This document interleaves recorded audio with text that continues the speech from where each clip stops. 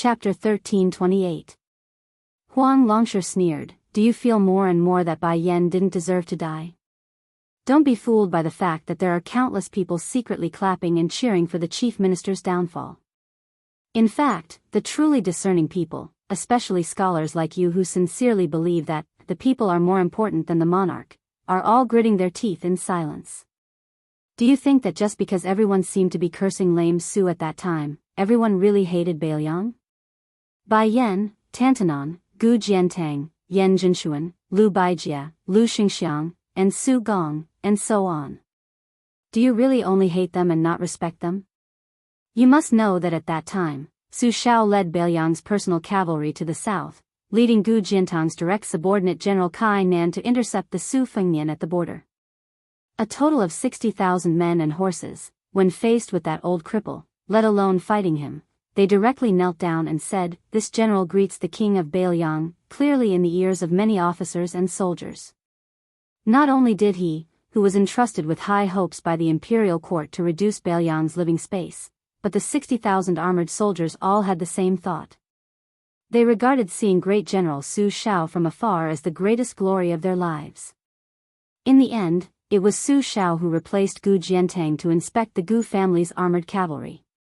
The civil officials in the imperial court were indignant in private, but the generals and soldiers all over Liang didn't feel that there was anything shameful about it. Su Shao is so domineering, he deserves it. Zhang Julu has a scholar like you silently in his heart, and Bai Yan also deserves it. Therefore, this is Bai Yan's death again. Huang Longsher expressionlessly picked up a chess piece from the chess box and said softly, "Crown Prince Zhao Zhuan doesn't have a good impression of this chief assistant. He once tried to befriend Zhang Julu's youngest son, Zhang Bianguan, but to no avail. In times of chaos, military generals were nurtured, while in times of peace, civil officials were valued. This person was destined to be a literati emperor, but in order to balance the civil and military, he had to continue the chess game left by the late Emperor Zhao Dun, where the three provinces of the Hall of Governmental Affairs kept each other in check. There would be more cabinet ministers than the current one, but there definitely couldn't be a civil official leader.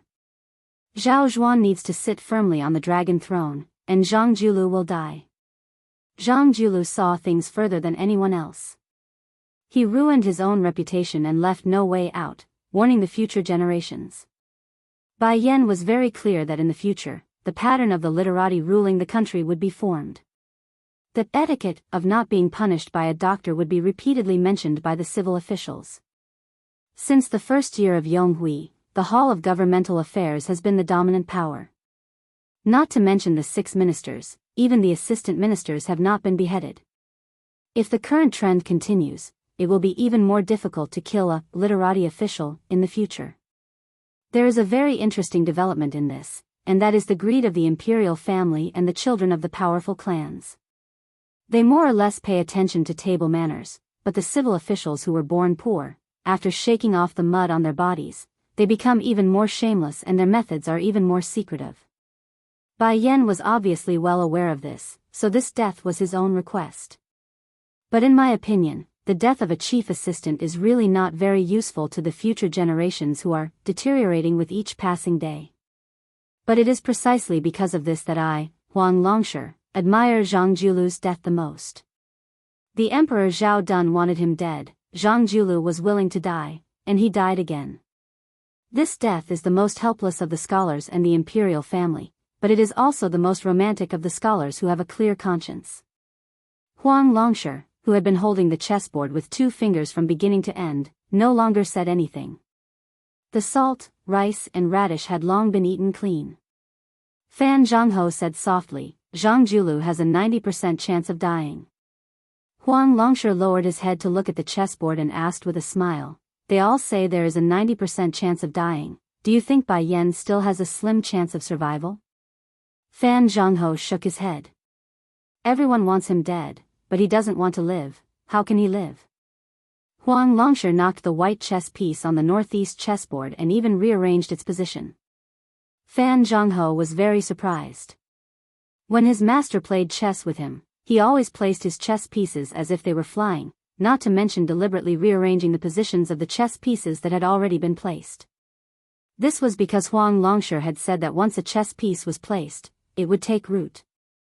The world had always been so ruthless. Even if there were longevity pills in the world, there was no medicine for regret.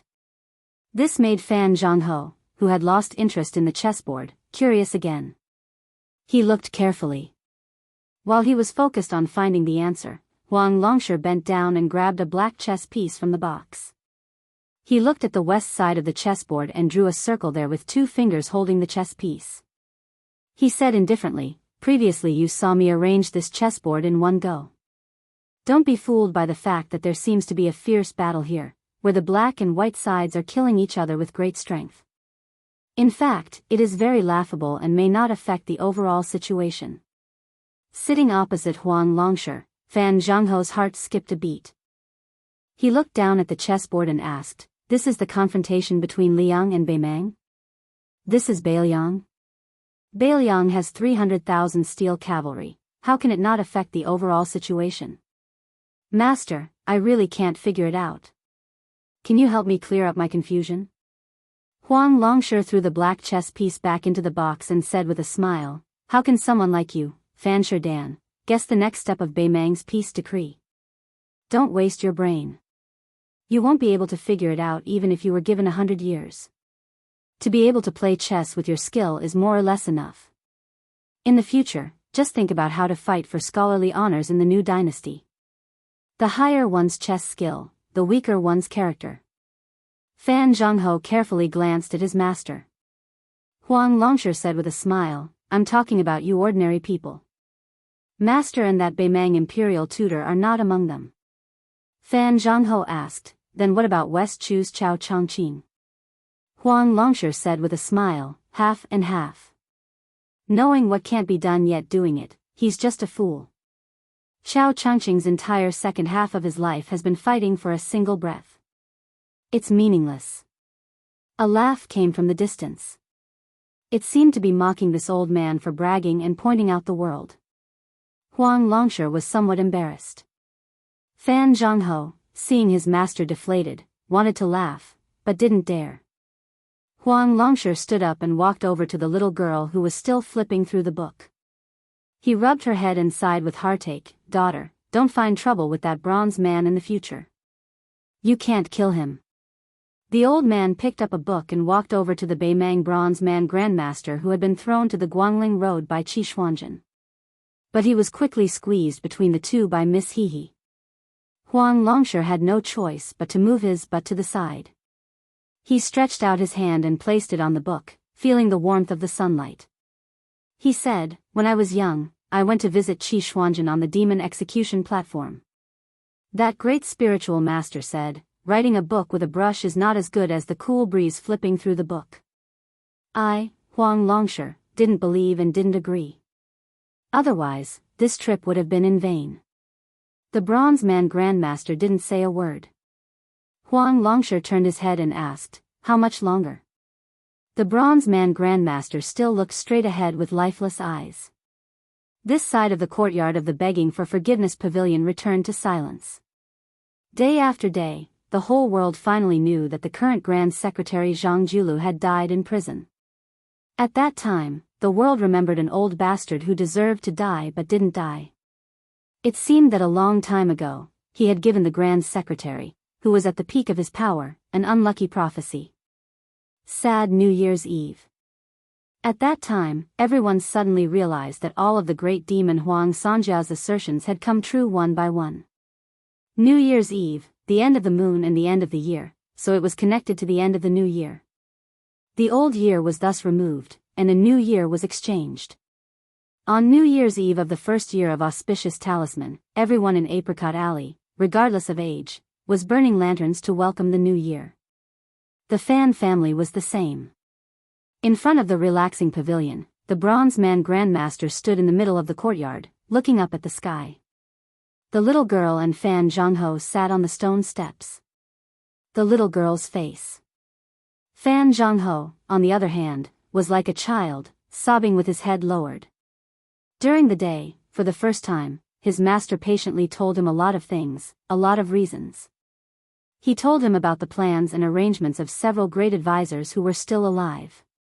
He told him about the strengths and weaknesses of Li Yang's crown prince Zhao Zhuan and Yan Qi's heir apparent Zhao Zhuan. He told him how he should coordinate with his little martial brother Lu Su, how he should rise above the others in the bloody struggle between several great powers. He even told him how to succeed and retire. Finally, his master told him a very inexplicable sentence, just like the conclusion that the history books of later generations gave him. Fan Zhangho loved fame, was good at politics, had brilliant literary talent, was cruel on the inside but gentle on the outside. He was one of the 6 ministers of Li Yang's resurgence. In the pavilion, the old man who occupied the top 3 positions of spring and autumn held an oil lamp in his hand, quietly walking between the bookshelves. The wick of the lamp gradually burned shorter and shorter. As the new year approached, the wick of the lamp became shorter and shorter. The flame of the lamp flickered and was about to be extinguished. Huang Longshi walked to the window and looked at the night sky. With a carefree smile, he murmured, "I am very happy to meet you all. Yi Baikue, Su Shao, Zhang Julu, Yuan Benshi, Li Yishan, Zhao Changling, Gu Jiantang, Nalan Yusi, Huan Wen, Qi Yanglong, Chao Changqing, Li Xiaoxin." The old man raised the oil lamp. "To all of you, to spring and autumn, to your golden spears and armored horses, to your free and easy style." The old man opened the window and casually threw the oil lamp out of the window. He roared with laughter. "My life, how magnificent!" Chapter 1329. In the first year of Xiangfu, the situation of the Guangling Road made people's hearts ache while silently criticizing them. Yang Xinxing's troops had been caught in a jar and Yan Jinshuan's 30,000 elite cavalry had been completely annihilated. Although the ending was bad, they had still fought the West Chu rebels. Compared to this, the hesitation of the Jingnan king's troops made the entire court feel that it was absurd. After the Duke of Huainan Zhao led his army out of the territory, he camped at Mount Hua and did not move. After the Duke of Jinggan Zhao Sun's 6,000 cavalry arrived at Haoao Lake, they also did not make any movements. As for the crown prince of Yanqi, other than stirring up trouble on his way north, when he really reached the southern part of Guangling Road, he simply disappeared completely. Could it be that this crown prince of Huainan Zhaoying was not aiming for Jingnan at all, but was swaggering over to fatten himself up? But in a few days it would be the end of the second year of the auspicious talisman. The Duke of Huainan's dispatch of troops raised people's spirits. Li Yang's impression of this vassal king, who was known for his weak temperament, greatly changed. In one fell swoop he defeated the east of Huashan, the yellow goat, the small fish, and the hatred, these 3 obstacles. Song Wuyang, the general of Huangyang Pass, had joined the rebellion. He raised the Jiang flag in the pass. However, King of Huainan, Zhao Ying, led his army 1 mile away from the pass and asked Song Wuyang to surrender. Song Wuyang was ordered to be shot by the crossbow, but Wang Zhen suddenly killed him. Wang Zhen then opened the gate to welcome Zhao Ying's army. King of Huainan sent Wang Zhen's 3,000 men as the vanguard to attack Small Fish Pass. Ji Yun, the general of Huainan, refused to surrender. Zhao Ying gave the order to attack and personally supervised the battle. Wang Zheng's troops braved the rain of arrows to fill up the trenches and then used ladders to siege the city. After 2 sieges, they lost 500 men. Wang Zheng, who personally led the charge, was covered in blood. He requested for a truce, but Zhao Ying did not allow it. He allowed Wang Zheng to watch from the side and ordered his troops to attack the city. At dusk, an endless stream of ballistae, catapults, and battering rams arrived at the battlefield. Both sides fought until night fell, and 800 Huainan soldiers died. Zhao Ying held on to his whip and rode on his horse under the Zhao flag, unmoved. The next morning, they attacked the city again. Zhao Ying's trusted general, Xia Ping, led 80 men to attack the city for the first time. All of them died. Xia Ping's body was stabbed down to the ground by Ji Yun with an iron spear. Wang Zhen angrily asked for a battle. His armor had 6 to 7 arrows embedded in it. He was hit by a huge rock and fell to the ground. When he got up, he was splashed by a pot of boiling oil and fell to the ground. His men risked their lives to carry him back. Zhao Ying, who was wearing the bright yellow royal robe, looked at the fierce battle. His ears were filled with the screams and shouts of killing on the city wall, as well as the beating of the drums beside him. Of course, there was also the sound of the flag with the word, Zhao, fluttering in the cold wind. This man surnamed Zhao, who had always been a target of ridicule in the Liang dynasty, slowly raised his head and looked at the word, Zhao, embroidered on the flag. He pursed his lips, as if he was finally relieved of a heavy burden after so many years. The siege's side had switched to the 4th battering ram. More than half of the huge ballistae, which could reach up to 300 steps away and still had considerable lethality, had been destroyed. The crossbows on the few crossbows at the small fishy pass had long run out of arrows to shoot. They were scattered and had lost their momentum. However, the small fishy pass, which swore to live and die with the city, was still struggling. Its defense was fierce. More than 2,000 spikes that were 5 inches long and weighed 6 ounces, and the 4 sides of the spikes were all broken. The thick ropes of the yikshaws and charioteers that could be retrieved by the winches on the city wall were broken. However, there were still brave soldiers on the city wall constantly throwing down sharp iron hooks and long iron chains that formed iron hooks. After they were thrown out, they could hook onto the armor or even the body of the besiegers and hang them in the air like fishing. There were also strangely shaped iron hooks and axes that were used to stab the arms of the besiegers. Zhao Ying, who was slightly closer to the battlefield, saw with his own eyes that a soldier's entire arm was cut off. That arm fell down from the city wall before the soldier. Zhao Ying was indifferent to this, and with an indifferent expression, he turned his horse around. The small fishy pass that was in imminent danger called for help.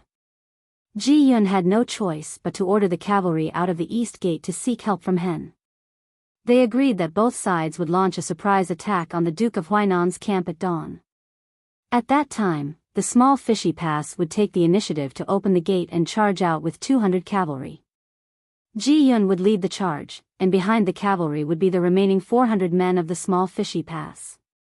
Zhao Ying ordered the experts under his command to lead 10 elite scouts to pursue and kill. Unexpectedly, they still escaped with injuries. The next day, Ji Yun, who knew that the small fishy pass would not be able to be defended, had the heart to die. He and the 200 cavalry appeared at the city gate. Regardless of whether Hen came to help or not, he would fight to the death for Dechu. Ji Yun, who was in the prime of his life, was not someone who did not care about his life, nor was he someone who did not understand the current situation. However, when he was 20 years old, his father, who should have given him the crown, did not appear. There were also no guests to attend the ceremony. He was the one who gave himself the crown. This was because the general of Dechu, Ji Hai, had already died on the battlefield. His 3 uncles had also died on the battlefield. Sitting on the war horse, Ji Yun ordered his subordinates to open the city gate. He turned around and looked at the faces under the light of the torches. He did not say anything, and just clasped his fist. This day, the general of the West Chu rebel army, Ji Yun, went out of the city at dawn to attack the Duke of Huainan. However, the Zhao Ying's army seemed to have expected this, and formed up in an orderly manner. Out of the 3 passes, Hen Pass, which had the most cavalry, did not care about the order of the Western Front General, Xia Shi, to defend. The 800 cavalry and 2,500 infantry rushed out to help. However, they were attacked by the main force of Zhao Ying, who was waiting for an opportunity. The 800 cavalry in the vanguard suffered heavy casualties under the crossbow fire, and the army collapsed. In the chaos, the main general and deputy general were shot dead by the Duke of Huainan's cavalry, leaving only the old and weak soldiers behind. Hen Pass was earlier than the small fishy pass, and a group of soldiers changed to a large flag with the word Zhao on it. Hen Pass infantry commander led 700 men back to the city and committed suicide. After 3 charges, Ji Yun was killed by an arrow from the Duke of Huainan's general, Ho Datong. It pierced through his head, and he fell off his horse and died. The 200 cavalry and 400 infantry at the small fishy pass all died in the charge. Zhao Ying, who was wearing an eye-catching robe, got off his horse and walked past the corpses. He slowly walked up the city wall and looked at the rising sun in the east. He smiled and said, "The sun shines brightly, and the lambs feel warm." The Duke of Huainan, who had won 3 passes in succession, did not send a single report of victory to Great Peace City. He did not even take over the dangerous pass of Guanglingdao. In reality, after this vassal had won the pass, he had no intention of dividing his forces to digest the fruits of his victory. He only had the heavily injured Wang Zhen and his remaining troops stay at Yellow Goat Pass. After putting up the Zhao flag on the city walls of the 3 passes, he led all the Huainan Dao soldiers to continue east, heading straight for the dangerous and difficult to attack Yaoyu Pass. Between these 2 passes was a rarely seen plain on the west side of Guanglingdao. After the Duke of Huainan reorganized himself at Hen Pass, he brought all the war horses that could be ridden and slowly advanced. It was as if he was quietly waiting for De Chu to rush to Yaoyu Pass. That genius general who made the entire Liang dynasty remember his name at such a young age, Xia Shibian. On the plains closer to Yaoyu Pass, both sides had enough time to reorganize themselves and scouts. The Duke of Huainan, Zhao Ying, got off his horse and put on an exquisite armor over his robe. He carried a quiver of arrows that he had kept for many years. This Duke of Huainan, who was ridiculed for having great ambition but little talent, was a pitiful person who had been scolded by the emperor many times. This was a man who had no children after his eldest son died, for no reason, at Dantong Pass. Jumping onto his horse, Zhao Ying looked straight ahead. He smiled at the 2 generals that had followed him for many years. Ho Datong, Yu Qianshan, Xia Ping was 1 step ahead of us. Like the few of us agreed when we were young, we will die on the battlefield. Now it is our turn. After so many years, I've caused you to live such a pitiful life. Ho Datong laughed and said, "It is indeed a pitiful life, but it is a quick death. Later, I will kill a few more West Chu bastards. I guarantee that old Xia will die from anger." "Ha, I forgot that this guy is already dead." Yu Qianshan looked more like an elegant strategist waving a feather fan than the boorish Ho Datong. However, he still wore armor and carried a sword. He smiled and said, "You guys are really straightforward. It has been hard on a scholar like me." Before Zhao Ying gave the order to charge, he closed his eyes and said softly, "Father, I am unfilial. I have not had the chance to toast in the imperial mausoleum. Today, I will use blood in place of wine." In front of the Duke of Huainan, Zhao Ying, there were 2,000 heavy armored infantrymen in formation. On the 2 sides of the infantrymen, there were 1,000 elite cavalry. There were also close to 1,000 cavalry roaming far away, waiting for an opportunity to strike. On this day, except for the 4,000 soldiers and horses that were recruited from all over Huainan, Zhao Ying, Ho Datong, and Yu Qianshan, as well as all of his personal guards, were all killed in battle. None of them were killed by an arrow in the back, and none of them were killed by the cavalry roaming behind them. On the same day, the king of Jing'an, Zhao Sun, rushed all the way from Hao Lake after hearing the news. At dusk, he arrived at the periphery of the battlefield. He knew that the situation was hopeless. He knew that there were still 1,000 heavy cavalry at Yaoyu Pass. He saw with his own eyes that the Duke of Huainan's corpse was knocked off his horse by a West Chu general. The young king of Jing'an, Zhao Sun, still decided to lead the charge. Out of the 6,000 Qingzhou cavalry, only 200 were left. They risked their lives to protect Zhao Sun as they fled the battlefield.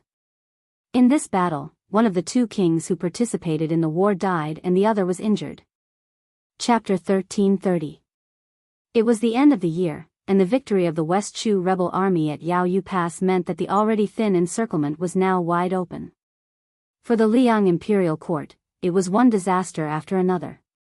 The former could happily say goodbye to the old and welcome the new, while the latter, after Yan Zhenshuan died in battle, the capital was once again shrouded in a thick layer of haze. Luckily, after Yan Zhenshuan and Yang Shenxing, there was another veteran general who was famous during the spring and autumn period. After a long and honest conversation with Lu Xingxiang, he led his troops down south. 30,000 troops headed straight for Qingyang Basin. They did not seek to defeat West Chu, but to save the 40,000 Jinan infantry that were trapped by Yang Shenxing. Great General Lu Xingxiang, who had been stagnant at Yulu Pass, finally made a move under the gazes of tens of thousands of people. He led his troops down the Yu East Plains toward the south. However, the thing that calmed the hearts of the people the most was not the movement of close to 100,000 troops, but the appearance of two people in Great Peace City. One was the emperor, who was imprisoned by the Grand Secretary after returning from patrolling the borders. The other was the great general Gu Jiantang, who accompanied the emperor. The emperor, who had once punished the Duke of Huainan because of a small matter, only gave 2 edicts after returning to Great Peace City. The first one was for Zhang Julu to die miserably without a posthumous title. The second one was for King Zhaoying to die with great honor, with a posthumous title and the words, "If I lose my right-hand man." The end of the year was not easy, but they had to get through it. In Great Peace City, firecrackers celebrated the new year. However, compared to the past, it lacked the festive atmosphere. Just like this, the Liang imperial court welcomed the auspicious second year. It was the first morning court session of the new year. Emperor Zhao Dun sat on the dragon throne. This was the umpteenth time this monarch had sat in the north facing the south since he ascended the throne. Through the wide palace doors, he looked straight at the imperial path that he could see with one glance. The emperor naturally had to listen to the world from the south and rule from the light. Perhaps because he sensed the emperor's absent-mindedness, eunuch Song Tonglu of the ceremony directorate did not call out, "If there is something to report, court is dismissed." The civil and military officials in the imperial court and the officials outside the hall all lowered their heads respectfully, retracted their gazes, and waited quietly with bated breath. The old officials who had suffered greatly from the morning court session all began to doze off without leaving a trace. The emperor slowly pulled back his gaze from the seemingly endless imperial road to the southern border to the palace gates. The emperor could still clearly remember the 2 generals he had summoned to first destroy the Chu and then pacify Shishu. The older one was a cripple. His steps were neither fast nor slow. It was not slow because he was limping. Instead, it was a kind of sloppiness as he walked on a path that an official should take seriously, but he did not take it seriously. This person wore the Su family's knife that shocked the world. As he walked closer step by step, it made the emperor, as the emperor, feel a sense of humiliation and suffocation. The young man behind the cripple had a dignified appearance and was dressed in white. He was really young, making people feel close to him. This was especially true for the new emperor who sat on the throne. He wished he could lower himself and hold his arm and chat with him. In his heart, the new emperor thought that if the previous emperor could have the cripple fight for him in the south and north, then he should also have an even better white-clothed war saint. He could also be like the previous emperor, boldly giving a young general the greatest authority and the greatest number of troops to lead his horse and send him off. He could let him freely go beyond the Great Wall and work together with his officials to establish an unprecedented military service. However, the young man in white had refused. The emperor was disappointed, but he was not angry. Later, the emperor looked at the young scholars who would shine brightly in the future. In the morning light, they walked step by step into his line of sight with unconcealable restraint and excitement. Yin Mao Chun, Zhao Yiling, Bai Gua, Wang Xiongui, Jing Zhenxian, Qian Yujian, a dazzling lineup. Together, they created the eternal Hui Spring of the Liang dynasty. And they are destined to go down in history with me for all eternity. In the last court meeting of the eternal Hui dynasty, the 2 unruly vassal kings, Su Shao and Zhao Bing, were not in the court. However, there were meritorious generals like Gu Jiantang, Yang Shenxing, and Yan Zhenchuan, as well as young and strong generals like Lu Sheng and Lu Baijia, who had enough years to accumulate military service.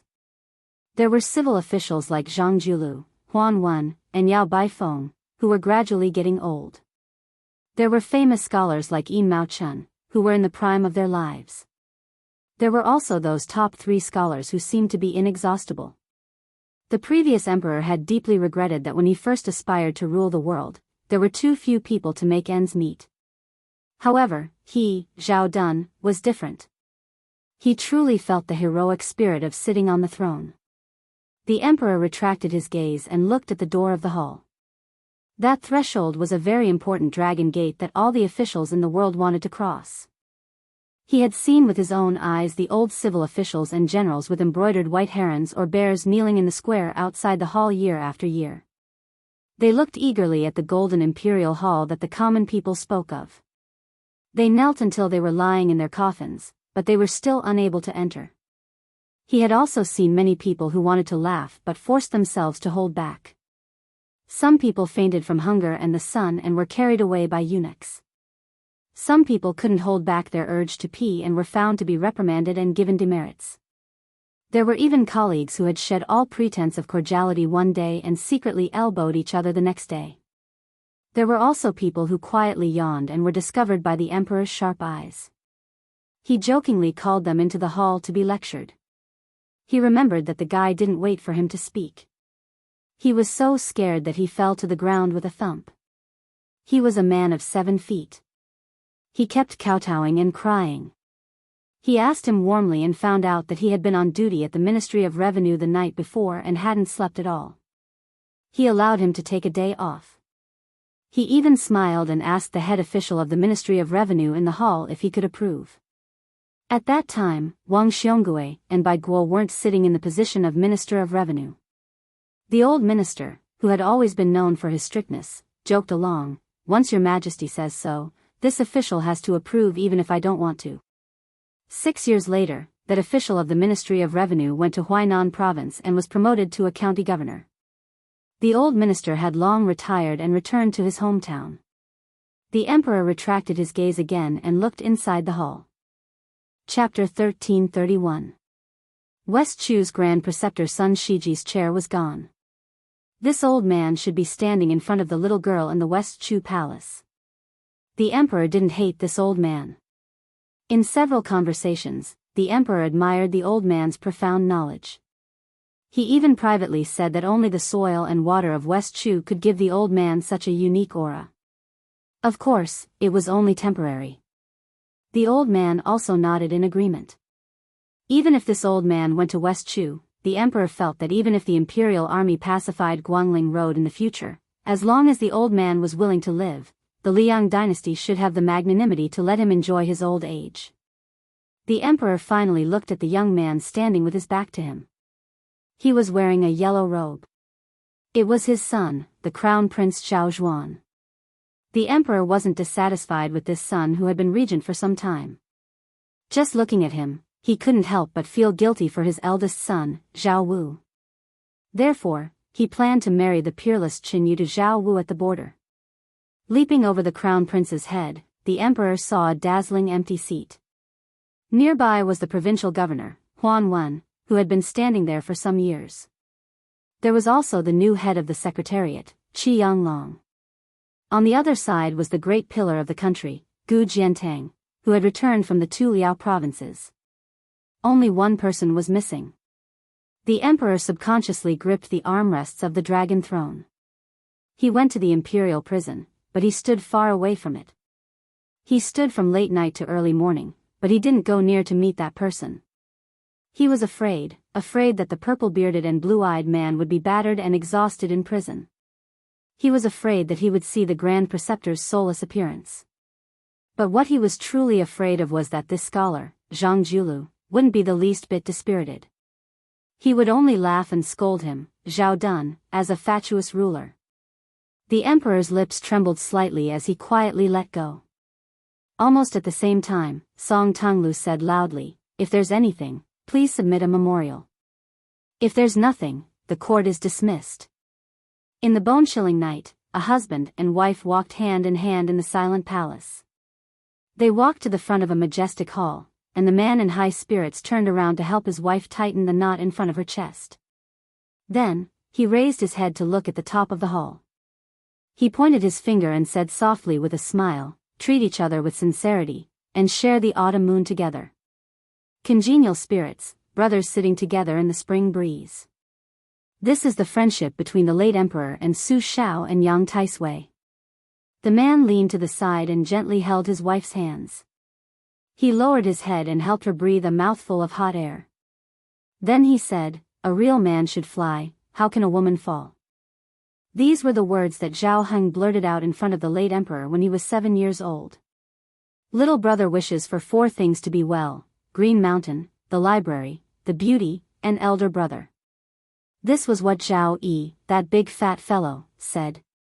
Therefore, the world belongs to me, the elder brother, but I'm willing to give him Guangling Dao. When Zhao Bing was young, he often claimed that he could hear the short sword by the bedside. However, the older he got, the more taciturn he became. I sent him to Nanjiang to fight Beimang. He has nothing to do with it. As for Zhao Ying and Zhao Sui, I've never had any feelings for them. However, since Zhao Ying died a worthy death, I won't be stingy. The man looked at his wife, whose eyes were red, and suddenly smiled. I know, I'm just experiencing terminal lucidity. I don't have much time left. His wife, the mother of the world, Empress Zhao Ji, gently rested her head on his shoulder. However, Zhao Dun, not the emperor, stroked his wife's hair and said softly, I don't have any regrets in this life. I just feel that I spent too little time with you. It's funny.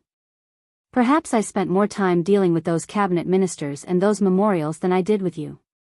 Zhao Ji suddenly asked, do you still remember the trick we played back then? At that time, you were just a prince and I was a prince's wife. Zhao Dun laughed and took a step back. He solemnly bowed and said, Long live Her Majesty the Empress. Zhao Ji also took a step back, Long live His Majesty. A moment later, Zhao Dun covered his mouth and coughed incessantly. Zhao Ji gently massaged his back. After Zhao Dun recovered, he held her hand tightly. Let's go.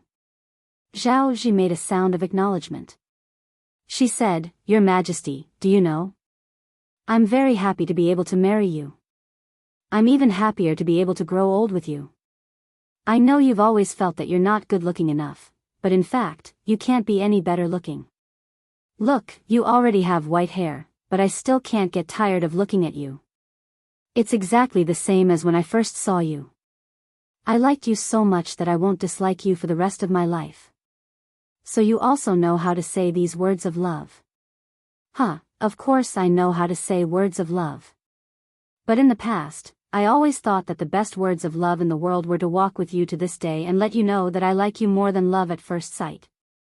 The woman whose hand was tightly held stopped walking and sobbed.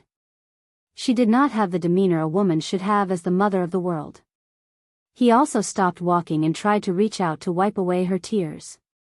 But in the end, he leaned towards her. She hugged him. Even though there were still traces of tears, her gaze was unusually determined. She lowered her voice and said, It's good that you're gone. You can finally rest in peace.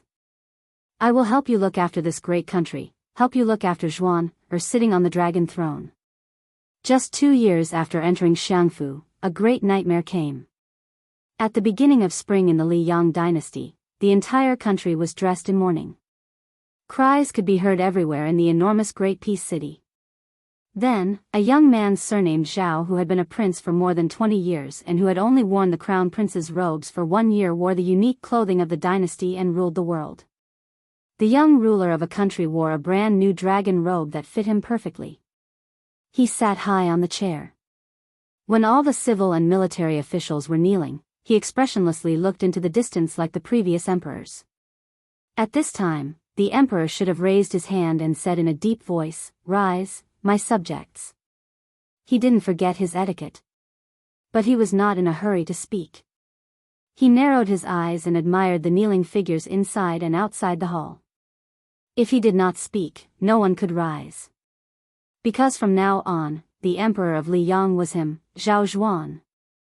He glanced in the northwest direction and the corners of his mouth rose imperceptibly.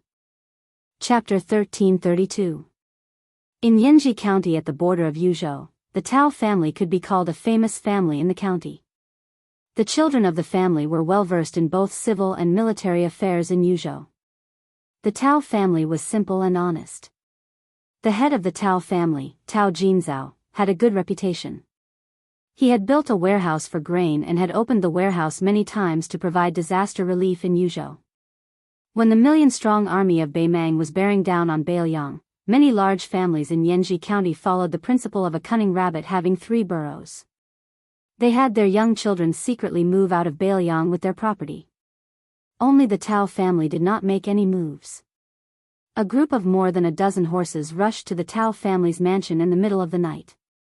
In the darkness of the night, the dense horseshoes stepped on the bluestone road with 6 memorial archways bestowed by the imperial court.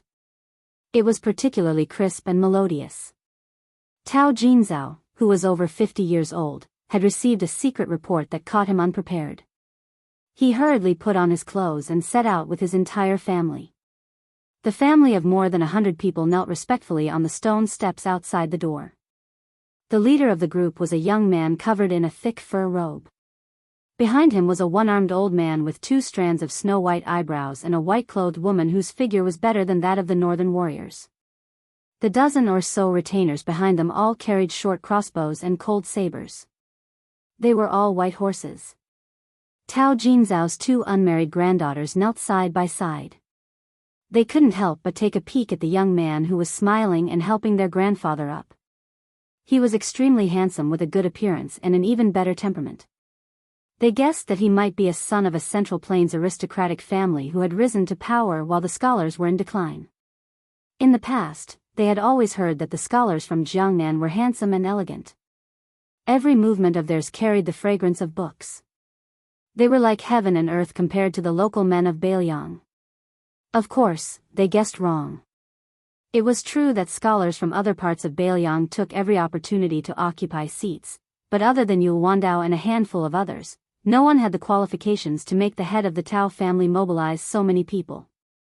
The one who made them fall in love with him at first sight was the king of Bailiang, who had led 10 white horses to Yanji County in disguise. Su Fengnian and Tao Jinzhao quickly walked through the main door. They saw a young child in the arms of a woman. The child looked delicate and pretty, so Tao Jinzhao took a jade pendant from her waist and gave it to the child with a warm smile as a greeting gift.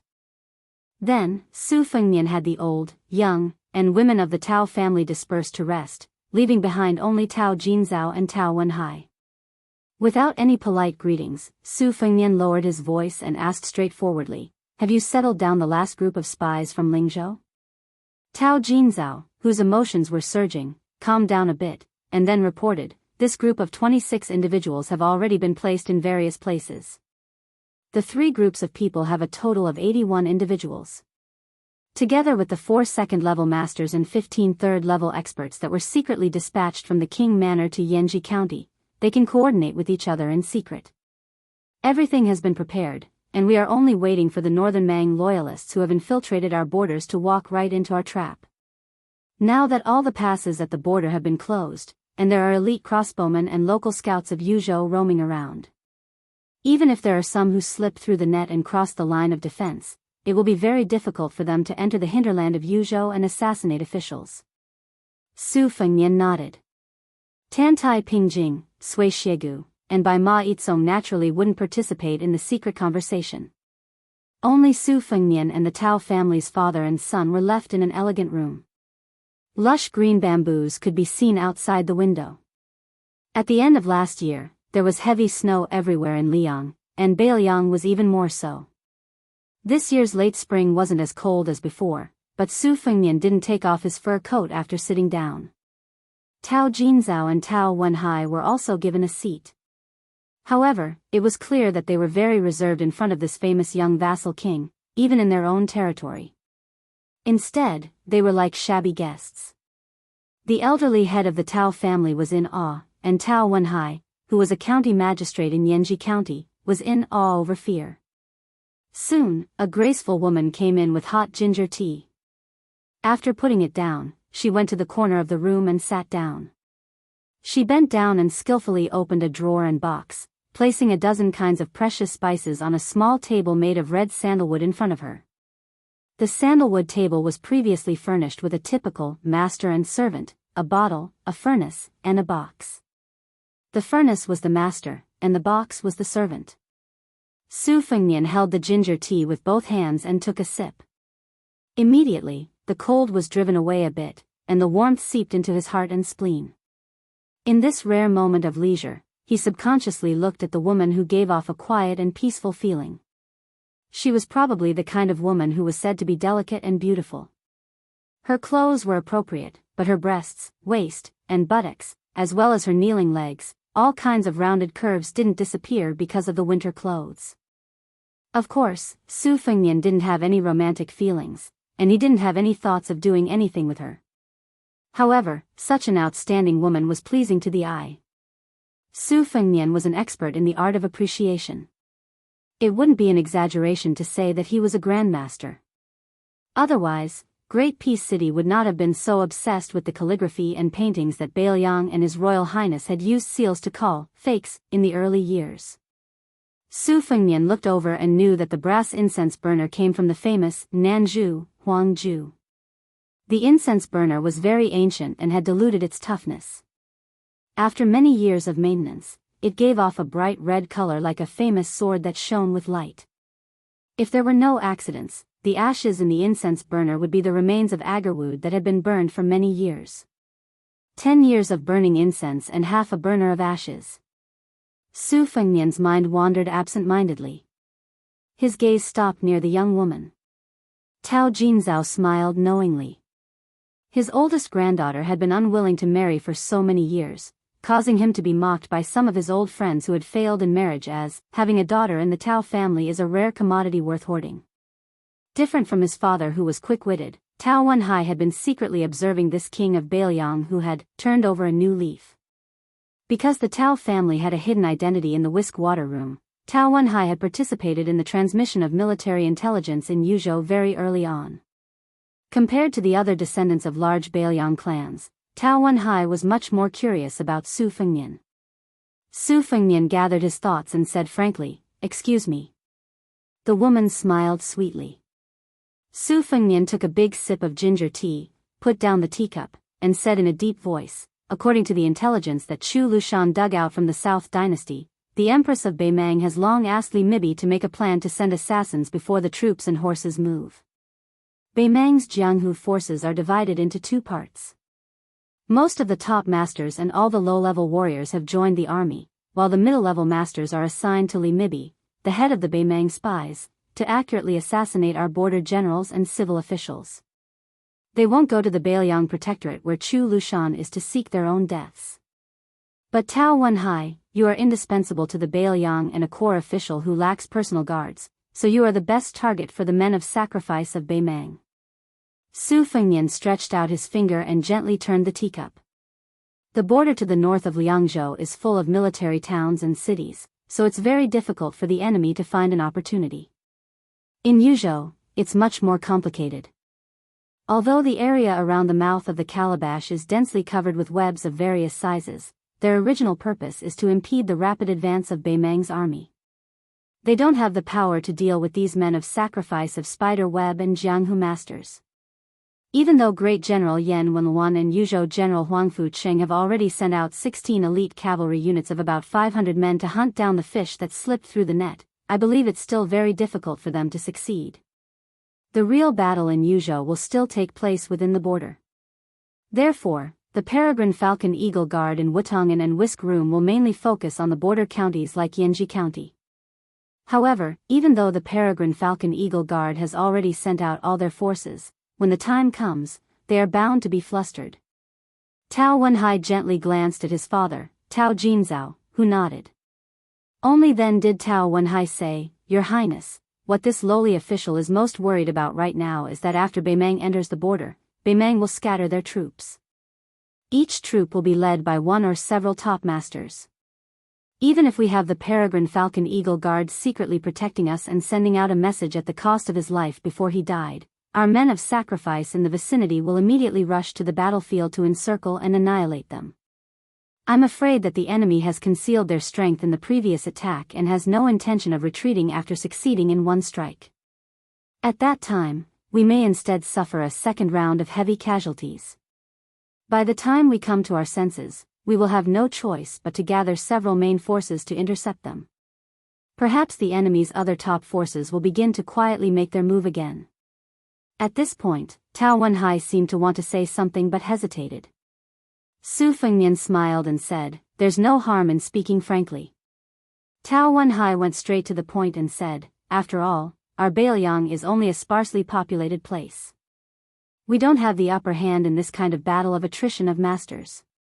Beimang's Daoist sect, chess and sword music school, Princess's Grave, and Mount Tibbing have all sent their elites to join the battle. Many famous Beimang Devil Path heroes are also working for Li Mibi. Our side is definitely at a disadvantage in terms of the number of level 2 and level 3 martial arts grandmasters. But it's precisely these kinds of people who can make the most decisive impact in the battle of assassination and counter-assassination. Our large number of light cavalry can't perform well. To put it bluntly, we may be led by the nose from the beginning to the end. We may not even be able to catch the corner of their clothes. Su Fengnian nodded and said, in fact, there are 5 level 1 masters in Beimang with definite identities. They are the disciplinary elder of the Daoist sect, the great music school of the chess and sword music school, little idea of the Princess's Grave, and 2 famous devils. So this time, the whole history of Beimang's Jianghu has been dug out by His Majesty. Our Yuzhou will be the first touchstone for that old woman to reorganize the Jianghu.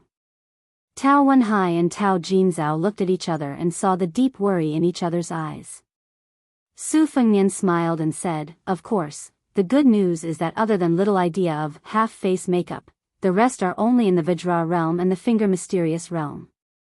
Moreover, most of the level 2 grandmasters are from the chess and sword music school.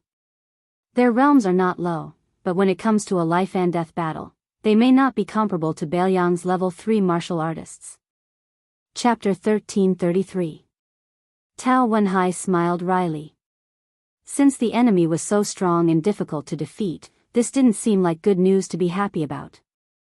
In the corner, the woman sitting with her knees bent slowly stirred the incense ashes evenly and cut the agarwood into small pieces. The charcoal and the agarwood were filled with a graceful beauty. Because tonight's conversation would definitely not be short, her movements were neither hurried nor slow. Tao Wenhai said carefully, Your Highness, if I may be so bold as to suggest, Su Fengnian quickly said, you want the Wu family's cavalry and swords to come to Yuzhou to put out the fire? Somewhat embarrassed, Tao Wenhai nodded. Su Fengnian shook his head and said, the Wu family swordsmen have to stay with Chu Lushan in case of any accidents. They can't move yet. Tao Jinzhao and Tao Wenhai knew that the long-browed, one-armed old man next to the king of Bailiang was a sword immortal who had become famous in Liangzhou city. Of course, they didn't think that such an expert would leave the king of Bailiang's side. Most importantly, no matter how bad their eyesight was, they could tell that the king of Bailiang was acting very strange. It was as if he had only won a Pyrrhic victory after a great battle. If they guessed right, then the sword immortal old man couldn't leave without permission. In fact, Su Fengnian hoped that Sui Xie Gu could help since Tantai Pingjing was by his side.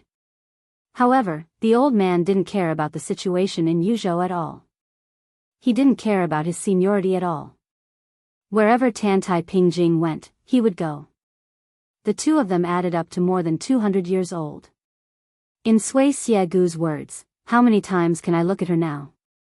Of course, I'll look at her as much as I can. However, Su Fengnian wouldn't just wait for death and allow Beimang's forces to stood around Yuzhou. In addition to the mobilization of Wutangen's Whispering Room and Tide Listening Pavilion's experts, he also sent Mi Fengjie, the master of the Heavy Sword Cave, to Yuzhou to cooperate with Fan Shaochai, the granddaughter of Fan Baoshan, who used to be Northern Han's defender general. Fan Shaochai's Finger Xian realm wasn't something that Daozong's Xian realm could compare to. With Fan Shaochai's current strength, she could easily defeat any second-level master of the chess and sword music school, even if it was 1 against 2. In addition, the Guanyin sect's Qi refinement warriors had already secretly rushed to Yuzhou. They wouldn't directly get involved in this muddy water, but they would do their best to keep an eye on those first-level masters who only appeared briefly during the battle. They would pass on the information to the nearby Peregrine Falcon Eagle Guard so that Yuzhou would have a target to target. This battle would definitely be a series of small-scale and bloody battles. Once the two sides met, they were destined to die or be injured. There was no way to escape unscathed. It was a competition to see which side could move faster and more stealthily. Tao Jinzhao and Tao Wenhai only guessed that the king of Bailiang was seriously injured, but Beimang's Li Mibi clearly knew about it.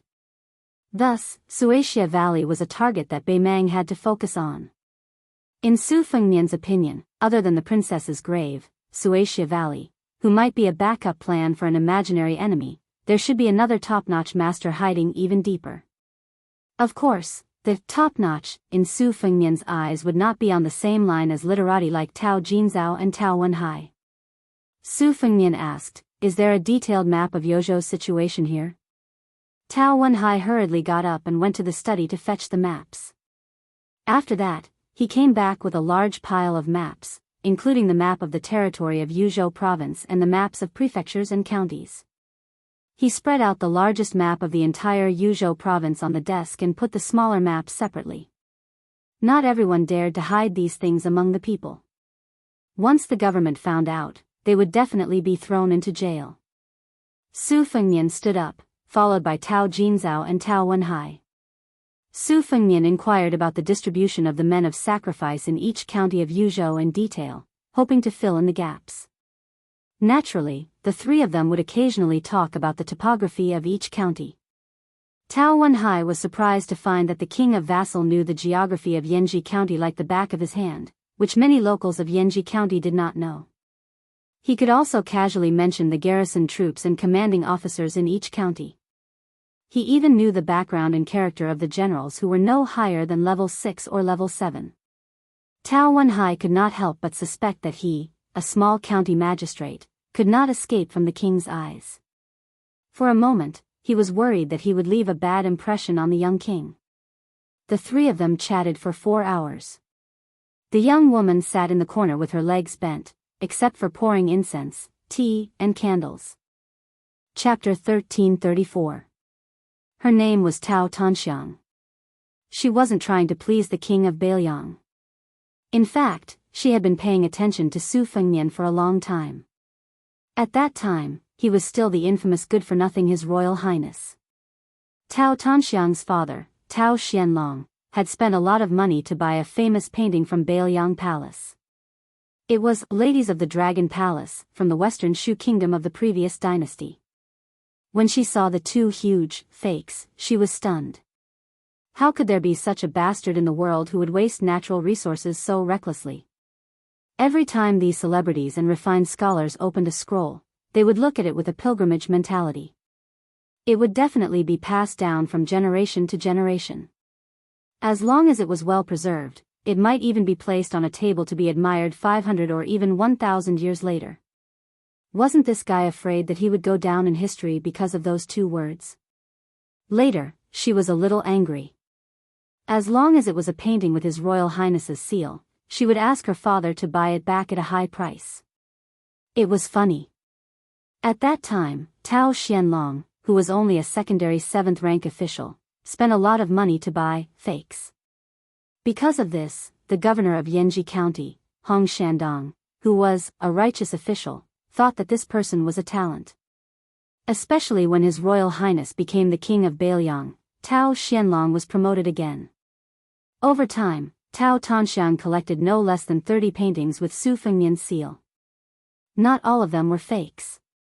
For example, Su Fengnian's hastily written calligraphy was privately praised by collectors in the capital for being witty and interesting. There was also a concise and vivid phoenix portrait seal with rough words. The mother-son's seal on loquat was even more memorable. So Tao Tanxiang slowly felt that she had known this man for a long time. She knew every news he had received from Liang Lake, from the capital's imperial court, and from Beiliang's officialdom over the years. She gently placed her hands on her knees and raised her head to look at the man who had never been domineering.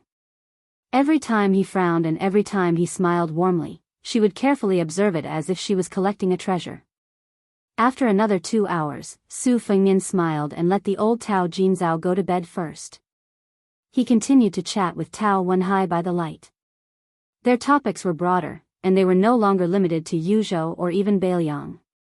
Instead, they included the politics and military of Liang and Beimang, as well as the local customs of the two dynasties. When the Tao family patriarch left, he went to his granddaughter, Tao Yanxiang, and asked her to make tea and prepare some pastries. Therefore, when they moved to the couch by the window to chat, she sat between the king of Beiliang and Uncle Tao Wenhai. It was a bit humorous. When the sky began to brighten, Tao Wenhai, who was in high spirits and didn't feel sleepy at all, still got up and bid farewell. He asked the king of Bailiang to allow Tao Tanxiang to stroll around the Tao residence with him. Su Fengnian smiled and nodded in agreement. The two of them strolled toward the Tao library. From beginning to end, the two of them were shoulder to shoulder apart and didn't give off the feeling of being neither close nor distant. Su Fengnian said apologetically, "Miss Tao, you've worked hard." She shook her head and said with a smile, "It's not hard at all. It's just that grandfather might be a bit disappointed, but I'm not disappointed. I'm very content." Su Fengnian smiled knowingly and didn't mince his words. You don't have to worry about not being able to find a husband. Nowadays, there are a lot of handsome scholars who want to become officials, and there are also many who are talented and learned. Tao Tanxiang made a sound of acknowledgement and walked closer to the building. She said, "People of the world value editions and complete order when it comes to collecting books. For example, there is a saying that one page is worth 100 taels of silver and a set is worth 1,000 taels of gold.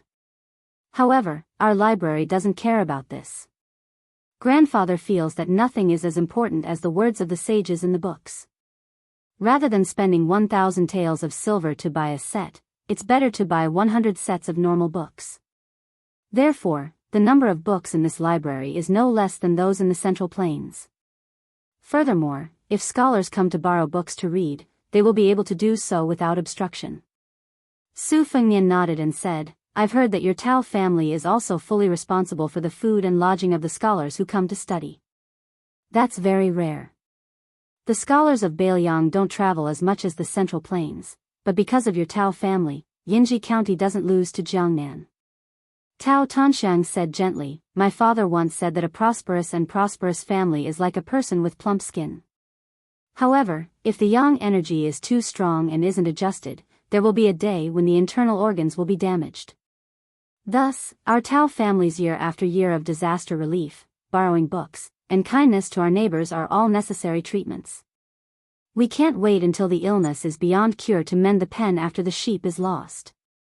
Su Fengnian joked, "Just based on these words, your father is more than qualified to be a governor." Su Fengnian walked toward the door of the Tao Manor. As he crossed the threshold, he said to Tao Tanxiang, "You should go back first. It's very hurtful for a woman to stay up late. I still have to go to the memorial arch to wait for someone." She narrowed her eyes and smiled brilliantly. She said mischievously, "It's fine. I really want to know who in the world can make the king of Bailiang wait." Su Fengnian dismissed it with a smile. The two of them stood under a memorial arch. After waiting for a long time, a carriage and a group of more than 100 white horses finally appeared at the end of their vision. Tao Tanxiang turned her head and happened to see him smile. She saw him quickly walk over to greet them. She did not follow. She stood where she was and watched his figure gradually disappear into the distance. The carriage and the group of riders neatly stopped. Tao Tanxiang saw a young woman whose face could not be seen clearly walk down from the carriage. Su Fengnian looked at the woman who had come all the way from the prince's mansion in Liang province. He asked gently, "Are you cold?" She shook her head. One of the riders who had come with the white horse righteous attendant did not dismount from his horse. He only exchanged glances with Su Fengnian and nodded. Then, he turned his horse around and rode away. This rider did not carry a saber or a crossbow. He only carried a heavy iron spear. But with this rider and spear, the entire Yuzhou would not fall into chaos. Su Fengnian asked for a war horse from the white horse righteous attendant. He first carried her onto the horse. Then, he mounted the horse himself. The two of them rode together. Su Fengnian said apologetically, "I promised you before that I would see the scenery of Bailiang." She leaned into his warm embrace and did not say anything. Su Fengnian squeezed the horse's belly and galloped along the path the white horse righteous attendant had taken. Other than the two of them and the horse, there was no one else around. Her face glowing, she raised her hands to her mouth and said with a childish smile, "Su Fengnian takes Lu Qingyan and the white horse righteous attendant to Bailiang." The white horse righteous attendant to Bailiang. A thousandly swift wind. Chapter 1335. When Beimang's army was pressing on the border on 3 fronts, the Liang imperial court had not learned of this matter. Beiliang would not pass this military intelligence to the capital. Even if the capital heard of this, they would probably only breathe a sigh of relief. Barbarians killing barbarians, dogs biting dogs, it had nothing to do with them. It would be best if both sides were heavily injured. It would be a great thing to drive away bad luck for the Liang imperial court. On the straight official road outside the south gate of the capital, there were 4 people who didn't have passports. A couple with a child. The child was riding on the neck of the man with the sword. It was clear that they were a family of 3. Then there was an extra white-clothed person beside them. This white-clothed person gave people a vague feeling. In terms of appearance, he was not outstanding. He did not have the beauty of a woman, nor was he as handsome as a man. The people nearby did not dare to look at this person. They only glanced at him. But when they thought about it, he should have left some impression.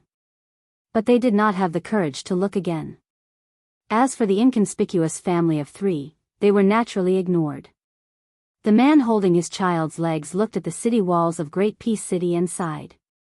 In the world, this is probably the only city that can make things difficult for me. I want to go in, but I'm afraid of causing trouble. The 3 of us do not have proper identities in Liang, and we can't really force our way in. It's also not appropriate to sneak in at night. At the time, there was a person surnamed Xia in the city. He was not my match in fighting, but it was easy for him to find me. I wanted to take my wife and daughter into play, not to go in and kill everyone. For this kind of thing, it would be better if I was 20 years younger. The white-clothed person laughed coldly. Didn't Hong Shixiang do it? The man said helplessly, aren't you comparing me to Ancestor Lu? The white-clothed person said calmly, in terms of those unclear identities, would you lose? Even in terms of martial talent in this life, you would not lose. In the end, you fell to a state worse than Tuoba Bodhisattva. The man had a smug look on his face as if he had nothing to say to her. His wife quickly smoothed things over and said with a smile, my husband was born lazy. Actually, isn't it pretty good? He doesn't have to fight with others for no reason. It's also peaceful. The man nodded in agreement. That's right. The child rested her chin on her father's head and nodded along with him. Although she didn't understand anything, she still cheered, that's right, that's right. The white-robed person gazed at Great Peace City. Over the past 800 years, from the Great Qin dynasty to Liang, apart from the most majestic city in the world in front of her, she had been to almost every capital city. The child suddenly said, Father, didn't Mother say before that there was a guy who liked to wear green clothes who often went to the city? Why do you have a headache? Father, it doesn't matter if you can't defeat my future master, but you can at least fight for the 2nd or 3rd place in the world, right? The man rubbed his chin and said seriously, that's true. The woman pinched him hard on the waist. Just as the man was about to speak, he found that the person he had been traveling with had turned and left. He really was as lazy as his wife had said. He couldn't be bothered to use his brain to think of the reason, but he couldn't help but complain. Aren't your identities as the great demon Luo Yang a mess? Do you have the right to criticize me? The white-robed person was Luo Yang. He was the person who had run from Beimang to Liyang and found his wife. Then because his wife said that swordsmen were the most natural, he found a sword and pretended to be a swordsman. He had a precious daughter and met Luo Yang and Tuoba Bodhisattva at the foot of Mount Hui. If this was in Beimang, his fame would be great. Beimang had 5 large sections. The sect he belonged to was one of them, and he was the only member of the sect. The only one in the world. One person, one sect. Of course, he knew that he was very talented in martial arts, but he had never pursued anything like becoming the first in the world. It was like his wife wasn't that beautiful, but he fell in love with her at first sight. There were always some things in the world that didn't have a reason. His only pursuit was to be unrestrained. When he was young, he had his own freedom. After he met his wife and had a child, he had the freedom of a family of 3. As for what freedom was, he didn't want to think about it. Looking at the majestic city, he could clearly feel the flow of fate. Presumably, after the new emperor of Liang ascended the throne, because Han Xingxian, Master Lu Hao, and the one surnamed Xia were all dead, he was afraid that he would be beheaded after wearing the dragon robe and sitting on the dragon throne for a few days. Therefore, he set up layers upon layers of murky traps. This was reasonable. With the Liang dynasty's thriving national strength, they wouldn't be completely helpless against a single top martial artist. His daughter suddenly whispered, "Father, I want to eat leek pancakes." The man stilled and then turned with a grin to look at his daughter-in-law, who was not as important as him. The woman stepped on his foot. "Idiot. What are you practicing martial arts for? Can't your daughter eat a pancake?" She quickly added, "It's not like we don't pay." The man who had received the imperial decree nodded and smiled. "All right." He freed a hand to hold his wife and said softly, "Daughter, hold tight." In an instant, all the first-grade experts in Great Peace City, both on the surface and under the surface, felt a great presence. The Northern Sect's Dragon Rising Chi refinement warriors were panicking like headless flies. The man raised a smiling face. What was freedom? At least at this time, he knew the answer. Freedom. That was when his daughter said she wanted to eat pancakes. Even if the entire Great Peace City wanted to stop her, they could not stop him. Huyen Grand Monastery. There was a flash of light on the road like a rainbow falling into Great Peace City. Great Peace City did have the saying of late autumn cabbage and spring leeks. These two things, whether it was the officials, the nobles, or the common people, every family could afford to eat them and liked to eat them. The people of Jing liked to use leeks to eat spring. It was the best season. Eating a bite of the spicy and fresh green leeks could expel the foul energy that had accumulated in the organs all winter out of the stomach. In the Zhao family manor, which was the largest building in the capital, the burps of many officials emitted the smell of leeks, not to mention the farts that came out from under the buttocks of some officials. It really made people frown, but soon they smiled. On Zhao Jiaoeng's side, there was the Hanlin Academy, which had always been noble and aloof. There were also the two big yamens of the two provinces under the Hall of Governmental Affairs, which used to be deserted but now slightly lively. However, the most boisterous ones were the yamens of the 6 ministries of Shangshu province. The Ministry of War had always been the most important place among the 6 ministries of external court. Even after the Prime Minister Yin Maochun replaced Zhao Yuling as the Minister of Personnel Affairs, he could not change the situation. Unlike the other 5 great generals, who had their fates changed every few years, the Ministry of War had only had 3 people who had been in that position since the first year of Yonghui to the second year of Xiangfu. They were the great pillar state Gu Jiantang, the king of Shu Chen Jibao, and the current Tangxi sword deity Lu Baijie. The latter 2 had only been in that position for less than 2 years. Without a doubt, the Ministry of War had always been the fengshui treasure land that the new Jinsher wanted to have the most. So much so that last year, Gao Tingshu, who had been the second place of the imperial exam, admitted that he would rather be the head of the Department of Martial Selection and Purging Officials than go to the Ministry of Rights to be the most easily promoted Minister-Counselor of the Department of Rights. One had to know that the Minister of Rights, Bai Guo, was present in the main hall at the time. Minister Bai was so angry that he laughed and kicked the other minister, Lu Baijie. Rumor had it that Bai Guo was transferred to the Minister of Revenue. One day, he met the new second place in the imperial court. The Minister of Rights teased him, "Fortunately, I didn't take up a post in the Ministry of Appointments. Otherwise, you would be sitting on the cold bench in the Ministry of War for 10 or 20 years. Today, the unusually busy Ministry of War had a somewhat unexpected guest. Everyone in the Ministry of War, whether they were walking outside or sitting inside, either stopped and saluted when they saw him or stood up solemnly. Everyone looked excited. It was not much different from meeting the emperor alone. It was very simple. It was because this person was Gu Jiantang, the youngest warrior of the 4 great generals of the spring and autumn period, the former master of the Ministry of War, Gu Lu. As a general, Su Shao, who was also a famous general of the spring and autumn period, had already died of old age. Gu Jiantang could not even be considered old. As an official, Zhang Lu, who had been in conflict with Gu Lu for more than 10 years, had already collapsed. Zhang Julu had died a miserable death.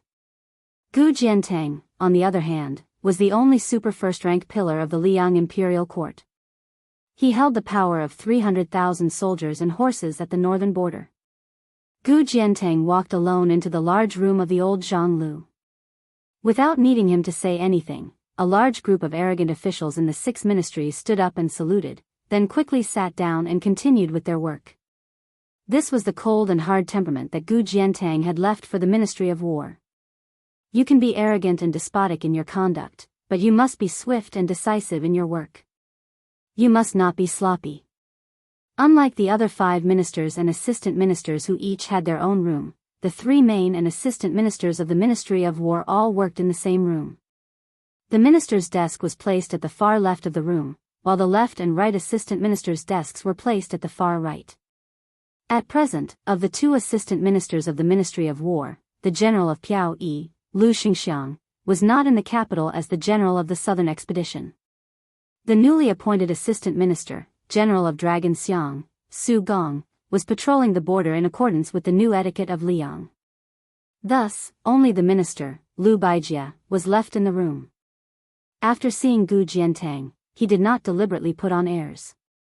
Instead, he stood up like his subordinates and stood up to greet the old minister. He even waited for the others to return to their seats before standing up. This was not only because Lu Baijie's official patch with a second-rank lion embroidered on his chest was slightly inferior to Gu Jiantang's first-rank qilin. It was also because Lu Baijie had undisguised respect for the senior of the Ministry of War, Gu Jiantang. Lu Baijie walked around the table to Gu Jiantang's side and said with a smile, "General, sit down and have a cup of tea." Chapter 1336. Gu Jiantang nodded. Lu Baijie took the lead and walked to the 2 empty tables on the far right side of the room. Soon, the second-ranked scholar who had written The Drunken 8 Immortals and had been personally threatened by Minister Baigu arrived with tea. He first served it to Gu Jiantang, who was far away, and then to Lu Baijie, who was close at hand. After Gu Jiantang took the tea, he slowly asked, "You're not going to Gao Tingshu of the Ministry of Rights?" The young manager of the department for purging officials, who didn't dare to make any unnecessary moves and only wanted to leave as soon as possible, couldn't help but tense up. He said in a trembling voice, "That's me." Gu Jiantang didn't have a smile on his face. He asked the newcomer of the Ministry of War a rather sharp question, "Why didn't you serve tea to Minister Xianxia first?" Gao Tingshu was speechless. Lu Baijie laughed and said, "Great General, oh great General, you're obviously secretly happy. Don't take advantage of the situation and pretend to be obedient. Manager Gao took a huge risk to come to our Ministry of War. No matter what, he's half a family member of yours. You don't have to scare a junior like this." After being disturbed by Lu Baijie, Gu Jiantang no longer deliberately kept a straight face. He smiled and said, "Just for the sake of you serving tea first, even if the Ministry of Personnel suppresses you in the future, I'll first ask Minister Bai for a favor. I guarantee that I won't delay your promotion in the future. But you should learn a bit more. Look at how Minister Bai became an official. He not only gave himself a way out of the embarrassing situation, but also made you remember that he helped you get out of trouble." Lu Baijie's face was full of helplessness. Hey, great General, you're not being kind. It's one thing to freeload tea, but you're also undermining me. In the future, I'll have no prestige in this room." Lu Baijie turned his head and glared at Gao Tingshu. He pretended to be angry and said, "Stinking brat, get out of here. Aren't you afraid that I'll make things difficult for you? Do you want to annoy all the ministers of the 6 ministries? When the time comes, even if you have the great general to protect you, at most you'll have to run to the border to drink the wind and eat the sand." Gao Tingshu hurriedly wiped the sweat on his forehead, turned around and trotted away with a silly smile. The officials of the Ministry of War, who were actually secretly listening, immediately burst into laughter. Amidst the laughter, everyone was naturally envious of Gao Tingshu's good fortune. He immediately left a good impression in the hearts of the 2 ministers of war. Gu Jiantang finished the tea in one gulp. After putting down the teacup, he sighed, "It's not easy for Minister Lu." Lu Baijie lowered her head and took a sip of the bitter tea. She nodded with a bitter smile and said, "It is quite difficult." Gu Jiantang was silent for a long time. After standing up, he said, "I'm about to leave the capital and return to Liaoxi. I won't disturb you any longer." Lu Baijie stood up as well and said calmly, "Let's see the Grand General off." After the two of them walked out of the room, Lu Baijie hesitated for a moment before asking in a low voice, "Is the Grand General really leaving?" Gu Jiantang grunted. Like the Minister of War beside him, he was not as relaxed as he was in the room. His expression was serious. "If I had decided to stay before we reached the capital, there would still be hope. Now, even if I insisted on staying, do you think it would be possible?" Lu Baijie was speechless. The Grand General Gu Jiantang's meaning was not deep. When the late emperor was alive, Gu Jiantang had accompanied him all the way back to the capital. However, he still could not persuade the late emperor to let him, a pillar of the northern region military and politics, replace Lu Xingxiang to preside over the southern expedition. Now that the new emperor had ascended the throne, how could Gu Jiantang rely on his past achievements to coerce the new emperor? In fact, Gu Jiantang and Lu Baijie both agreed with a certain someone's prediction of the situation. The suppression of the rebellion in Guangling should be done quickly. The imperial court had sent Lu Xingxiang, Yang Xinxing, and Yan Jinshuan to the southern expedition, assisted by several vassal lords. In terms of military strength, it was actually enough. It could not be considered a genius, but it was certainly not a bad move. However, a very small number of people had forgotten one thing: the deployment of troops, and the deployment of troops on the battlefield was much more straightforward than the officialdom where everyone could sit behind closed doors and drink slowly. Lu Xingxiang had excellent talent as a general, but at that time, the undercurrent of the imperial court did not give this general of the assistant minister of the Ministry of War a chance. Not only did he not have a chance, but he was also a burden to the point where it was extremely difficult to deploy troops. As a result, the imperial court forcibly turned the situation into a rotten quagmire. If Gu Jiantang had been in charge, even if there was a group of rich playboys who did not know the immensity of heaven and earth stirring up trouble, Yang Xinxing absolutely would not have been greedy for merit and rashly advanced. Thus, the imperial court would not have harmed Yan Jinshuan's entire 30,000 cavalry and caused the two vassal lords, Zhao Ying and Zhao Sun, to almost be sent to their deaths.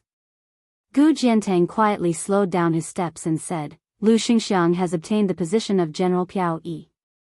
If nothing unexpected happens, he will vacate the position I just sat in. At that time, my subordinate, General Tang Taizhuang of Liaoxi, will enter the capital to take over." This is not good news, but it is also not bad news. I'm just taking this opportunity to tell you about it first. Tang Taizhuang is different from Lu Xingxiang and Su Gong.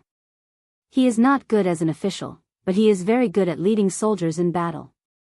After he enters the Ministry of War, Minister Lu, you should try to get him to bring a few young people with him to the Guangling circuit. At that time, it might be south of the capital. Gu Jiantang said calmly, "The reason I'm saying this is not out of selfishness. I want Tang Taizhuang to have a smooth career as an official. I just hope that in your hands, the Ministry of War can retain the taste of the battlefield for a few more days. In the future, those sitting in the Ministry of War probably won't know what horse dung tastes like, and even fewer will have calluses on their thighs from riding horses." Lu Baijie sighed and said, "This matter shouldn't be too difficult." Gu Jiantang suddenly turned his head to look at the former Gu Lu. In the dusk, there were still some remnants of the spring sun shining on the roof. Gu Jiantang then smiled at Lu Baijie and said, "There's no need to see me off. I'm going to a place I never had the chance to go before." Lu Baijie stopped in her tracks and watched the great general leave. He knew where Gu Jiantang was going. The former Jianghu. Jianghu was originally where the Ministry of Personnel was located. After all, no matter how arrogant Gu Jiantang was when he controlled the Ministry of War for many years, the Yamen of the Ministry of Personnel was still nominally the most important place of the external court in Liang. Later on, Zhao Yiling parted ways with his teacher, and the Ministry of Personnel was moved. At that time, Wang Xiongui, the only one left who stood firmly behind the Grand Secretary as a proud student, did not move into Jianghu. However, at that time, the Ministry of Personnel, the Ministry of Works, the Ministry of Revenue, the Ministry of Rights, and the Ministry of Justice all had an assistant minister sit obediently in Jianghu so that the civil official leader could convey his intentions, or rather, his will, to the various joints of the 5 ministries as quickly as possible.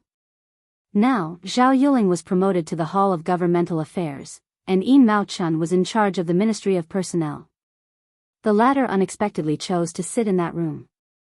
Of course, there would no longer be any mention of Zhang Lu in the world. Compared to the oft-mentioned Gu Lu, this place was not even mentioned again. It was as if it had never appeared in the Liang imperial court. Gu Jiantang walked to that place and looked there. Under the curtain of night, compared to Gu Lu, there was not even a trace of afterglow there. On his return to the capital, that night, the emperor, who had not yet been called the previous emperor, stood in the imperial prison. That was the last time Gu Jiantang saw that person and passed on his last words. That person was separated from him by the iron fence, but he did not say even half a word of his last words. He only waved his hand at Gu Jiantang. Gu Jiantang gathered his thoughts. He did not look at the important members of the Ministry of Personnel who rushed out of the room and down the steps to welcome him.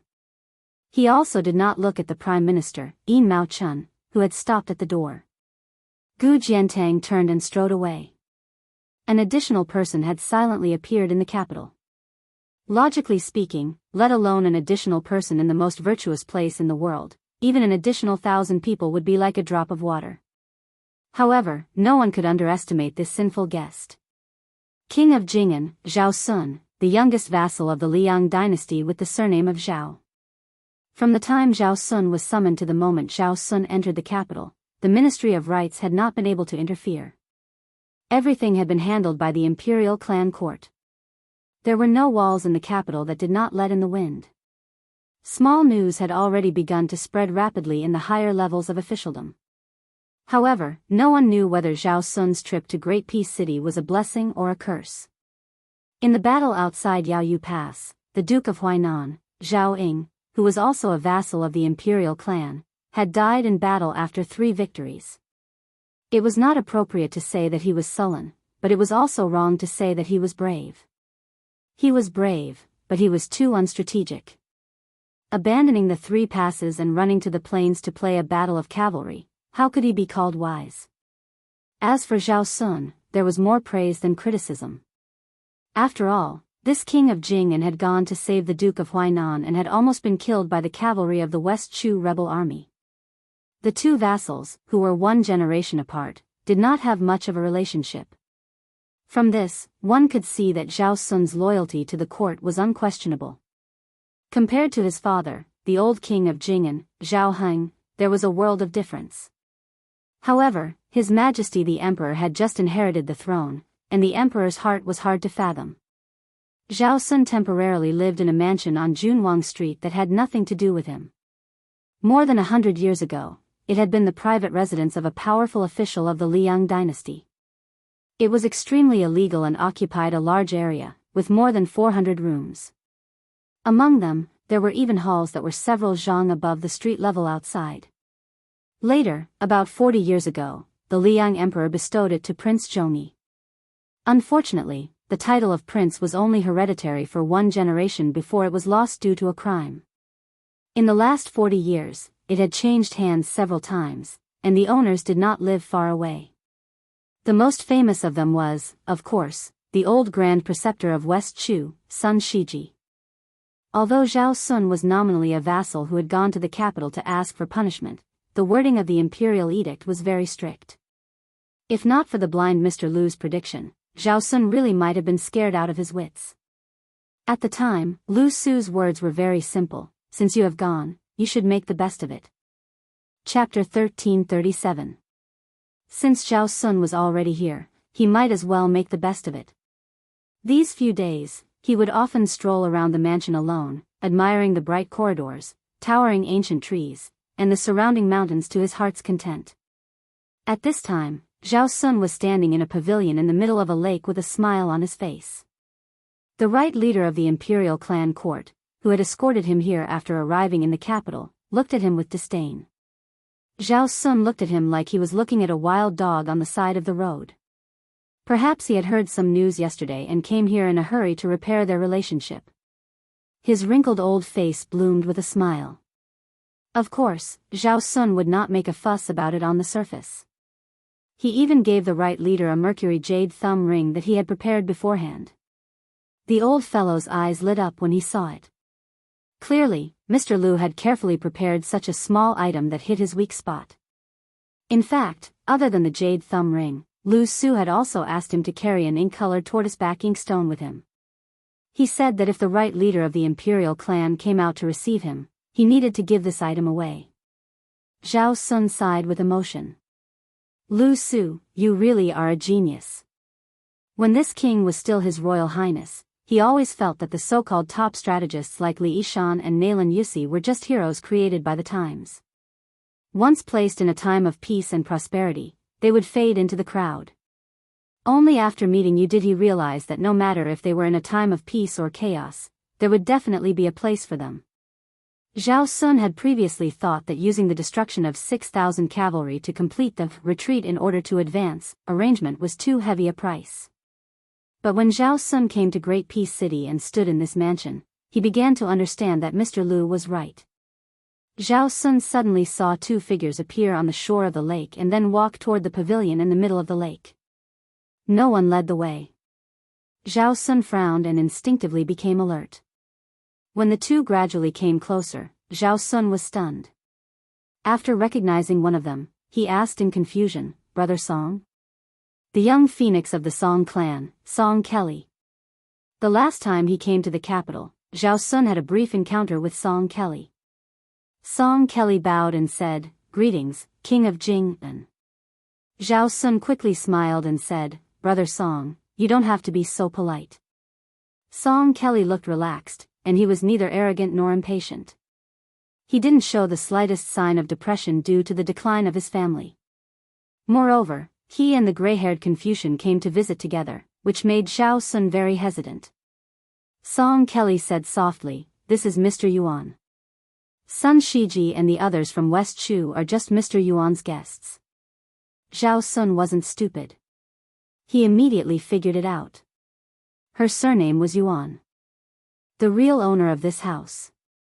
He was the #1 strategist of Li Yang that his father, Zhao Heng, hated to the bone, half-inch elemental tongue Benshi.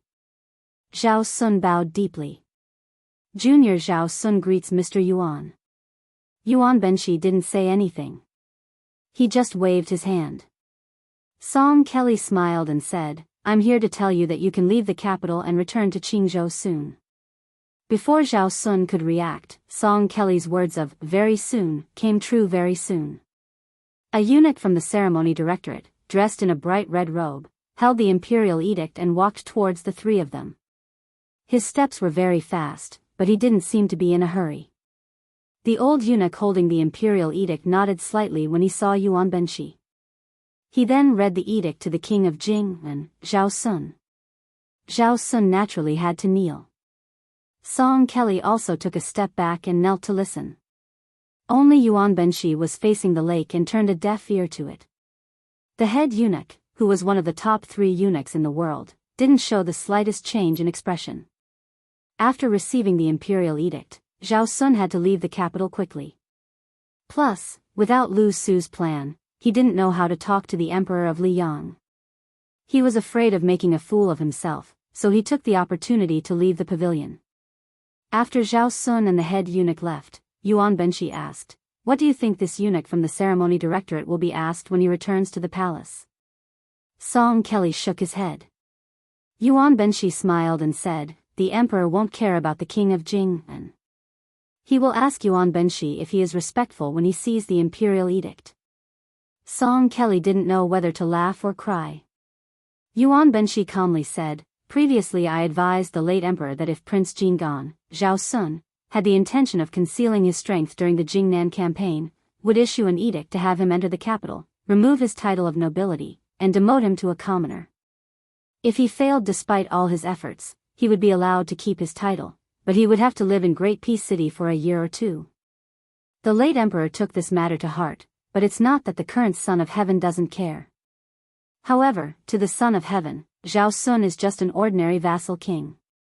The son of heaven wants to use this opportunity to imitate the way the late emperor dealt with Zhang Julu. He wants to test the waters and nibble away at him bit by bit. Song Kelly said in a small voice, "That's too hasty." Yuan Benshi didn't express his opinion.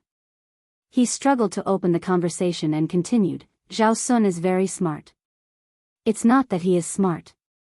In fact, he is not as smart as his father, Zhao Heng. But he knows how to listen to the people behind him.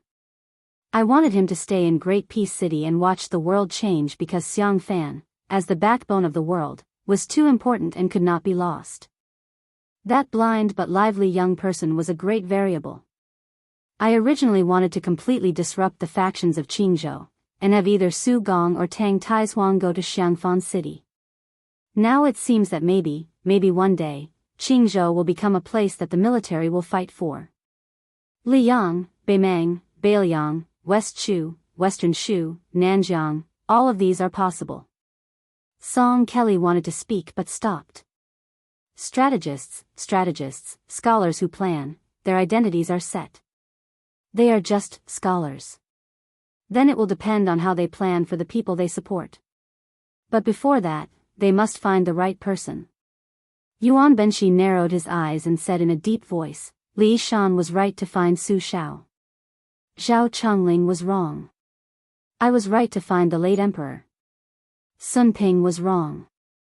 Nailan Yusi was right to find the Yan King Zhao Bing. Lu Su was wrong to find Zhao Heng and Zhao Sun." Song Kelly asked curiously, "Then Song Dongming, Su Beiji, and Chen Shiliang were right to find Su Fengnian?" Yuan Benshi said with a smile, "I don't know." Song Kelly asked seriously, "Mr. also has things you are not sure of?" Yuan Benshi asked in response, "Can there not be?" Song Kelly said with a smile, "Yes." Yuan Benshi smiled and then said, "I once asked 2 monks the same question. Killing thousands and reviving tens of thousands, is there something to do, or not to do? When I asked if killing 10 people and reviving tens of thousands, Yang Taisui nodded and said there was something to do. But when I asked if killing 1 person and reviving tens of thousands, Li Xiaoxin still refused to nod." After Yuan Benshi finished speaking, he paused for a long time and pressed a hand on the pillar.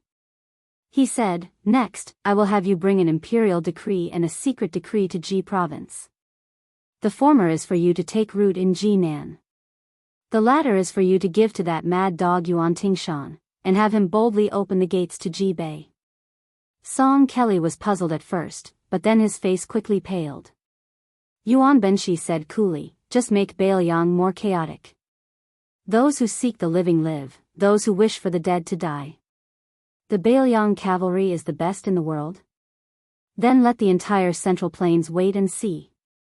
Just like in the past, Great Peace City welcomed the flying literary talent of the first month that could not be missed. For a time, rumors flew all over the place. The imperial examinations began in Dafeng, flourished in West Chu, and flourished in Liang. In West Chu, the subjects of the imperial examinations were extremely complicated. After the reform in Liang, the emphasis was placed on the imperial examinations. In a certain person's hands, the imperial examinations gradually became more focused on trial and error.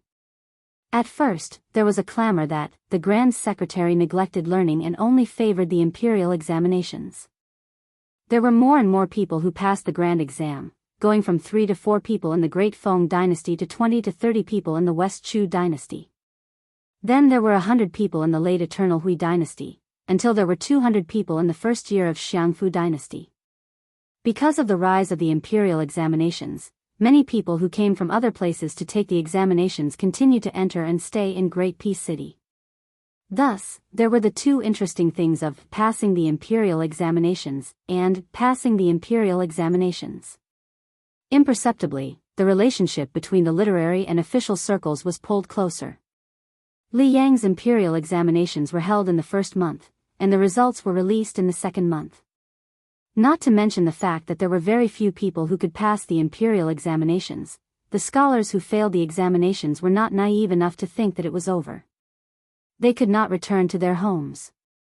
After all, the large amount of traveling expenses when they first came to Shangjing was not something most scholars could afford. Thus, they had to stay in the capital.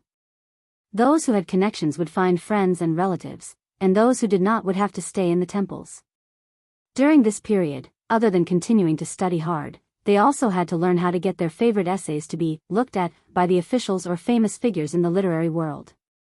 Or, they could directly send it to the officials of the Ministry of Rites other than the examiners of the imperial examinations. Thus, there were sayings like, the Prime Minister's gatekeeper is a 7th-rank official, and the King of Hell is easy to meet, but the little ghosts are hard to deal with. The 7th-rank gatekeeper was a bit unusual. After Tantanon, he had presided over the imperial examinations several times and was now the heavenly official. Naturally, there was a lot of traffic in front of Yin Maochuan's door. This was not strange. The Song family, which had produced 2 teachers, was also not strange.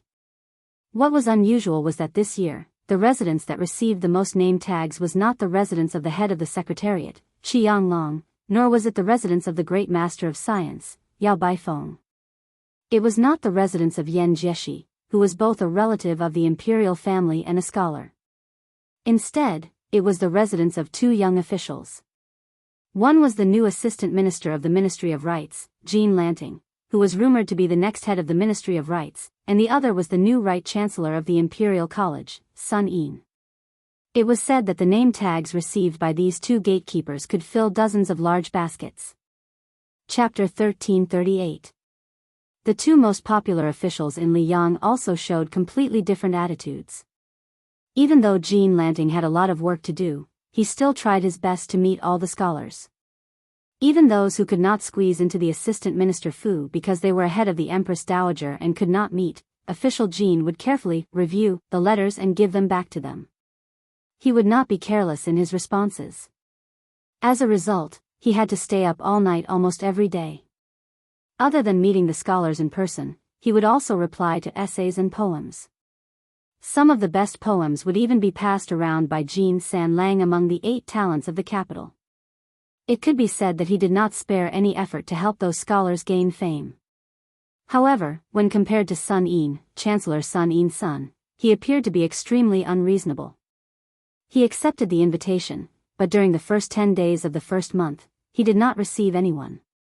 He only casually replied to 7 or 8 copies of the letters he received. It was just that this fellow's performance during the martial arts lecture at the directorate was simply too shocking. Don't forget, it was this person who won the battle of words that shook the entire court. Thus, even though this person who was recognized as arrogant in the capital wrote the words, "You don't know shit," in a letter, the person who received the reply still treated it as if he had received a treasure.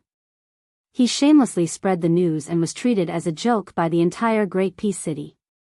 In just a few short years, it went from the Yellow Door Minister Fu to the Wine Minister Fu and then to the Assistant Minister Fu. Then, was it still far from the title of Minister Fu? After Jean Lanting sent off the other 7 of the 8 talents of the capital, he walked alone in the corridor. He knew that there was a mountain of letters on the desk in the study. He also knew that as long as the imperial examination had not officially started, the mountain would only pile up higher and higher. The Ministry of Rites was indeed the weakest of the 6 ministries. However, once he became an assistant minister, it was a clean yamen with oil and water. However, this kind of oil and water was more hidden than gold and silver. Jean Lanting stopped beside a pillar. He raised his head and closed his eyes. His face was filled with intoxication as he took a deep breath. Great Peace City, how can I, Jean San Lang, not be proud of my success? After a long time, Jean Lanting opened his eyes. His gaze was burning. He said in a voice that only he could hear, "Minister Fu, I will do better than you." The small house that Sun Yin currently lived in was rented. When he first rented it, he was only a small official in the province. The rent was lowered to 10 taels of silver every 3 months after Sun Yin racked his lips with the rich merchant. After Sun Yin's reputation rose, Fu Jia eagerly ran to Sun Yin's door and said that he wanted to gift the house to the Right Chancellor. Sun Yin didn't agree and only changed the payment from once every 3 months to once every year. Today, Sun Yin wanted to go out. Through the crack in the door, he saw that there were still a dozen or so people waiting outside. Sun Yin turned and left through the back door. In the end, he was still stopped by a shabbily dressed young scholar. Sun Yin's path was blocked. The scholar introduced himself with a thick old Western Shu accent. Then, he bent over and handed over a stack of things with both hands. It could be many poems, or it could be a long essay. The scholar's face turned red. He mumbled something. It was clear that he had sent the examination to the assistant minister's manor. Most of the time, he had been examined by Jean San Lang. It was also certain that Jean Lanting had only given him a dull and tasteless greeting. That was why he came to Sun Yin's place to try his luck. Sun Yin fumbled around and took out a handful of silver. He opened his palm and asked, "I haven't taken a fancy to anyone in the past 10 years. The things in your hands will most likely be mine. I can't even be bothered to scold you. The high officials in the capital all cherish their reputation. When they meet someone like you, they will at most pinch their noses and give you some money to send you off.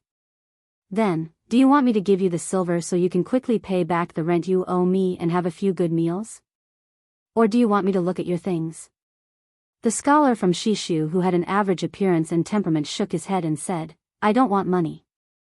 I only want Lord Chancellor to look at my poems seriously." Sun Yin took back the silver.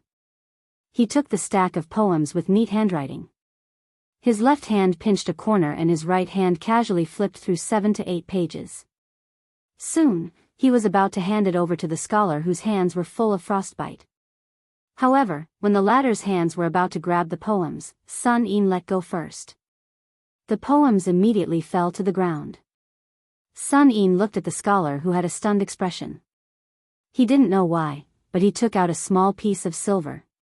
He casually threw it on the ground.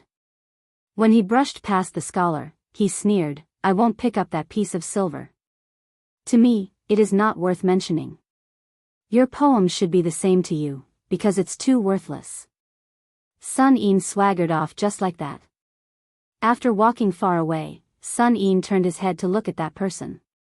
The scholar, who was wearing thin clothes, was squatting on the ground, picking up the poems page by page. Sun Yin even saw that person raise his arm to wipe his face.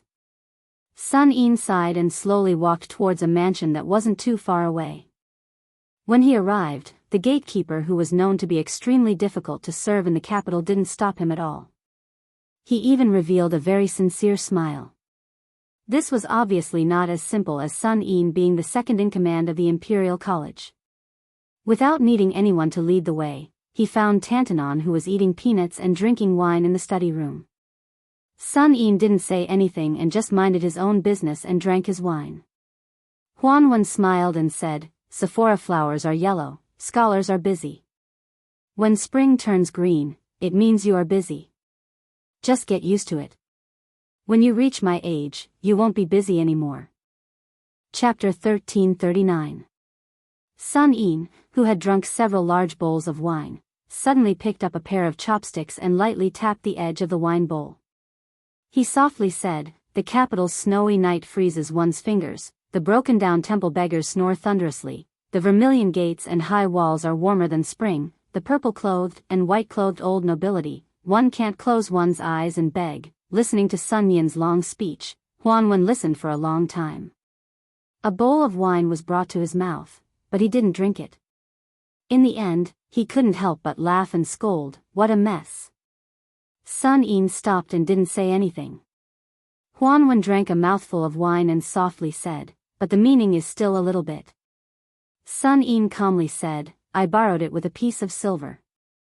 I borrowed it, I can't afford it." Tantanon was shrewd and experienced. He only leisurely drank another mouthful of wine and let out a string of tisk-tsk sounds. It wasn't clear if the wine was too spicy or something else. Sun Yin asked, "There's no more wine?" Huanwen rolled his eyes and said, "Young people shouldn't drink to drown their sorrows. Young people don't know what sorrows taste like. Only 70 or 80 years old, tired of living, would drink to destroy people's livers. Sun Yin glared and said, "Don't be jealous, speak human language." Huanwen slammed the empty wine bowl on the table and also glared and said, "You don't understand what I mean, kid? There's no more wine for you to freeload." Sun Yin slumped against the back of the chair. Huanwen said angrily, "If you didn't know to take advantage of your official status and put your first month's salary into your pocket and quickly change it to a yearly payment with that merchant, you wouldn't even be able to enter my door, let alone drink those few bowls of wine." Huanwen was really angry when he spoke of this. He used his finger to fiercely point at the youngest right chancellor in the history of the Imperial College. "You've got water in your head. With Beimang and Liyang as the offensive and defensive sides, talking about martial arts? Talk your head." Huanwen grabbed the wine bowl on the table and threw it at Sun Yin. He didn't care that Sun Yin's forehead was bleeding profusely.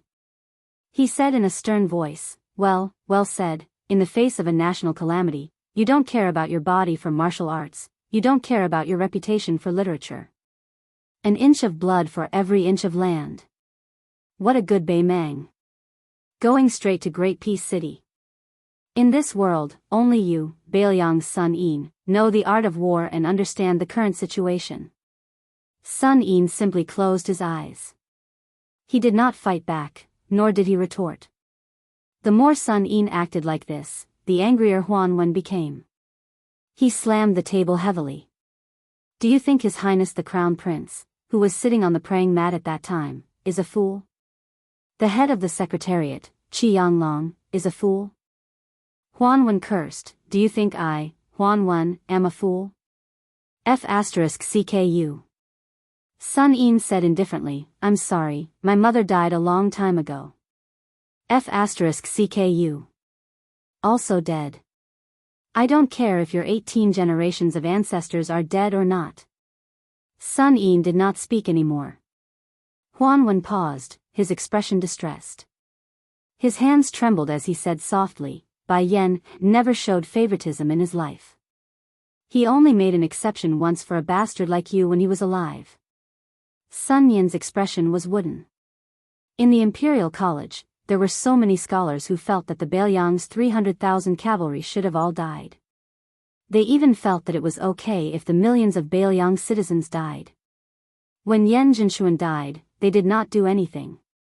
When Zhang Julu died, they were satisfied.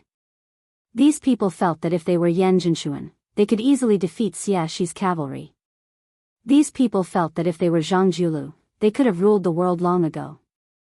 These people were all scholars. Sun Yin lowered his head and covered his face with his hands. He said in a choked voice, "When I was young, I finally managed to get into a private school. Teacher was a remnant of the spring and autumn period who stayed behind in Beiliang for some reason when Hong Jia went north. I remember that teacher liked to take us to read and sing that song of everlasting regret. Before I left Lingzhou, I saw teacher for the last time. Teacher said that he did not expect that the sound of reading he heard in Beiliang was the same as the sound of reading he heard in his hometown. So teacher said that after he died, it was fine to be buried in Beiliang. The great peace city of these scholars is so peaceful. I do not want to see this kind of peace. I, Sun Yin, want to return to my hometown. I would rather see the smoke of war rise there."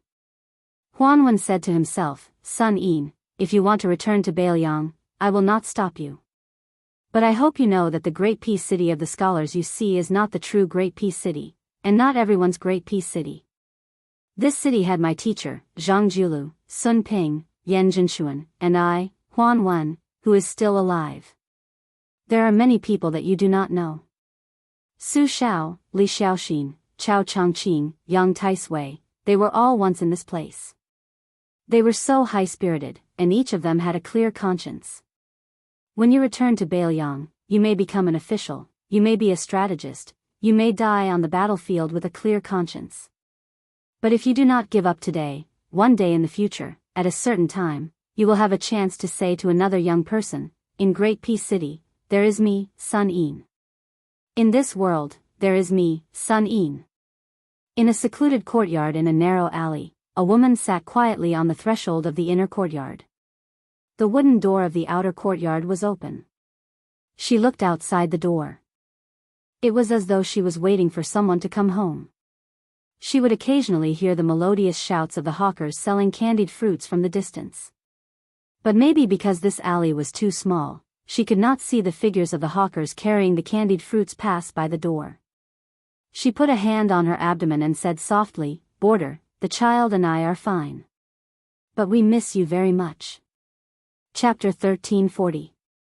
If the post roads after the start of a war were compared to the meridians of a dynasty, then the endless supply of troops and provisions would be the blood of the empire. At this moment, Beimang displayed a huge tension that was enough to move the central plains. The Empress of Beimang, Taiping Ling of Chess and Sword Music School, and a fat man stood beside a post road. They looked at the busy transportation from north to south. The three of them had different expressions. The old lady, who was wearing a brand new mink coat, was full of pride.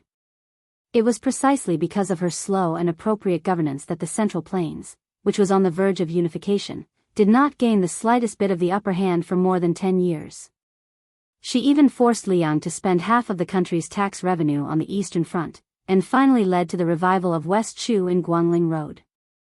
Among her subjects, there was still Tuoba Bodhisattva, Dong Zhuo, Lu Gui, Huang Songpu, Murong Baoding, Yang Yuanzan, and a series of meritorious generals, not to mention the grassland eagle with the surname Yelu.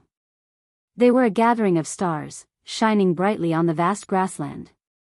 Standing beside the Empress was an ordinary-looking old scholar in a green robe. This old man, who had spent 20 years traveling the Central Plains, had a cold look in his eyes. As for the fat man, who was constantly hugging his hands to expel the cold, his body was already huge, and after wearing the armor, he looked even more bloated.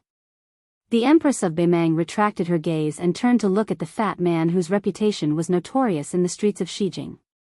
She joked, "South Chu and North Dong, two big fatties. Back then, you lost to Chu Lushan and were driven out miserably. Now that he has become the Protector General of Bailiang, you are the king of the South Courtyard. In terms of official position, you are already better than him. Do you have the confidence to get back at him this time?" Dong Zhuo, the king of the South Courtyard, who was in charge of the entire border war, did not grin in front of the old lady for the first time. He rubbed his cheeks and said softly, "If Lu Qiuer and I had the same number of troops, it would probably be very difficult. But the current situation is that I have 1 million troops against his 300,000 troops. There is no reason for me to lose, but I always feel that it is a little unfair. When I see Lu Qiuer, he will definitely not be convinced." The Empress of Beimang smiled and said, "I know myself well. I don't know much about war, so I don't have the bad habit of giving orders to the warriors at the border. It's just that your deployment of troops is so strange that I was so curious that I traveled more than 800 miles to see you. Even though the imperial decree of peace has patiently explained your intentions to me time and time again on the way, I still hope to hear it from your mouth. Otherwise, I won't feel at ease." After Huang Songpu heard about your deployment, he was so angry that his face turned ashen. He even shamelessly asked me to allow him to be the king of the South Courtyard again. He just wants you to pack up and get out of here, so that you don't squander the wealth that the South Dynasty has accumulated for 20 years. Dong Zhuo clenched his fist, knocked on his red nose, and said in a muffled voice, "Among the Liuzhou, Yuzhou, and Liangzhou that border our dynasty, Liuzhou is the easiest to take, and Yuzhou is the most exhausting. But of course, the northern line of Liangzhou is the most difficult to take." At this point, Dong Zhuo paused for a moment.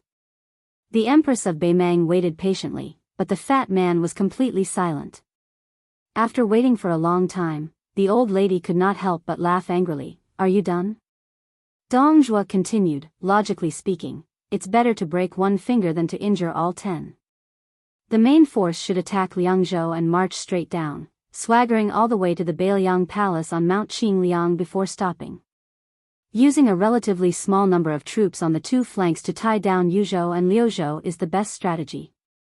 The Empress of Beimang nodded. It was obvious that she thought so too. In fact, this was the conclusion that Beimang had reached in the early stages of their discussion. The dried-up bait in Liuzhou did not interest the Beimang at all.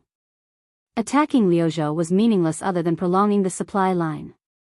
If the stalemate in Liuzhou was prolonged, Beimang's gains would not make up for the losses. After all, there were several elite cavalry units on the border of Liangzhou that were equipped with terrifying long-distance attacks. Li Shan had single-handedly created the situation of more than 100,000 refugees in Liuzhou. His original intention was to increase the breadth and thickness of Beiliang's strategy, which had always been its weakness. Dong Zhuo put on a distressed expression and said, "This strategy was indeed the best strategy." However, after more than 10,000 light cavalry units infiltrated Jizhou, the situation began to change. Furthermore, Beiliang has been flirting with the western regions for the past few years. I'm afraid that when the time comes, not only the north of Jizhou, but also the western regions will emerge and attack the southern dynasties. When the time comes, the southern dynasties will be in a mess. I've considered Su Fengnian's temperament. He's a scoundrel who's never afraid of dying together with others. He'd rather give up his headquarters in Liang province to defeat the southern dynasty. I'm sure he'd do it. Even if he has to wipe out all the Beiliang cavalry, he'll still destroy the foundation that Beimang has painstakingly built up over the past 20 years. This should be his plan. Dong Zhuo suddenly spat and cursed, King Liang. He's so lucky. After Su Shao the butcher left, he's replaced by that crazy Su Fengnian. Even if it were Chen Jibao, I wouldn't be so conflicted. Dong Zhuo's eyes turned ruthless.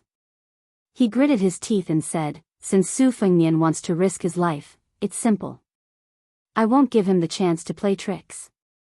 Beimang's million-strong army will be divided into 3 groups. I'd like to see how he'll twist and turn. After all, we have the advantage in numbers on every front." Yan Wenluan said that 150,000 corpses are needed to fill the gourd, so I'll use 300,000. Liuzhou has 30,000 dragon elephant cavalry and those refugees. I'll use General Lu Gui's 200,000 to fight. Liangzhou is difficult to conquer. Will 500,000 be enough? If it's not enough, I'll ask your majesty for another 200,000 to 300,000. The Beimang Empress frowned and said, "In this way, although the southern dynasty won't have anything to worry about, isn't the price too high?" Dong Zhuo shook his head and said, "The Liang imperial court dares to use West Chu to train their soldiers. As a people who live on horseback, we Beimang are natural warriors. Why wouldn't we use Beiliang to train our soldiers?" The old lady wanted to say something but stopped. Dong Zhuo said in a deep voice, "Your Majesty, I, Dong Zhuo, can promise you that even if Beiliang destroys 500,000 or even 600,000 of our soldiers, as long as we conquer Beiliang, I'll definitely return the 2 million-strong army with both hands." The imperial decree of peace finally opened his mouth and said, "Your Majesty, after winning this war, Beiliang and Jizhou will soon become the second southern dynasty. All the civil officials of the southern dynasty are already prepared. Wherever the cavalry's hooves pass, it will be the beginning of the scholar's pen. This is the real backup plan that I prepared for Beimang. As long as Beimang's army conquers those territories, I'll be able to manage those places immediately and let the Beimang dynasty's borders follow the war horses as they move southward." The Beimang Empress nodded, but soon asked worriedly, "I'm not doubting your ability, but will the Liang imperial court give us enough time to digest the results of the war? Also, won't Gu Jintang's eastern front take the opportunity to cause trouble?" The imperial decree of peace said calmly, "Everyone thinks that West Chu's revival is a flash in the pan, but I firmly believe that Chao Chongqing will be able to see the top of Great and city wall." Dong Zhuo smiled and said, "Yuan Benshi and the others felt that after the Battle of Liangmang, even if they gave up the entire northwest to us, they would still have the 2 pillars of Liao, Gu Jiantang, and Western Shu, Chen Jibao, to support the border. Therefore, they were happy to see the last drop of blood of Beiliang. However, if it's really as the imperial decree of peace said, then Gu Jiantang will have to leave the 2 Liao and return to Greaton City. At that time, we can place a small number of troops in Beiliang to deal with Chen Jibao. Taking a step back, at that time, we will have the depth of Beiliang and the southern dynasty. This is a huge geographical advantage that cannot be ignored. Naturally, we will be able to greatly reduce the losses caused by Chen Jibao's troops. No matter how amazing Chen Jibao is, it will be difficult for him to turn the tide in a short period of time. However, we can follow West Chu's lead to Greaton City and take a look at the world's largest city with a population of millions. I, Dongjua, must go and see how tall the city wall is. The old woman said emotionally, after training with the Bailiang cavalry, then climbing up the city walls of Great Peace City, and taking care of Gu Jiantang and Chen Jibao in the Central Plains, the men of Beimang will kill their way to the southern border and throw themselves into the sea. Even though I am a woman, I feel heroic just thinking about it. Dong Zhuo grinned. The magistrate of peace glanced at the king of the southern courtyard who had left everyone else in the dust in the Beimang court. His gaze was complicated. The empress of Beimang raised her hand and patted the fatty's shoulder. She said calmly, "As long as you can reach that step, I am not that Liang Zhao Dun. I can tolerate a Dongjua who seizes territory. South of Guangling River, everyone can have the surname Dong. I want the history books to remember the name Dongjua for hundreds and thousands of years. After 100 years."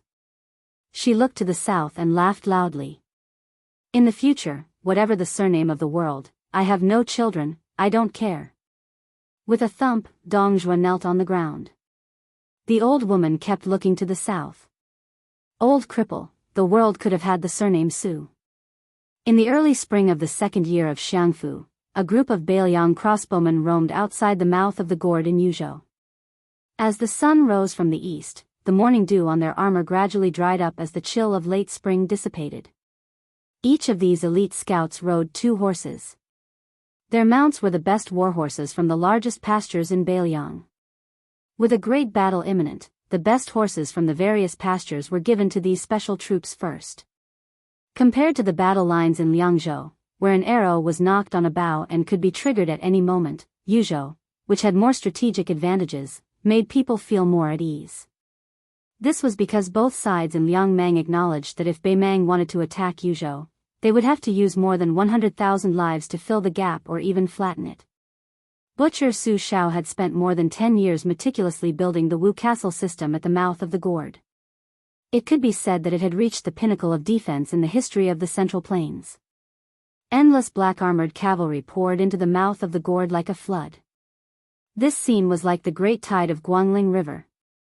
Chapter 1341. Once upon a time, there was a mountain called Wudang. There was a peak on the mountain called Lotus. A young Taoist once lived on the peak. He wanted to go down the mountain but didn't dare. His name was Hong Shixiang. But after that young headmaster returned from the mountain, it was said that he left the world.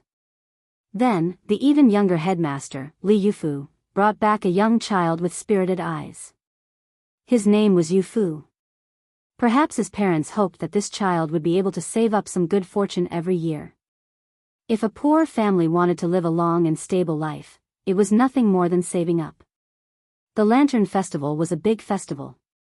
In order to welcome the Lantern Festival in the second year of Xiangfu, all the Taoists on Wudang Mountain, regardless of seniority, chopped bamboo to make lanterns and then pasted rice paper on them.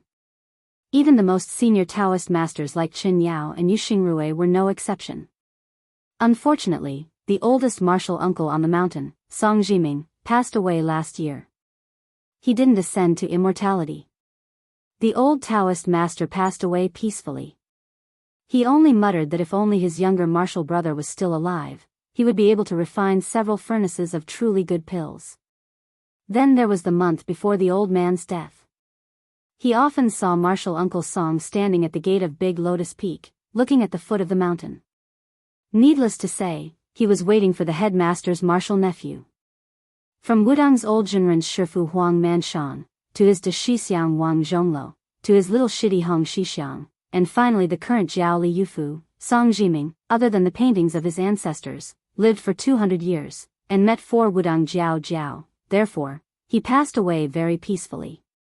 The older generation of Taoists was withering day by day.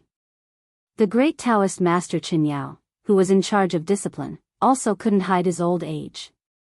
Fortunately, Wudang Mountain had always been indifferent to birth, old age, illness, and death.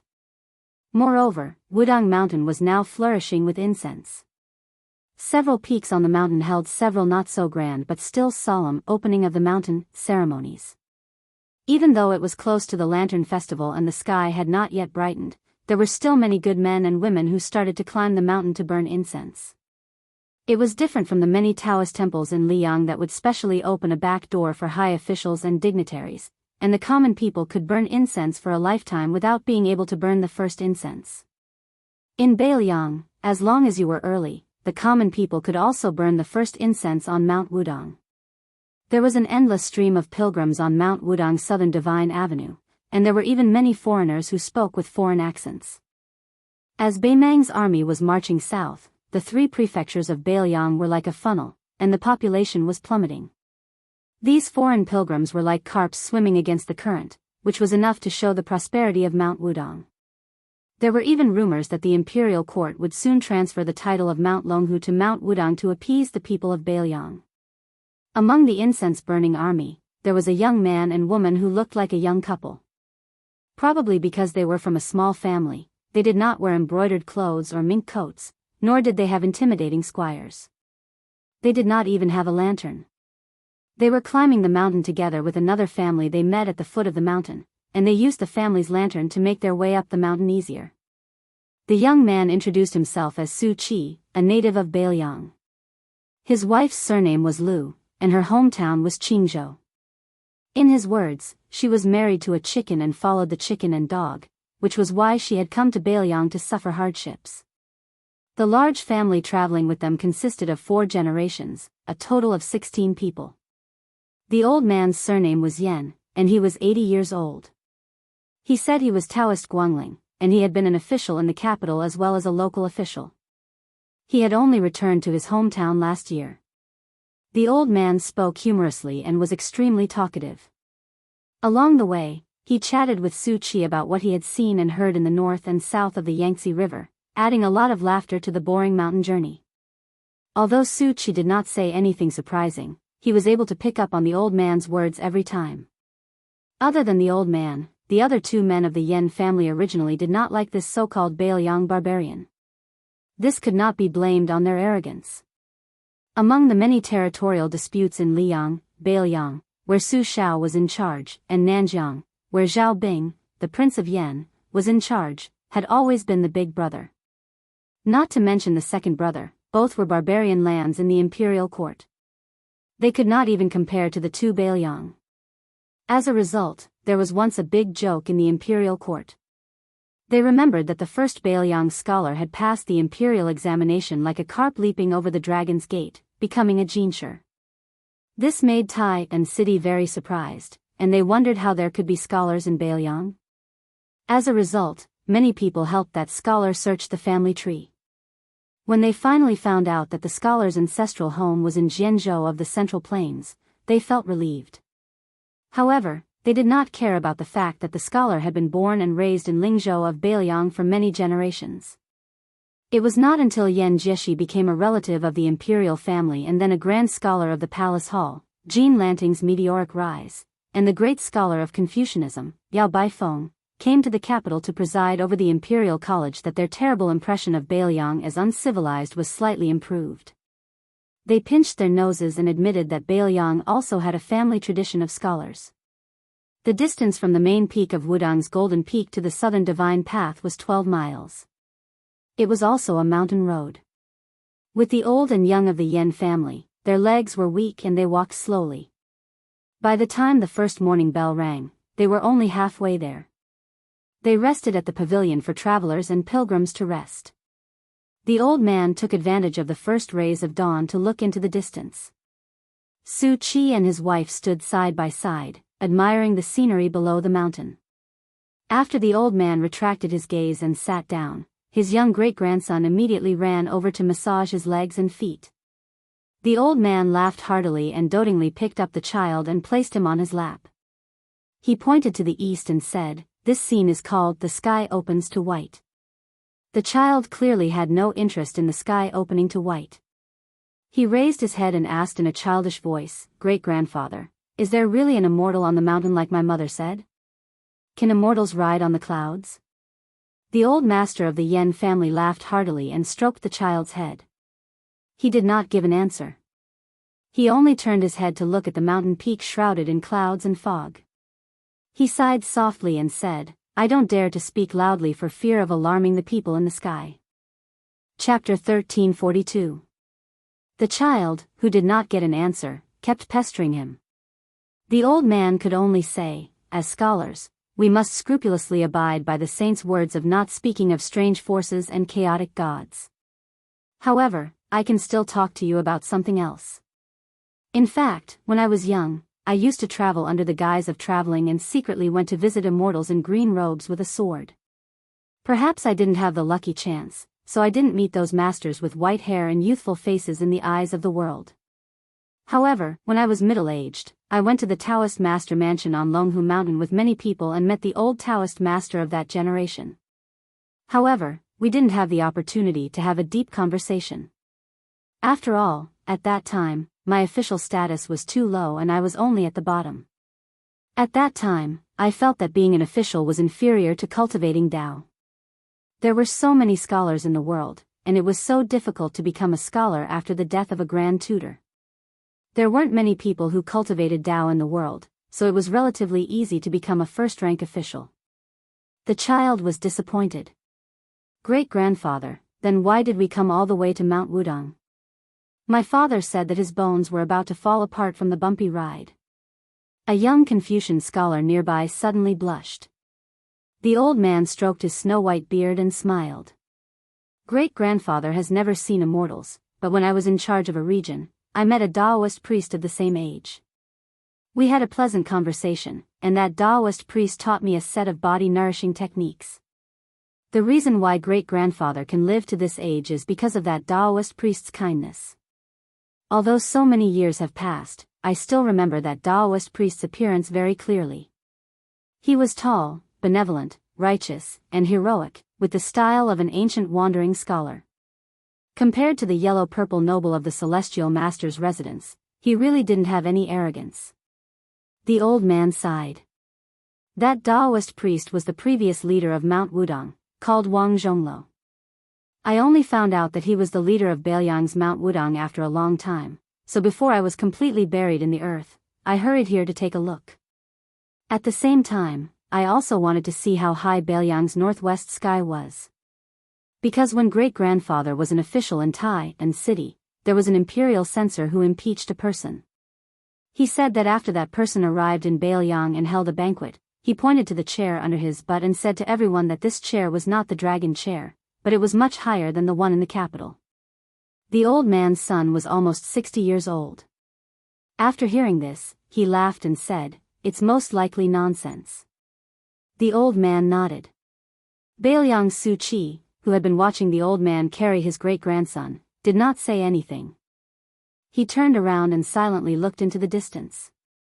His wife held his hand, tilted her head and asked softly, "Is it true or not?" It was indeed the Su Fengnian Su Chi. He said softly, "It's true. I was still young at the time.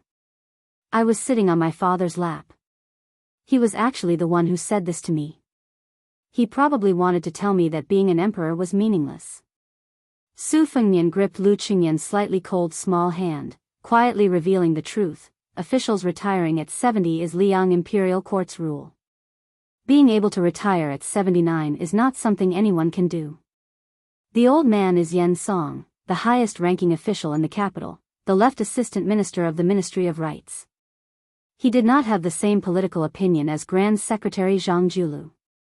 Later on, he was pushed aside to Gangnamdu's Luzhou. He was disheartened, and thus began to study in peace. This time, Grand Secretary Zhang's reputation was ruined. The entire court kept quiet out of fear. Yen Song was one of the few who dared to stand up for Grand Secretary Zhang, so it could be seen that back then, he and Zhang Julu had an open and above-board dispute.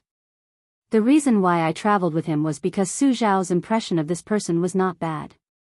Of all the people who scolded him, Yen Song scolded Su Zhao fiercely, but it was reasonable. The old man suddenly smiled at Su Fengnian.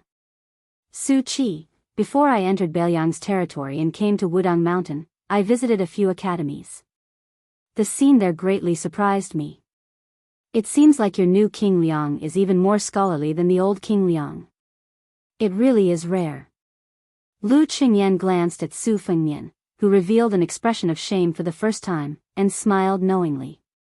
Su Fengnian turned around and said, "It must be because he knows that his martial arts are not as good as Su Zhao's, so he can only take a step back and fill in the gaps in his scholarly work." The child was confused. He tugged on the old man's sleeve and asked, "Great-grandfather, didn't my uncle say that the king of Beiliang's martial arts are very powerful?"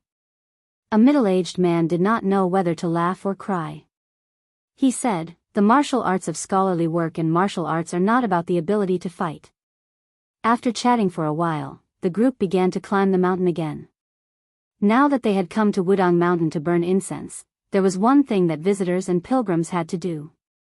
That was to see with their own eyes the many Daoists on the mountain, regardless of age or seniority, who collectively participated in the morning and evening exercises. The reason why the old and young of the Yan family had rushed up the mountain so early was to enjoy the scene. Hundreds and thousands of Daoists were practicing together in the square. It was rumored that the set of fist techniques was created by the previous chief, Hong Shixiang. Anyone could practice, learn, and benefit from it. When the group finally arrived at the square of Wudang Mountain, they did not miss it. Otherwise, they would have had to wait until dusk. Sure enough, just as the rumor said, countless Wudang Taoist priests who were standing close to each other were practicing martial arts together in the square. Even the layman could tell that the set of martial arts was comfortable. Yes, comfortable. There were no profound movements, nor were there any sounds like the normal practice of martial arts. It was quiet and peaceful. The old man Yen Song praised, "What a natural and smooth move." The child who was sitting on his father's neck pointed into the distance as if he had discovered some incredible immortal. With a face full of surprise and joy, he said, "There's a child about my age who is also practicing boxing over there. There, he's at the very front." Although the old man could not see the situation clearly, he was a little surprised after hearing it. "Isn't it said that the person leading the fist techniques is the current chief, Li Yufu?" Su Fengnian explained. Li Yufu took in an apprentice. Behind those Taoist priests, there were many pilgrims who were also practicing boxing. Perhaps it was not the intention, or even the form, but every one of them was very enthusiastic. It was just that they could not see the movements of the leading Taoist priest, so they could only practice boxing with the pilgrims in front of them or nearby. It looked a little out of place, but everyone was very serious. Then the old and young of the Yen family saw a young Taoist who did not seem to be very senior slowly walking from the front to the back. Along the way, he was constantly giving instructions to the pilgrims who were learning the fist techniques. He smiled and helped to correct any movements that were too forceful, or where the technique was not in place, or where the wrist was not enough, or where the back was misunderstood. Su Fengnian looked at the young Taoist who was leading the fist techniques meticulously. His expression was a little strange. When the young Taoist saw Su Fengnian, he smiled and walked quickly. Lu Qingyan whispered, "Do you want to practice too?" Su Fengnian asked, "Do you want to see?" Lu Qingyan smiled and nodded. Su Fengnian slowly walked forward and stood at the back of the line. Then he began to practice leisurely. The young Taoist was stunned for a moment, then he stood beside Su Fengnian. Their movements were the same, smooth and pleasing to the eye. Su Fengnian closed his eyes. In the past, there was an unlucky guy who knew that he would be beaten every time he saw him. He would force a smile and say, "You are here." Su Fengnian whispered to himself, "The one who rides the bull, I am here." Chapter 1343. Wudang Mountain and Su Fengnian were fated to be, and it was Su Fengnian's blessed land. This was already recognized by Beiliang. It was said that Su Fengnian, the new Prince Liang, was able to become the world's #1, thanks to the hard work of the two headmasters when he was practicing on the mountain. That was why he was able to make rapid progress in the realm of martial arts. Nowadays, the elephant cleansing pool on the mountainside of Wudang Mountain had become the holy land of neo-martial arts. The stone house behind the waterfall was crowded with martial artists from all over the world who came to meditate and face the wall every day, just to touch the immortal aura of the invincible man in the world. Every now and then, there would be people fighting for a place. This disturbed several young Taoist priests who were in charge of cleaning the elephant cleansing pool.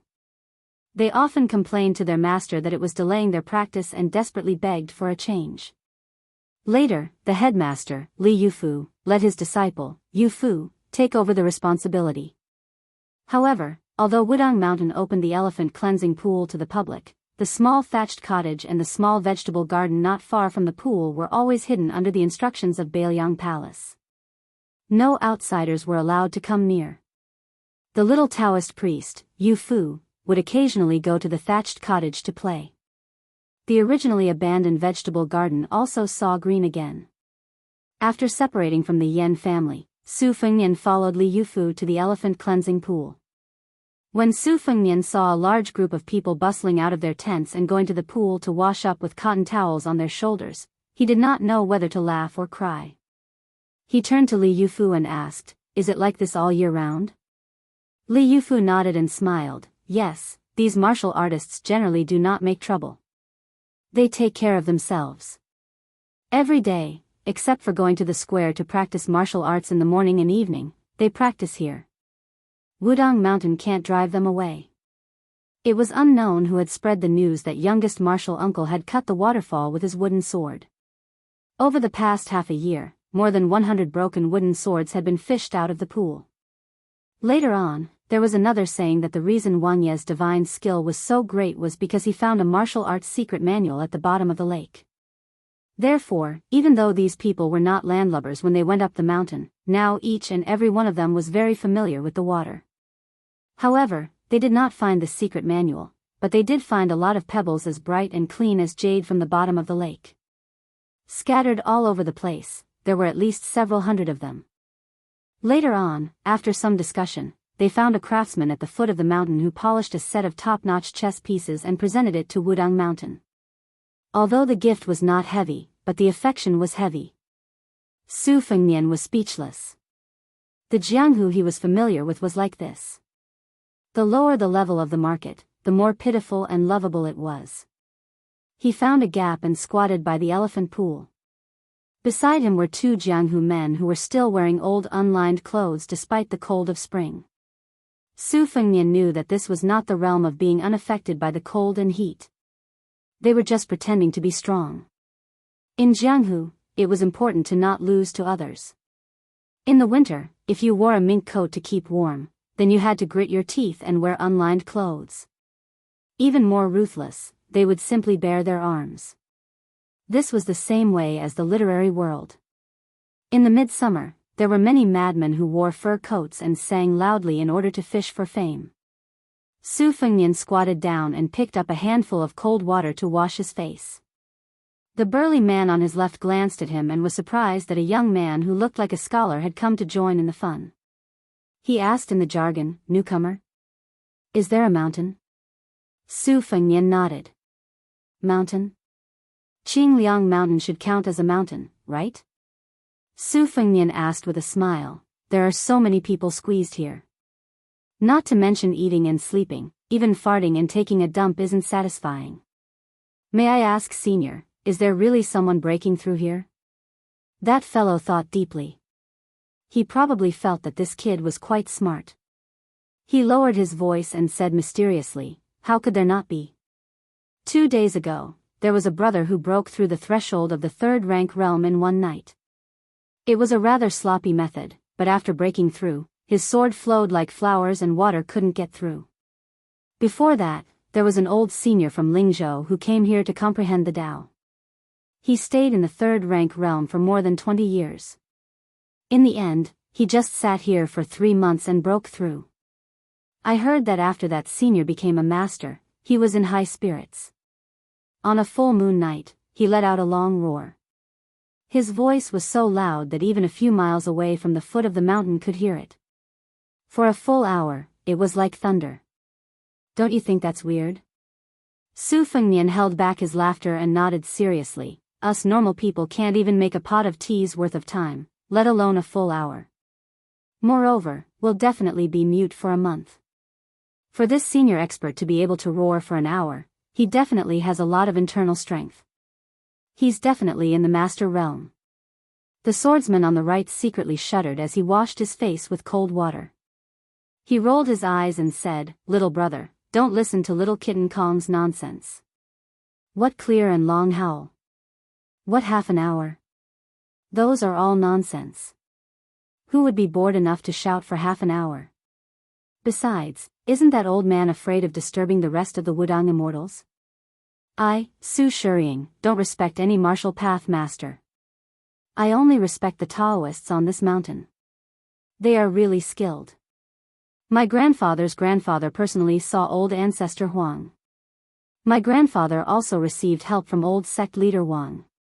When sect leader Wang split the river with a finger, my grandfather was watching from the side of the river. Now that sect leader Li is also an expert, just looking at his fist, I have to give him a thumbs up." The man whose real name was Kong Dahu but who was ridiculed as Kitty Kong turned his head and looked at his brother who gave him a thumbs up. He laughed. "Forget it, Su Shiying. You're always bragging about your relationship with the king of Bailiang. Other than the two words Su and Su being homophones, the two of you are like heaven and earth, not even half a copper coin." Su Shiying fiercely threw the cotton towel on his shoulder and glared. "My grandfather was one of the first old soldiers to follow the great general to Bailiang.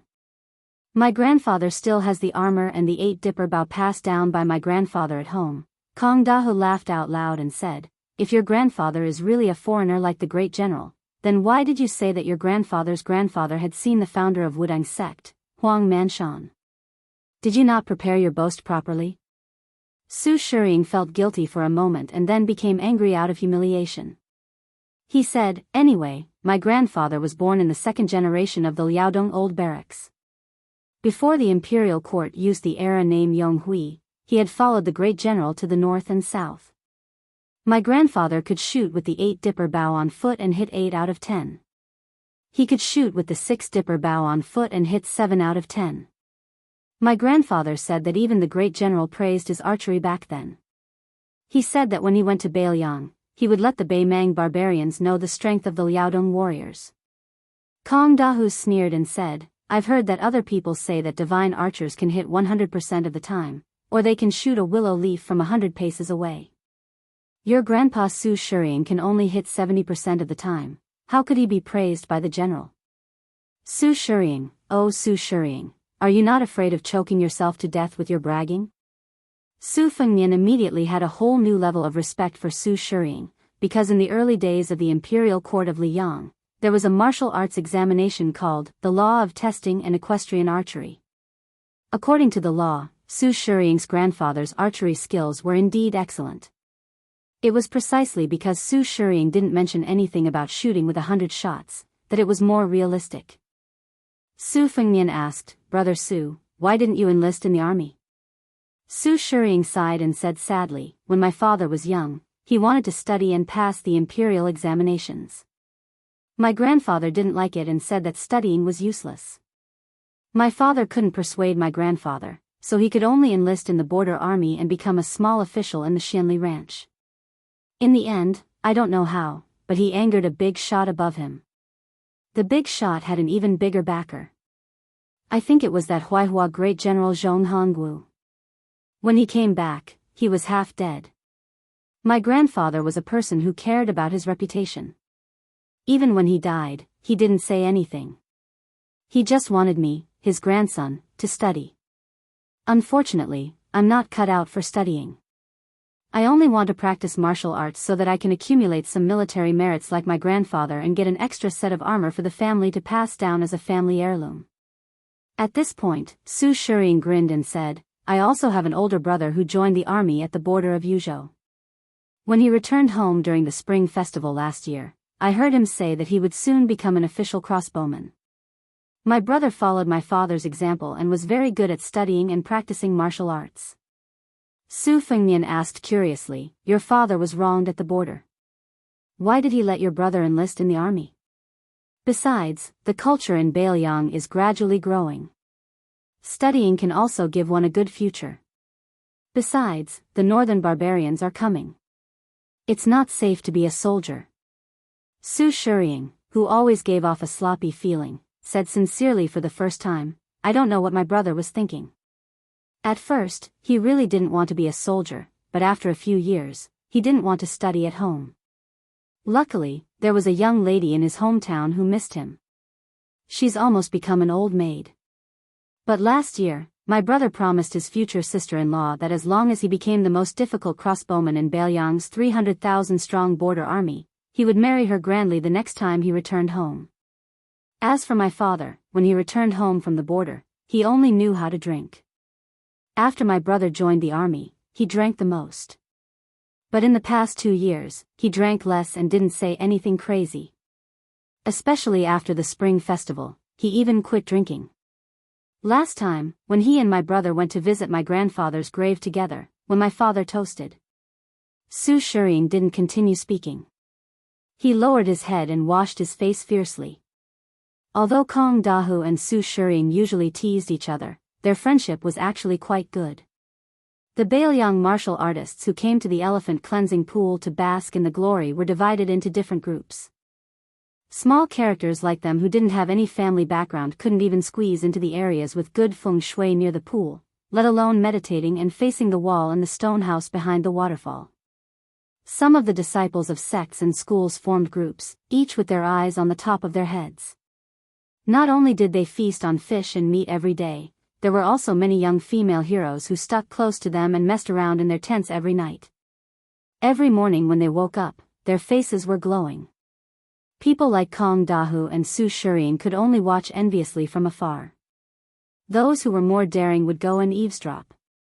Of course, the premise was that they weren't afraid of being beaten black and blue by the young heroes of the righteous sects. Chapter 1344. There was a commotion behind the three of them. It turned out that some people had recognized Li Yufu and his disciple, Yufu.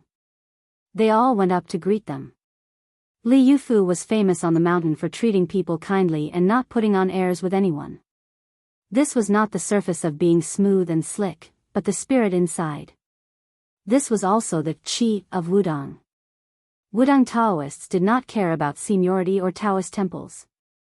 They all had the homework of reading the fortune sticks for the common people on the 1st and 15th day of the lunar month, and even writing letters on behalf of others. On this matter, an unshakable rule had been set since ancestor Lu. Huang Manshan had read the fortune sticks and written letters for people. Wang Zhonglo was like this, Hong Shixiang was like this, Li Yufu was also like this, and maybe in the future, the little Taoist boy, Yufu was also like this. Cultivation in Wudang was to cultivate people before becoming an immortal, and cultivate oneself before becoming a Taoist. This was the true qi of Wudang Mountain. Su Fengnian and the other two turned to look at the young leader. Kong Dahu introduced him softly. This is Wudang's leader Li, a disciple that the old immortal, Yuxingrui, took in the Eastern Sea in his early years. Leader Li's temper is very good. There are rumors in Jianghu that he killed an evil dragon in the #1 blessed land of Taoism, Earth Lung Mountain. His cultivation is unfathomable. There are also people who say that the king of Bailiang made a special trip to Wudang Mountain to write to the imperial court, requesting for Wudang to be conferred as the ancestral court of Taoism. I think this is reliable. In the past, I didn't have much of an impression of that prince. Later, he sent troops to the border and refused the imperial edict to enter Bailiang, which was very satisfying. He also killed the arrogant and domineering old military chief Zhong Hongwu in Lingzhou. I feel that the new Prince Liang did not disappoint. This time, when the northern barbarians attacked, I heard that Prince went directly to the border and did not hide in Mount Qingliang. This matter was done to vent people's anger. Otherwise, if he became the #1 master in the world and still hid at home, it would be too embarrassing for Bailiang. For those of us who walk the Jianghu, if we leave Bailiang, wouldn't we lose face? Su Fengnian smiled helplessly. Su Shireen softly said, if the battle at the border is fierce, I'll ask my brother to introduce us to kill the barbarians. Killing one is worth it, and killing two is worth it. Kong Dahu couldn't help but mock, you're just a pretty face. If you go, you'll definitely lose money. Do you really think that the northern barbarians are easy to mess with? Those barbarians have been relying on archers and horses since they were young. Their archery skills and horsemanship aren't bad. It'll be useless even if you go. Kong Dahu suddenly sighed with emotion. His Highness has done something wrong. He gave all the good stuff in the Tide Listening Pavilion's armory to that Wulin Alliance head of Mount Hui. It looks like that purple-clad woman is as beautiful as the rumors say. Otherwise, His Highness wouldn't have been so generous. Speaking of which, it's not a bad idea to leave some leftovers for us martial artists in Bailiang. Let's not talk about top-notch secret manuals, second or third-rate ones. Just give us one or two of them. Su Shuriying spat. With your little backbone, you want to become a peerless expert? Even if His Highness were to give you a pile of secret manuals, it would still be a dream. Kong Dahu didn't get angry. You, Su Shuriying, have a lot of backbone. Can't you just give me a few pounds? Su Fengnian tried to smooth things over with a smile. Wudong's nameless fist technique that everyone can learn has deep meaning. It contains Hong Shixiang's understanding of the Great Tao. I dare say that even if you only learn this fist technique for the rest of your life, you'll benefit from it regardless of whether you've been training in the past. Let's not talk about attaining the Tao and ascending to the heavens or becoming a first-rank expert. After all, it all depends on one's fate. But if you want to talk about strengthening the body and extending life, you'll definitely be able to ask the King of Hell for a few more years. In my opinion, even the 100 secret manuals in the Tide Listening Pavilion can't compare to that fist technique that everyone can learn. Kong Dahu was skeptical. Little brother, is this fist technique really that extraordinary? Su Fengnian nodded and said, it's just like an article written by a blind person. It looks very knowledgeable, but in everyone's eyes, it's just that. It's not really good knowledge. Similarly, the harder it is to learn a martial art, the higher the threshold. It might not be a good martial art. Kong Dahu laughed. This logic sounds nice, but it might not be true. Which martial art in the world doesn't have a high threshold? Little brother, do you think the old god of swords Li Chuangong's two sleeves green snake is hard to learn? How could it be something that anyone could learn? The new god of swords Dong Tai's sword technique, even a master wouldn't be able to understand it. Su Fengnian, who was rebutted, laughed. This is the brilliance of Wudong's fist technique. It is also the true meaning of Hong Shixiang's great Tao. The heavenly Tao that people can't reach is like the dangerous path at the peak of Mount Hua.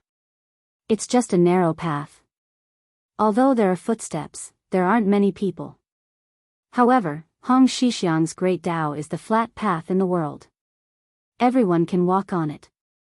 As long as one perseveres, even if one's talent is mediocre, one can walk far. Kong Dahu was stunned. He pointed at this brother and laughed. It sounds like a twisted logic, but it does make sense. Su Shuriying patted Su Fengnian's shoulder and said, little brother, you have good perception. In the future, you will definitely become a famous master. Su Fengnian smiled. Thank you for your kind words. After the three of them stood up, Wudong's chief Li Yufu was still surrounded by people. The little Taoist child who went up the mountain during the heavy snowfall last year stood outside. He carefully sized up Su Fengnian. For some reason, the child had an unreasonable respect for this mysterious man whose identity he didn't know, but who was able to make his master pay special attention to him. But soon, he felt a sense of closeness in his heart. But in the end, it was more fear than respect. So, from the beginning to the end, the child hid behind his master and didn't say a word to this guy. Just when Su Fengnian and the little Taoist child Yufu's eyes met and the latter quickly turned his head, a handsome young man dressed in brocade clothes and marten fur crept up to Su Fengnian. He didn't dare to move forward 5 or 6 steps away. His fists were clenched and his palms were sweaty. Behind him was a group of disreputable friends who had nothing better to do and came to Wudong Mountain to admire the scenery and the moon. They didn't care about the chief of Wudong or the fist skills. But now, the officialdom of the old 3 provinces in Bailiang, as well as the descendants of the officialdom, had a completely different impression of a certain person. Especially after the young people who had competed with that person to see who was more prodigal back then added fuel to the fire. They had reached a consensus that the most manly thing in the world was a prodigal son who had turned over a new leaf. After the young man with a look of disbelief stopped, he timidly said tentatively, I'm Lu Yukuan. My father is Lu Gongqi, the county chief of Danyang County in Lingzhou. Su Fengnian smiled. Your elder brother is Lu Yushan, the cavalry captain of the Dragon Elephant Cavalry? At that time, he followed the Longxiang army straight into the enemy's territory and beheaded 12 people? Lu Yukuan, who was the most domineering in the eyes of his companions, suddenly had tears in his eyes and trembled all over, as if he had been struck by lightning.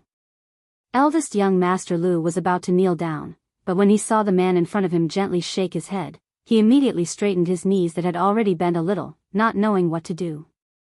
Last year, in the farce of the officialdom in Lingzhou, many meritorious generals were forced to take off their armor in front of the public by a young man with the title of Lingzhou General, revealing scars all over their bodies. Lu Yukuan was there to watch from a distance. At first, he did not feel that the scene was very shocking. But later, he saw his elder brother who had returned from the border. His elder brother, who had always looked down on him, almost broke off relations with his father and the whole family because his father, who was a civil official, made a few sarcastic complaints at the dinner table. Later, he drank wine with his younger brother for the first time and talked intermittently about the war on the border. He talked about how his fellow soldiers died in battle calmly. Only then did Lu Yukuan begin to understand the heavy significance. So Lu Yukuan climbed Mount Wudang in the cold spring. He just wanted to know how the new Prince Liang practiced martial arts. Su Fengnian did not want to reveal his identity here, so he stopped chatting with Lu Yukuan. Then he said goodbye to Kong Dahu and Su Shiying, gave Li Yufu a look, and walked to the hut with Lu Qingyan. After he left, Kong Dahu and Su Shiying looked at each other. How did this guy get involved with the dignified satrap's son? Looking at the situation, he was at least a figure with a family background of the same level. How could he be patient enough to talk to the two of them for a long time? The corner of Su Shiying's mouth twitched. At that time, he had pretended to pat that guy on the shoulder, for fear that these aristocratic sons, who liked to hide knives behind smiles, would turn around and attack him. He hoped that he would not be put in a sack and sink into the elephant washing pool before he could figure out a master. Lu Yukuan had the courage to observe for a long time. When he saw the king of Bailiang squatting and chatting with the two poor martial artists for a long time, he hurried forward and made a toast. He took the initiative to get close to them and said, "Brothers, I am Lu Yukuan from Lingzhou. It is fate that we met. I have wine, the most authentic green ant wine. Why don't the three of us drink it together?" Kong Dahu asked stupidly, "Young master, you don't charge, do you?" Lu Yukuan smiled helplessly and said, "You are slapping my face, aren't you?" Kong Dahu and Su Shiying went to Lu Yukuan's luxurious silk tent in a daze and drank the boiling hot green ant wine. Around them, a group of playboys in bright clothes were looking at them with admiration, and the eyes of the few young and beautiful heroines were even brighter. When the two finally learned the man's identity, they were dumbfounded. In the 4th year of Xiangfu, Su Shiying, a cavalryman from Liangzhou, died at the border after his brother, who was a crossbowman. In the 6th year of Xiangfu, Kong Dahu, a foot soldier from Yuzhou, died in Beimang's Aquarius prefecture. The two of them smiled before they died and died without regrets. Chapter 1345. On the way to Little Lotus Peak from the thatched cottage, Su Fengnian and Lu Qingyan unexpectedly met the old and young of the Yan family again. This kind of fate made the old family head, Yan Song, feel quite marvelous. In their conversation, some of the misgivings of a shallow friendship lessened. If Yan Song's post in Liang before the destruction of the Great Chu was added, the old man could be said to have been a seasoned official. He had seen the 4 reigning emperors of the Great Chu and Liang imperial courts. In fact, he had seen the new emperor Zhao Zhuan of Liang a long time ago. However, when Yan Song was the assistant minister of the Ministry of Rights, Zhao Zhuan was still a young 4th prince who was not outstanding in any aspect. When he saw the old man who often went to the diligent room to teach, he also had to bow like a student. Yan Song's eyes were shrewd and ruthless. Naturally he would not consider Su Fengnian to be an ordinary Bailiang pilgrim. Later, when Wudang's sect leader Li Yufu received him, it confirmed the old man's opinion. It's just that both sides were well aware that there was no need to put it on the table too openly. As for which Bailiang's descendant this young man was, Yen Song, who had already seen the highest point of the Liang Temple, had nothing to do with Bailiang, so there was no need to fuss over it. As the two people climbed the mountain, they unconsciously talked about the blue-eyed Grand Secretary. Regarding Zhang Julu, Yen Song, who was standing in the opposing camp, felt regret. He said that Zhang Julu was still half a step away from becoming a saint. He had achieved the goal of helping the world, but unfortunately he was not able to protect himself. Deeply worried, Yen Song said, vassal kings, foreign relatives, eunuchs, military officers, civil officials. These 5 types of people, if they do not stand upright, are the most likely to cause chaos in the world. Our dynasty's empress is virtuous and virtuous. The foreign relatives have never been able to make a name for themselves, which is the world's greatest blessing. The eunuchs were led by Han Xingxian, Song Tonglu, 2 heads of the Directorate of Rights. There's nothing to say about their character, but they were all loyal to the Zhao family's Son of Heaven. They were also very cautious in matters of authority. Our dynasty's eunuchs scrupulously abide by their duties, so there's no need to worry about eunuchs interfering in politics. With the assistance of Zhang Julu, the late emperor did his utmost to weaken the feudal vassals, quietly suppressing military force, combining hardness and gentleness. It was quite effective. The new king of Jianghu, Zhao Sun, is also devoted to the country. The king of Guangling, Zhao Yi, has no ambition. Your Bailiang is restrained by Bei Meng. Even if you want to, you are powerless. Then there is only the king of Yanqi, Zhao Bing, who has elite troops and is good at hiding his strength. There is no big enemy in Nanjiang, so Zhao Bing can slowly accumulate power. He must be a big problem for our dynasty. Then Yen Song said self-deprecatingly, as for us civil officials, scholars can't rebel for 10 years. The emperor is the easiest to get rid of. The Grand Tutor has always been the highest pursuit of a scholar. Even if you can't become a Grand Tutor, there are so many second and third rank officials that you can be. As for posthumous titles, other than Wenzheng, there are a lot of other titles that can be taken into the coffin. Taking a step back, being an official is not promising, but you can still leave your name in history. That's why I say that we civil officials are the most ambitious, but also the least promising. But Yen Song suddenly paused. With a solemn expression, he said in a low voice, with Zhang Julu as a role model for all scholars in the world for 20 years, it's different. Su Fengnian smiled and said, that Jin San Lang, who rose to the top, said something that poked through the window paper. It was Zhang Julu who taught him that the people are important and the monarch is not. It was also because of this that Jin Lanting submitted to the new emperor that the late emperor decided to kill the Grand Secretary. Yen Song said bitterly, that little bastard, he's not a son. He's not a subject. Tantanon hit him well. Su Fengnian seemed to dismiss it with a smile, but Lu Qingyan intuitively sensed that he was revealing a trace of murderous intent. Yen Song sighed and said, almost all of the civil and noble officials of Spring Eternal Hui's Xiu Qi and Ji Ping are excellent. There are no big problems to be found. However, after following Zhang Julu for so many years, once they lose the breadth of mind of the Grand Secretary, there will be a result of going too far is as bad as not going far enough. The more peaceful the world is, the easier it is for the competition between gentlemen to degenerate into a competition between personal feelings. This old man has many students, and the number of his favorite students can be counted with 2 hands.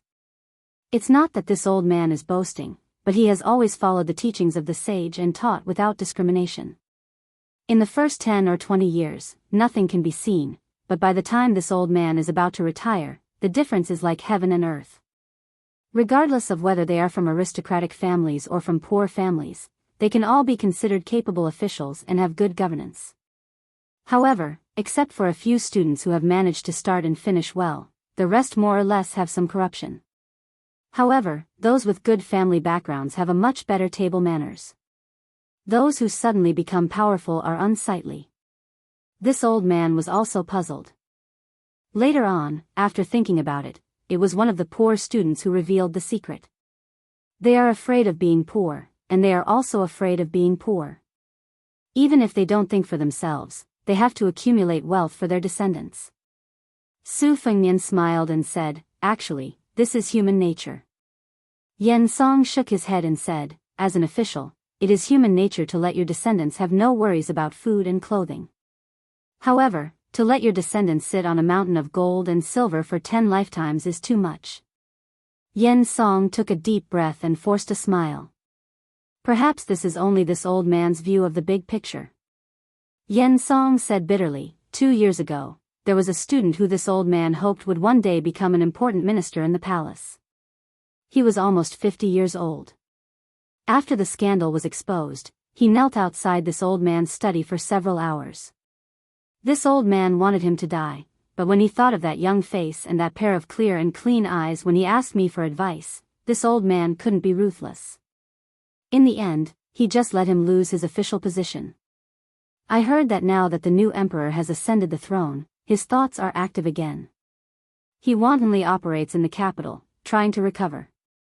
You have to know that the target of his extravagant spending just so happened to be the clan members and nobles that he thought were the rats and worms of the country back then. I still remember that this old man had tried to console him back then. Su Fengnian asked, did he succeed? Yen Song said incomparably self-deprecatingly, with a lot of money to clear the way, and the identity of the student of my political enemy, of course he succeeded. He became the director of the Ministry of Rights. After that, he even wrote a letter to me, his teacher, saying that he would inherit my mantle and become the assistant director of the Ministry of Rights. Su Fengnian clicked his tongue in wonder and said, this guy's skin isn't thin. It would be great if he came to our Bailiang. The old man asked doubtfully, why is that? Su Fengnian joked, just his skin is as thick as a city wall, and he can help block tens of thousands of Beimang soldiers. Yen Song immediately laughed heartily. The other Yen family members beside him also laughed. The long mountain path eventually came to an end. At noon, they arrived at the top of Little Lotus Peak. Looking into the distance, they felt relaxed and happy.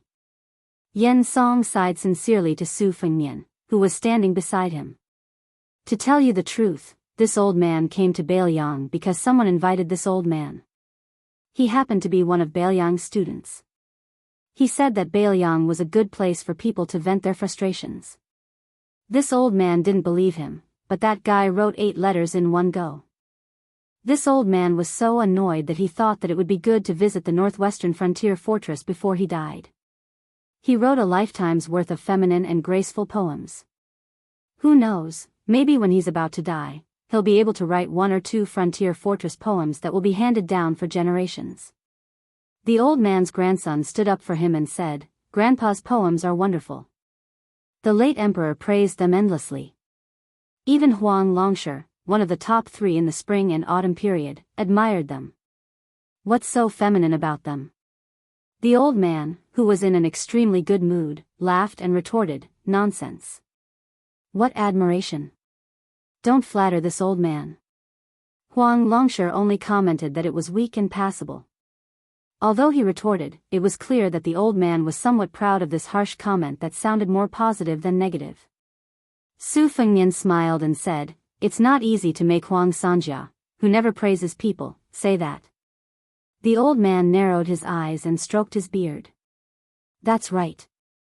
This old man can only accept such words from an outsider like young Master Su. What's the point of flattering his own grandson? Lu Qingyan smiled knowingly. This old man was also a wonderful person. Chapter 1346. Lu Qingyan hesitated for a moment and said, you said that Bailiang is powerless among the vassals, but I don't agree. Yen Song turned his head. Oh. Unexpectedly, Lu Qingyan only said something that did not seem to make sense.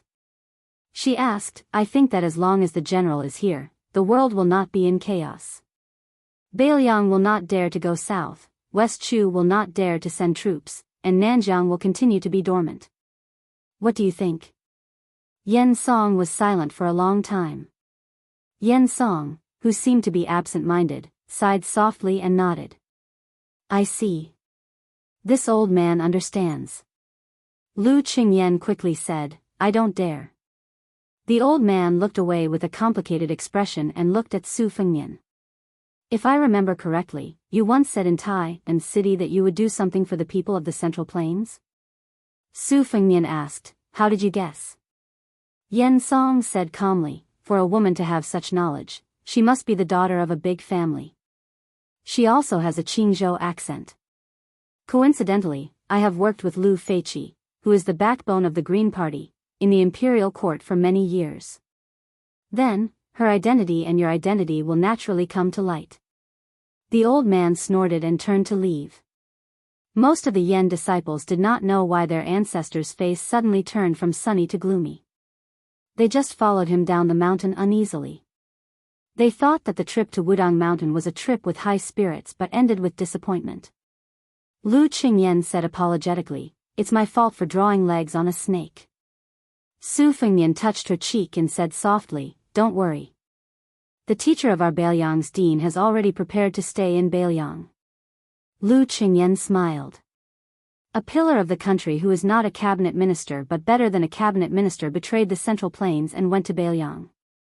This is not good news for the Liang imperial court. Su Fengnian nodded. Yen Song is ending his career for the scholars. Lu Qingyan blinked. Song Dongming is very smart. Su Fengnian reached out and tapped her forehead. Not as smart as you. Lu Qingyan smiled. Su Fengnian explained, I didn't just accompany you to the mountain to burn incense and pray for blessings. This is my blessed land. To be precise, this is a part of my territory. When I fought with Wang Xianji, if it wasn't for the Wudang Mountain going all out to set up the Jianghu formation, I wouldn't have had a chance of winning. Ever since he was born, because of his identity, fortune and misfortune were interdependent. The fortune was him, and the misfortune was his family. After I started practicing martial arts, I had many battles where my life was hanging by a thread, but I didn't die every time. Even if my vitality was greatly damaged, I could always recover afterwards. At first, I thought it was strange. Later, when I gradually reached a higher level in martial arts, I understood that the bigger the restaurant, the bigger the customer. I was like a guest going to a restaurant. Although my identity was special and I could often eat exotic delicacies, I still couldn't escape the fate of eating whatever the owner of the restaurant gave me. Huang Longsher had once divulged a heavenly secret, saying that I would probably have to eat my last meal in the next few years, and then there wouldn't be a next meal. This was probably the fate of that meat in this life. I guarded the northwest gate, but I died in battle. Bailiang was gone, and 300,000 cavalry were gone. I only left a few words in the history books that I didn't know how to praise or criticize, and then this page would be over. What happens to me in the future will depend on how the heavens write the history books. Su Fengnian's eyes were resolute. But ever since I started practicing the blade, I never thought about accepting my fate. At that time, I was just a useless prince, and I wanted to take revenge against experts like Yang Taisui and Lu Haoshi. Later on the mountain top, I wanted to slay the dragon and the celestials. Now, I want to protect Bailiang. I don't want to eat the last meal the heavens gave me. That's why you've also seen it for yourself. The heavens aren't easy to negotiate with either. Very quickly, the worst situation of northern Mang being pressured by 3 fronts appeared. This might be the so-called retribution of the heavenly Tao. Lu Qingyan held Su Fengnian's hand tightly. The cold wind blew against Su Fengnian's face, and he smiled. You must have suffered a lot to marry me. Lu Qingyan stood shoulder to shoulder with this man. There's joy in the bitterness, and the aftertaste is endless. It's enough for me to eat for several lifetimes. Li Yufu brought his disciple Yufu to the top of the mountain. There were several thatched cottages here, and they were all clean. They only saw Su Fengnian standing on the side of the cliff. Lu Qingyan's body was weak, and she couldn't stand the wind at the top of the mountain, so she went to rest in one of the cottages. Li Yufu walked to Su Fengnian's side, but the little Taoist boy didn't dare to come closer. He stayed a few feet away from the two. Su Fengnian whispered, "Is it easy?" Li Yufu looked back at his disciple and smiled. "It's more troublesome than I thought. This child is stubborn and likes to get to the bottom of things. A few days ago, I helped an old man who came to the mountain to burn incense. It was a bad lot, and his grandson was going to die at the border. This disciple complained about what I did at that time, and was angry with me for several days. Su Fengnian curiously asked, "How did you do it?" Li Yufu replied, "I didn't tell the old man the truth. I only said that it was a good lot, and it's half a blessing and half a curse. It depends on fate." Su Fengnian asked, "What did the child complain about?" Li Yufu said helplessly, "He complained that I shouldn't have lied, or I should have been a good person to the end and changed the lot for the old man's grandson." Su Fengnian thought about it and didn't say anything. He wasn't the little Taoist boy Yufu, so he naturally knew the complexity of the matter. He sighed. It seems that the old chief Wang Zhonglo must have suffered a lot when he had such a little junior brother. Li Yufu smiled but didn't say anything. Su Fengnian whispered, "I've squandered most of the aura of Mount Wudong. I'm sorry." Li Yufu shook his head and said, "Since ancient times, mountains and rivers have spirits." Su Fengnian asked, "Aren't there immortals who are spirits?" Li Yufu smiled and said, "Huang Longshi said that there were immortals in the world, and then there were no more immortals around. The more people know about it, the more they value chivalry. At that time, chivalry will become the backbone of Jianghu and the world. In my opinion, immortal cultivation is too difficult. It's far away, but it's easy to be human. If a difficult thing can't be done, everyone has an excuse. If an easy thing can't be done, it's hard to find an excuse for yourself." Su Fengnian said, "I may not climb the mountain in the future." Li Yufu whispered, "I will go down the mountain often." Su Fengnian smiled and said, "In the future, that child should be beaten. Who told him to kidnap my sister without telling me in his last life? He still owes me." Li Yufu smiled and didn't say anything. Su Fengnian didn't rush down the mountain. Instead, he stayed at the top of Small Lotus Peak. Lu Qingyan sat with him at the turtle-carrying tablet for a while and then went to sleep. When she woke up the next day, she didn't know if she had a dream. She seemed to have seen a scene in a daze last night, but she couldn't be sure. After she opened her eyes, she saw Su Fengnian sitting by the bed. The latter smiled warmly but didn't give an answer. That night, a father and son stood side by side. The old man folded his hands in his sleeves and his back was slightly hunched. The old man looked at the territory of Bailiang. The young man smiled and said, "Father, I just know that without you, there are no tigers in the mountains." The old man just gave an irrelevant answer, "If you can't bear it, don't force it. I only said half a sentence before. There's no reason that no son can't die. The second half is true, but there's also no reason that no son must die." Su Fengnian shook his head and said, "I'm the king of Bailiang. I'm not guarding the country for the emperor of Zhao, nor am I guarding the northwest for the people of the Central Plains. Father, you also said that where mother was in the past was where Su Zhao's home was. Later, where our children were, was where your home was. So to me, Su Fengnian, where my parents' graves are, is where my home is. I'm afraid of death, but if there's a day when I die, I'm not afraid of dying in Bailiang." The old man pointed to the distance and laughed loudly, "This is a great place. I, Su Shao, led the cavalry under my command and trampled all over the 9 countries of spring and autumn. Xiaonian, will you go to Beimang for me one last time?" Su Fengnian nodded and said, "Okay." Chapter 1347. On the Lantern Festival of the second year of Xiangfu, Bailiang Province, Chongqing City, the provincial city of Yuzhou. The lanterns were lit, and the fireworks were dazzling. Among them was a middle-aged man in a Confucian robe who was enjoying the scenery with his family. Although he was not eye-catching in the officialdom of Yuzhou Province, he was only a secondary Class 5 civil official. There were so many generals in Yuzhou Province, Tang Wenjin was just an assistant official from a poor family. His superior official, Hong Xinjia, was able to enter the field of vision of the central government of Liang Province, especially the Ministry of War because of Gu Jintang's favor. However, perhaps not many people in Yuzhou Province had heard of Tang Wenjin's name. Nevertheless, Tang Wenjin's significance to Yuzhou Province, especially the military significance of the frontier line, could not be underestimated. Tang Wenjin had made a great contribution to the Wudong system, which was said to be capable of killing 160,000 northern barbarians. It was Tang Wenjin who had followed Hong Xinjia step by step across the gourd mouth and participated in the whole process, from the drawing of the geomancy map, the selection of the Wudong system, and the excavation of the ground. It could even be said that Tang Wenjin had the most meticulous and perfect military map in his mind. Once the war broke out in Yuzhou province, if Hong Xinjia and Tang Wenjin were not at the gourd mouth, the effect of the Wudong system would be greatly reduced. Being exposed to the wind and the sun all year round, this civil official, who had a good reputation, had a dark complexion. His beautiful and fair-skinned wife, who was from Yanji County, made Tang Wenjin look like a big piece of charcoal.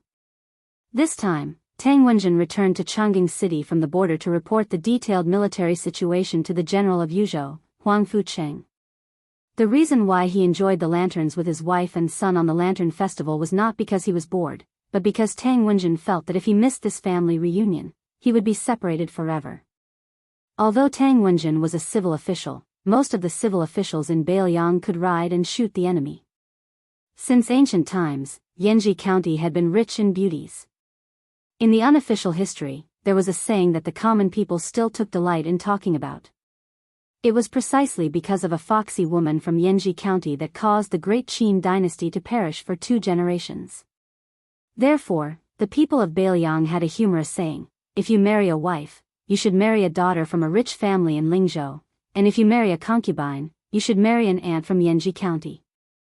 Tang Wenjin married a woman from Yanji County, but he did not take any concubines. For many years, they lived in harmony. The only flaw was that they gave birth to 2 daughters, but they did not have a son. However, Tang Wenjin did not feel any regret. He doted on his 2 daughters very much. On the other hand, his wife always felt that she had let down the Tang family. Tang Wenjin often joked and comforted her, saying that the Wubao beacons at the mouth of the gourd were his sons.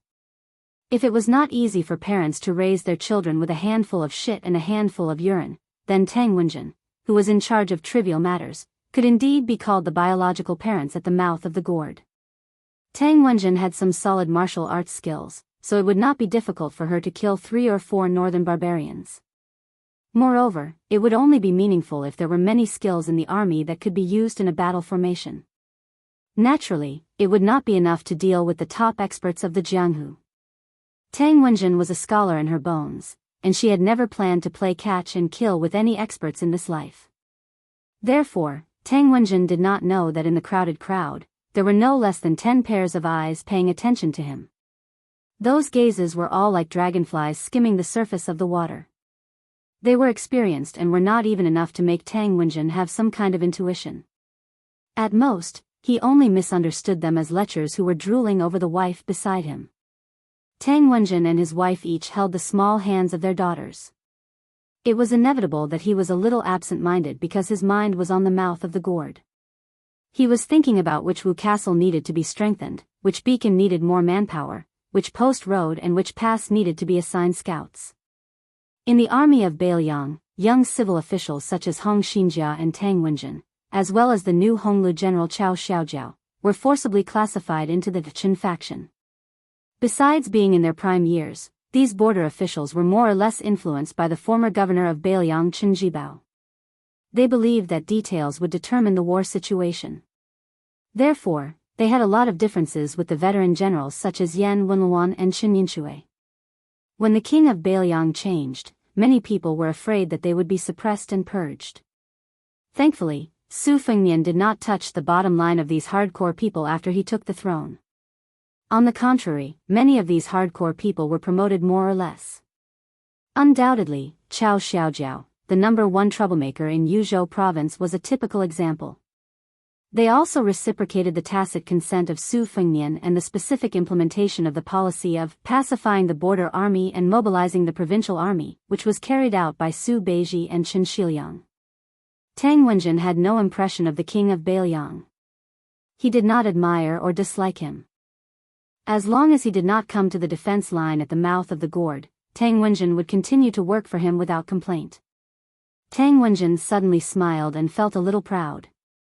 It was true that the mouth of the gourd had consumed a huge amount of Bailiang's provisions, but he and General Hong were using those stones to exchange for the lives of the Bailiang barbarians.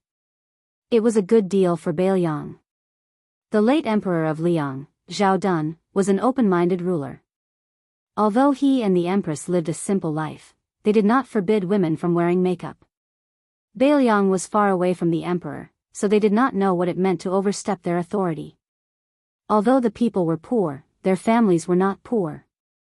Every festive season, rich and powerful women would compete with each other for beauty. As long as they had money and dared to wear it, they would not be restrained even if they wore phoenix coronets and robes. At this time, in the crowd, there was a young woman who imitated the heavenly treasure makeup style of the old southern Tang imperial women. She had a graceful figure and a personal maidservant who combed her hair into a bun. One of the two women was plump and the other was slender. They complemented each other very well and were very eye-catching. Many idlers who liked to wait for an opportunity to take advantage of them swarmed over. In order to block the disaster for her mistress, the maidservant had already dropped several of the exquisite little combs made of gold, silver, and jade. However, it was still impossible to guard against them. The young woman's delicate buttocks still could not escape from the disaster. She was gently patted by a nimble skinny monkey with a mouth full of yellow teeth. Obviously, he was a veteran. The young woman was so frightened that her face turned pale and she hurriedly ran away. This scene happened to fall into the eyes of Tang Wenjin's wife. In addition to sympathy and annoyance, she also had a hint of jealousy and ridicule. She whispered to her husband, wearing such gaudy clothes and without the protection of a strong servant, isn't she just attracting bees and butterflies? Who's to blame? Tang Wenjin did not care about these trivial matters. He nodded carelessly and had no intention of being a hero and saving the beauty. Cold women's temperaments were mostly unyielding and valiant. They were not inferior to men. Don't be fooled by their appearance of being gentle and timid. If they were really angry, they would definitely roll up their sleeves and fight fiercely, scratching other people's faces until they bled. Wasn't the wife next to Tang Wenjin the same one who, after marrying from a small place in Yanji County to the provincial capital, rewarded the prodigal with a ruthless kick to the groin when she participated in the lantern market for the first time? Not far away, a tall old man with a felt hat on his head threw a string of copper coins as a reward to the dwarf who was performing a fire-spitting performance. At the same time, in the sea of people, there was a traveling monk who was becoming more and more common in Bailiang. He carried a bamboo rack with scriptures on his back. There was a young couple dressed in coarse linen. They were buying a stick of candied haws for their child from the man selling them. In the northeast corner of the downtown, there was a prosperous Dongfu temple.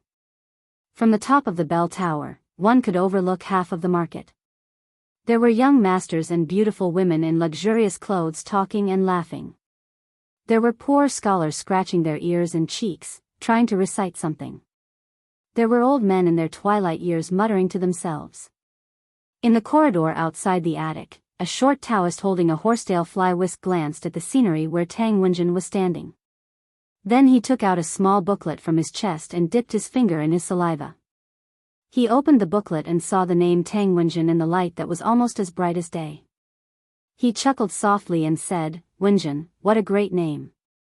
I heard that in the imperial court of the Central Plains, only a rare court official could receive such a title after death. Boy, you should take it easy in your next life." Just as the Taoist finished his soliloquy, a series of imperceptible changes took place in the downtown area. The girl from the heavenly treasure makeup, who was molested by the skinny monkey, lowered her head and ran a few steps away from Tang Wenjin. She twisted her waist. Even though she was in a difficult situation, she still had a natural charm. At some point in time, the servant girl in the bun had taken a small silver hairpin from her head. She should have flicked her wrist and flicked it upwards, but when her young miss twisted her waist to the left, the silver hairpin brushed against the right side of her waist and accurately pierced towards Tang Wenjin's heart. But at this moment, her wrist was tightly grasped by the skinny monkey who looked no different from an ordinary ruffian.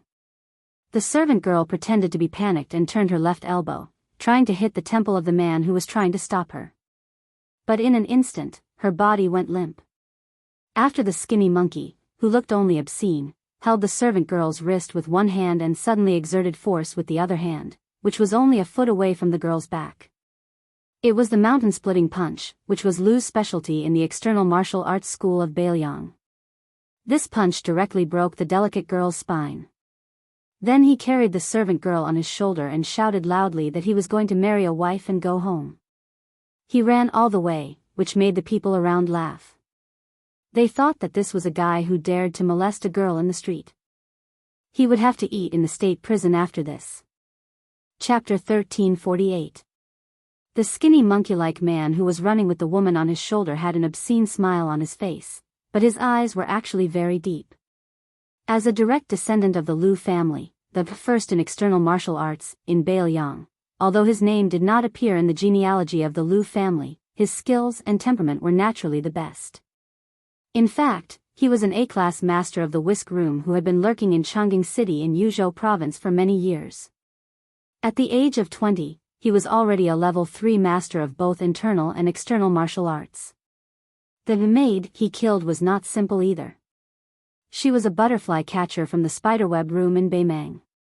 After the successful strike, the skinny monkey-like man did not make any unnecessary movements and directly withdrew from this unconventional battlefield. He clearly remembered that when he first joined the whisk room, the senior who led the way only taught him a seemingly simple truth: there was a fine line between killing and being killed. After saying this, the senior smilingly asked him if he understood. Before the skinny monkey-like man nodded, he was sent flying backward. After lying on the bed for 2 months, he could finally get up and walk. After that, he understood a little. In the whisk room, which was built by Chu Lushan, rules were the most important. When and where to kill, what method to use to kill, when and where to withdraw. If there was an accident, someone else would secretly remedy it. No one was allowed to act on their own. The most taboo in the whisk room was to be self-righteous. If anyone dared to break the rules, Chu Lushan, the team leader, had a variety of rules to teach people.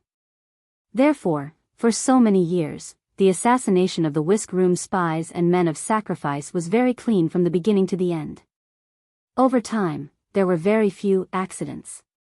After seeing the butterfly catcher being carried away, the old man in the felt hat who had thrown a string of copper coins to the vaudeville dwarf blocked in front of the man and woman in linen clothes, preventing them from getting closer to Tang Wenjin and her husband. The old man greeted them with a smile as if he had met a longtime friend of his. In an instant, he exchanged 6 moves with the young man. Finally, the old man with a kind smile put his arm around the young man's shoulder and stabbed a poison dagger into the waist of the Beimang catcher. What's more, the dagger was quickly pulled out and stabbed again. The young woman who had disguised herself as the butterfly catcher looked at all of this as usual. Even when the old man in the felt hat supported her husband and quickly moved away from her, she did not move. However, the corners of her mouth were slightly raised. When the old man in the felt hat realized that something was wrong, his head seemed to have been hit violently and he leaned back. The old man with blood oozing out of his forehead saw a young child standing not far away. The child, who looked innocent, tilted his head and gently spat out the second hawthorn seed. Then, the old man in the felt hat, whose vision was blurred, laughed. The butterfly catcher hurriedly squeezed into the crowd and disappeared in an instant. However, the child, whose real age could not be guessed, was left behind forever. There was a wooden stick that was originally used to skewer the candied hawthorn on his forehead. The honest old man who was selling candied hawthorns on the street picked up the child and quickly walked to the old man in the mink hat who was about to fall back. He inserted the stick that was full of candied hawthorns into the ground and freed one hand to support his old friend and the dead catcher. The old man in the felt hat was speechless. He looked at his old friend who had quarreled with him for half of his life. His lips trembled, but he could not say anything. The latter's eyes were red. He first wiped the blood on his old friend's forehead and then pulled his old friend's felt hat to cover his forehead. He said softly and hoarsely, "Lao Rong, when the Qingming festival comes back, I'll definitely bring you a pot of good wine that Master Chu gave me last year. Don't worry." The old man in the felt hat leaned back against the stick and slowly closed his eyes. A dozen or so steps to Tang Wenjin's right, a Wudong courtyard's eagle soldier and a northern Mang dragonfly catcher perished together, both of them using the dagger in their sleeves to kill each other. The two of them sat side by side on the ground, as if they were good brothers who held each other's arms after getting drunk. The young woman in the makeup that day was indifferent to the changes around her. Her only target was Tang Wenjin. The spider web that Li Mibi painstakingly managed had a pair of cocoons, 6 pole lifters, 300 catchers, and 80 butterfly catchers. She was the best among the butterfly catchers. She even had the chance to become the first female pole lift in Beimang. The premise was that she had to kill Tang Wenjin tonight. The 16 Yuzhou officials that she had killed before could not be compared to Tang Wenjin. Therefore, the death of those butterfly catchers was worth it. One step. She was only one step away from Tang Wenjin, who was still in the dark. Suddenly, the inconspicuous young woman beside Tang Wenjin bumped into her arms. In the corridor outside the clock tower, a burly young man with a sword appeared beside the short Daoist. He leaned his body and put his elbow on the railing. He narrowed his eyes and watched the hidden battle in the downtown area. He curled his lips and said, "What a waste of effort." The old Daoist withdrew his gaze. He seemed to be unwilling, but he still put away the booklet. He put the fly whisk on his arm and said flatly in the Liang official language, "If you want to blame someone, blame your spider web for the wrong information. You couldn't even find out that Tang Wenjin's wife was a spy for Beiliang." The young man with a sword had a much more pleasant Liang accent. He sounded exactly like a Central Plains person. He said casually, "I'm just a pole lift who does the dirty work. I'm not an immortal. To be honest, you, the great immortal of the Daoist sect, are the ones who are called immortals." The old Daoist did not get angry. There were 135 targets in the booklet. So far, only 37 people have been killed. Not to mention the Jianghu men of sacrifice of our dynasty and the scouts and riders of Beiliang, 1 pole lift, 12 butterfly catchers, and 31 catchers have died in your spider web.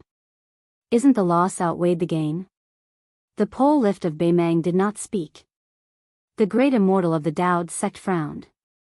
"We don't have any backup for this trip to Chongqing City. Do you want to join hands with me to kill the heavily guarded Yuzhou General Huang Fujin?" The young swordsman with old age spots on the back of his hands sneered. "Apart from you, Cui Wazi of the Daoist sect, who came with me to watch the show, the yin yang face in the princess's tomb, the great music house of the chess and sword music school, and the 2 on the devil's master ranking didn't show up. Aren't you curious where they are? Why did the 5 of you only make a few moves along the way? It's not like Beiliang didn't send anyone to guard the front line of the Calabash Cave. Half of the Tide Listening Pavilion's experts are hiding there, waiting for an opportunity." The immortals of the Daoist sect were good at cultivation, but they were not enlightened when it came to these dirty tricks. Cui Wazi was famous outside the Daoist sect, but his reputation in the sect was average. His talent was average. Not to mention the immortal Yuan Qingshan, who had already attained Dao and ascended, he could not even be compared to the senior brother who had been sleeping in a small building in Xijing with the flood dragon and the vat for 20 years. However, the empress had assigned tasks to all the major sects, so the Daoist sect had no choice but to push him, the great immortal of the Daoist sect. Cui Wazi also knew his own limits. Even though this spiderweb lifting pole beside him had not reached the finger Xian realm, and he was not even sure if he had reached the Vajra realm, but if the 2 of them were to really go all out in a fight, the one to die would definitely be him, a genuine Daoist finger Xian expert. Therefore, among the 5 first pin experts of Jianghu, the other 4 obviously looked down on Cui Wazi. He had no choice but to be an accountant. The old immortal asked tentatively, could it be that State Preceptor Li was targeting Huang Fujin from the beginning? The old man quickly added, or the more prestigious Yuzhou provincial governor Hu Kuei in the Beiliang frontier army? The spider-web bandit, who was skilled in disguise, could not help but roll his eyes. Playing the lute to a cow. Chapter 1349. Cui Wazi clenched the handle of the fly brush and said gloomily, "I respect Master Li, not you. Don't push your luck." However, the sword did not pay any attention to this virtuous and respected enlightened master of law. Instead, it turned around and stared fixedly at a weak and delicate woman who had previously accompanied a certain silk-clothed young master in a show of cultured elegance. In the general's mansion in Yuzhou, Huang Fujin, dressed in official robes, sat on a red sandalwood chair. In the hall stood an old swordsman who was resting with his eyes closed. He was carrying a heavy sword case. He was the master of the profound finger technique, Mifengjie, who had been recruited by the king of Bailiang himself. Compared to Cui Wazi, who practiced the profound finger technique on the bell tower, Michigan Fengjie's profound finger technique was based on the sword. Huang Fujin knocked on the table with one hand and held a teacup lid with the other.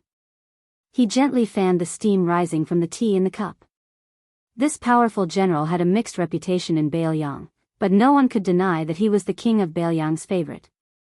In Yuzhou, he was probably the only one who could bear the title of trusted subordinate. Huang Fujin could drink, but he did not like to drink. When he drank tea, he only drank strong tea that was so bitter that it made one's mouth feel bitter. Huang Fujin was silent. According to the intelligence reports from Wutong'an and Fushui, Beimang's network and Jianghu forces had infiltrated the hinterland of Yuzhou.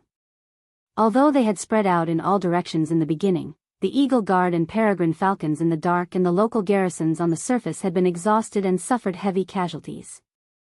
Later on, these desperados had chosen a central route to the south. Then, under the cover of large-scale assassinations on the left and right, they had gone straight to Yuzhou's capital, Chang'an City. The target of the assassination was obvious. It was either him, the general of Yuzhou, or Governor Hu Kuei. In Chang'an City, in addition to Mifengjie, who had a hidden identity, there were also many second-level supreme power masters in Governor Hu's mansion to protect Hu Kuei. There was also that crazy woman, Fan Shaochai, who was hiding in the city. It seemed reasonable for Beimang to attack Chang'an City, which was heavily guarded but had plenty of bait.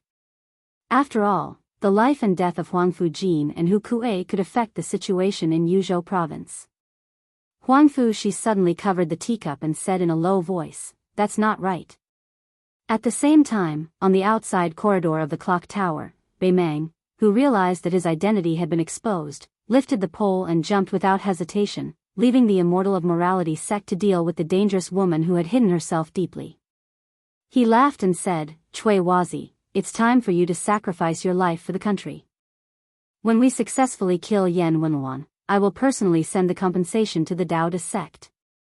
General Yan Wenluan's tent was not in the hinterland of Yuzhou. It was only 150 miles away from the mouth of the gourd. At first, when the Yuzhou border army heard that a large number of Beimang assassins had infiltrated, they sent out 20 scouts of each group of 50 people. Great Ancestor Gu was different from Qin Yinshui, who was stationed in Yuzhou. Great Ancestor Gu was in charge of the situation at the border of Liangzhou province. Because he was worried about the safety of the commander, he even asked Zhou Kong, the deputy commander of the cavalry army, to send the most elite crossbowmen to the old general's tent. He completely ignored Yan Wenluan's objection and sent them to the old general's tent in case of any accidents. As the spy reports were sent, it showed that the Beimang assassins kept coming south. Especially the tent of the deputy commander of the infantry army, Qin Yinshui, was attacked at night. The Yuzhou army suffered heavy casualties. If it were not for the fact that there were enough third-level masters and masters in the ambush, the consequences would be unimaginable. Although the alert of Yan Wenluan's tent did not weaken, everyone was obviously relieved. This day just happened to be the time when the northern Mang cavalry crazily poured in from the other side of the gourd, the smoke of war rising from all directions. Yan Wenluan led 1,000 cavalry to rush to the front lines. Around the 1,000 cavalry, the crossbowmen on the 3 white horses and the first-rate scouts of the Yuzhou infantry were carefully and skillfully scouting. The more they did so, the more uneasy Yan Wenluan's guard commander felt when the 10 of them blocked the path of the 1,000 cavalry. At the end of the road, the person in the lead was a woman whose face was covered by a white veil. Beside her was a middle-aged scholar with thin eyes and a long beard. He had a Xiaoyao bandana on his head and a dark purple bamboo flute at his waist. They were the Princess Tomb and Little Thoughts. Chess and Sword Music School, Great Music House. Behind the 2 of them were 2 of the 10 giants of the Beimang Demon Path. A dwarf sat on the shoulder of a giant. It was a weird scene. The Beimang Jianghu only knew their nicknames, Iron Horseman and Thirsty Horseman. The latter was especially notorious. Just like the demon Xia Ling who liked to eat people's hearts and livers, they liked to drink the blood of living people. In the most unsociable position at the back, a white-haired old woman was coughing heavily. She had a delicate and beautiful flower on her head. The other 5 were all outstanding first-rate experts of the Beimeng Jianghu. Yan Wenluan raised her arm and the 1,000 cavalry suddenly stopped. The old general chuckled and said, "This time, the northern barbarians have quite the appetite." The cavalry commander of the personal army was deeply worried. He urged his horse to Yan Wenluan's side. But before he could speak, Yan Wenluan laughed and said, "Don't worry. There's nothing for us to do today. Just enjoy it. In the end, there's still the existence of 10,000 enemies in the world. We generals who rely on the strength of our soldiers and horses have no choice but to accept it." In the cavalry commander's confusion, one of the cavalry silently stepped out of the formation. A man holding a long spear took off his helmet. This man, who was hailed by the world's famous general, Yan Wenluan, as the enemy of 10,000 enemies, slowly urged his horse forward. Many years ago, during the era when the sword god, Li Chungang, was the champion of the Jianghu, there was a man from Beiliang. 1 man, 1 horse, and 1 spear, he was unstoppable on the Beimeng grasslands. His name was the spear immortal, Wang Xiu. After that, the world only knew that Wang Xiu taught a disciple who surpassed his master, the white-robed Chen Jibao. But even the people of Beiliang, and even the king of Beiliang, Su Fengnian, did not know the reason why Chen Jibao was unable to take away the famous spear, after killing his master, Wang Xiu. It was because someone used an ordinary wooden spear to block Chen Jibao, who was wielding the plum ziqing. Looking at the seemingly ordinary cavalry charging with a spear, the leader of the great music house sighed helplessly. "It's Su Yanbing. Our previous plan has become a joke." A gust of wind blew past him and the princess. The great music house felt even more helpless. "You're courting death." The burly steel horseman galloped past them like lightning, and the dwarf laughed cruelly. When the distance between the 2 parties was about 50 steps, Thirsty kicked the giant's shoulders with both legs and used the momentum to leap forward. The thin and small figure's trajectory in the air was very ghostly and gaudy. In the end, it only brushed past him. The 1,000 cavalry behind Yan Wenluan did not see how the spear-wielding man attacked. They only saw the devilish dwarf explode into a cloud of blood in the air, and then the burly giant turned around and fled with all his might. They still did not see how the spear-wielding man on the horse moved his spear, but the enemy did not dare to run in a straight line. They circled back and forth, battered and exhausted. The next scene was even more inconceivable. The Beimeng demon nicknamed Steel Horseman seemed to have been forced into a desperate situation for no reason. He turned around again and charged toward the horse. In the end, like an idiot committing suicide, he crashed into the tip of the spear, allowing the spear to pierce through his head. Su Yanbing flicked his wrist lightly and flung the giant corpse away. He continued to charge. It was not that Thirsty and Steel Horseman were too weak to withstand a single blow, but that the opponent they chose to attack with his spear had no chance of survival. In the past, when Wang Xiu, one of the 4 great grandmasters, fought against others, even if many of his opponents were on the same level as him, there were still very few who could withstand a single blow from him. Su Yanbing had already surpassed Wang Xiu's peak state by a lot. This was even more so. This meant that the battle between Su Yanbing and Chen Jibao in the future was destined to be a matter of a single spear. Chapter 1350. After the new Jinshi in Liang, they were often not immediately appointed to an official post. Before they were officially promoted to an official post, they were sent to the 6 ministries and 9 ministers to practice their political affairs. This was the so-called Jinshi system. After the new emperor ascended the throne, he went one step further on the basis of the assistant minister of the Ministry of War to patrol the borders established by the previous emperor himself. He created the precedent of the Ministry of War officials observing the borders. This was originally one of the proposals of the king of Jing'an, Zhao Sun, in the past. The purpose was to prevent the Ministry of War from only thinking about military affairs on paper and not being practical. It could be seen that the current emperor of the Zhao family was especially fond of this young vassal king, who was loyal and devoted during the Jingnan crisis. This time, the Ministry of War was leaving the borders of the capital, which attracted the attention of the whole court. The ranks of the officials of the Ministry of War were not high. Among them, the Assistant Minister of the Carriage Department, Kang Zhenrong, the Manager of the Military Selection Department, Gao Tingshu, and the others, and the Manager of the Military Storage Department, Yan Qiji.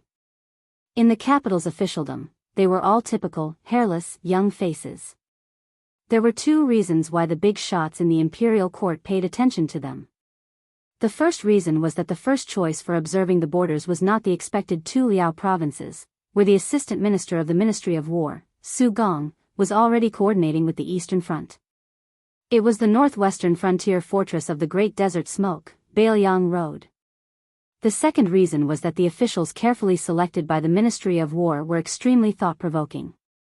Among them, Gao Tingshu, the new second place, and Wu Zongxian, the same year in the officialdom, were able to rise to fame in Tai and city. Obviously, it was not enough to rely on their first or third place status. If it were not for Jin Sanlang, who spared no effort to add fuel to the fire, they would have been eclipsed by the government observation in 2 or 3 months at most. In the Zhao family Yamen, where there were many high-ranking officials, the Yonghui era had lasted for more than 20 years, so there was no shortage of Zhuangyuan, and Tanhua. As for the Jinshi, there were even more.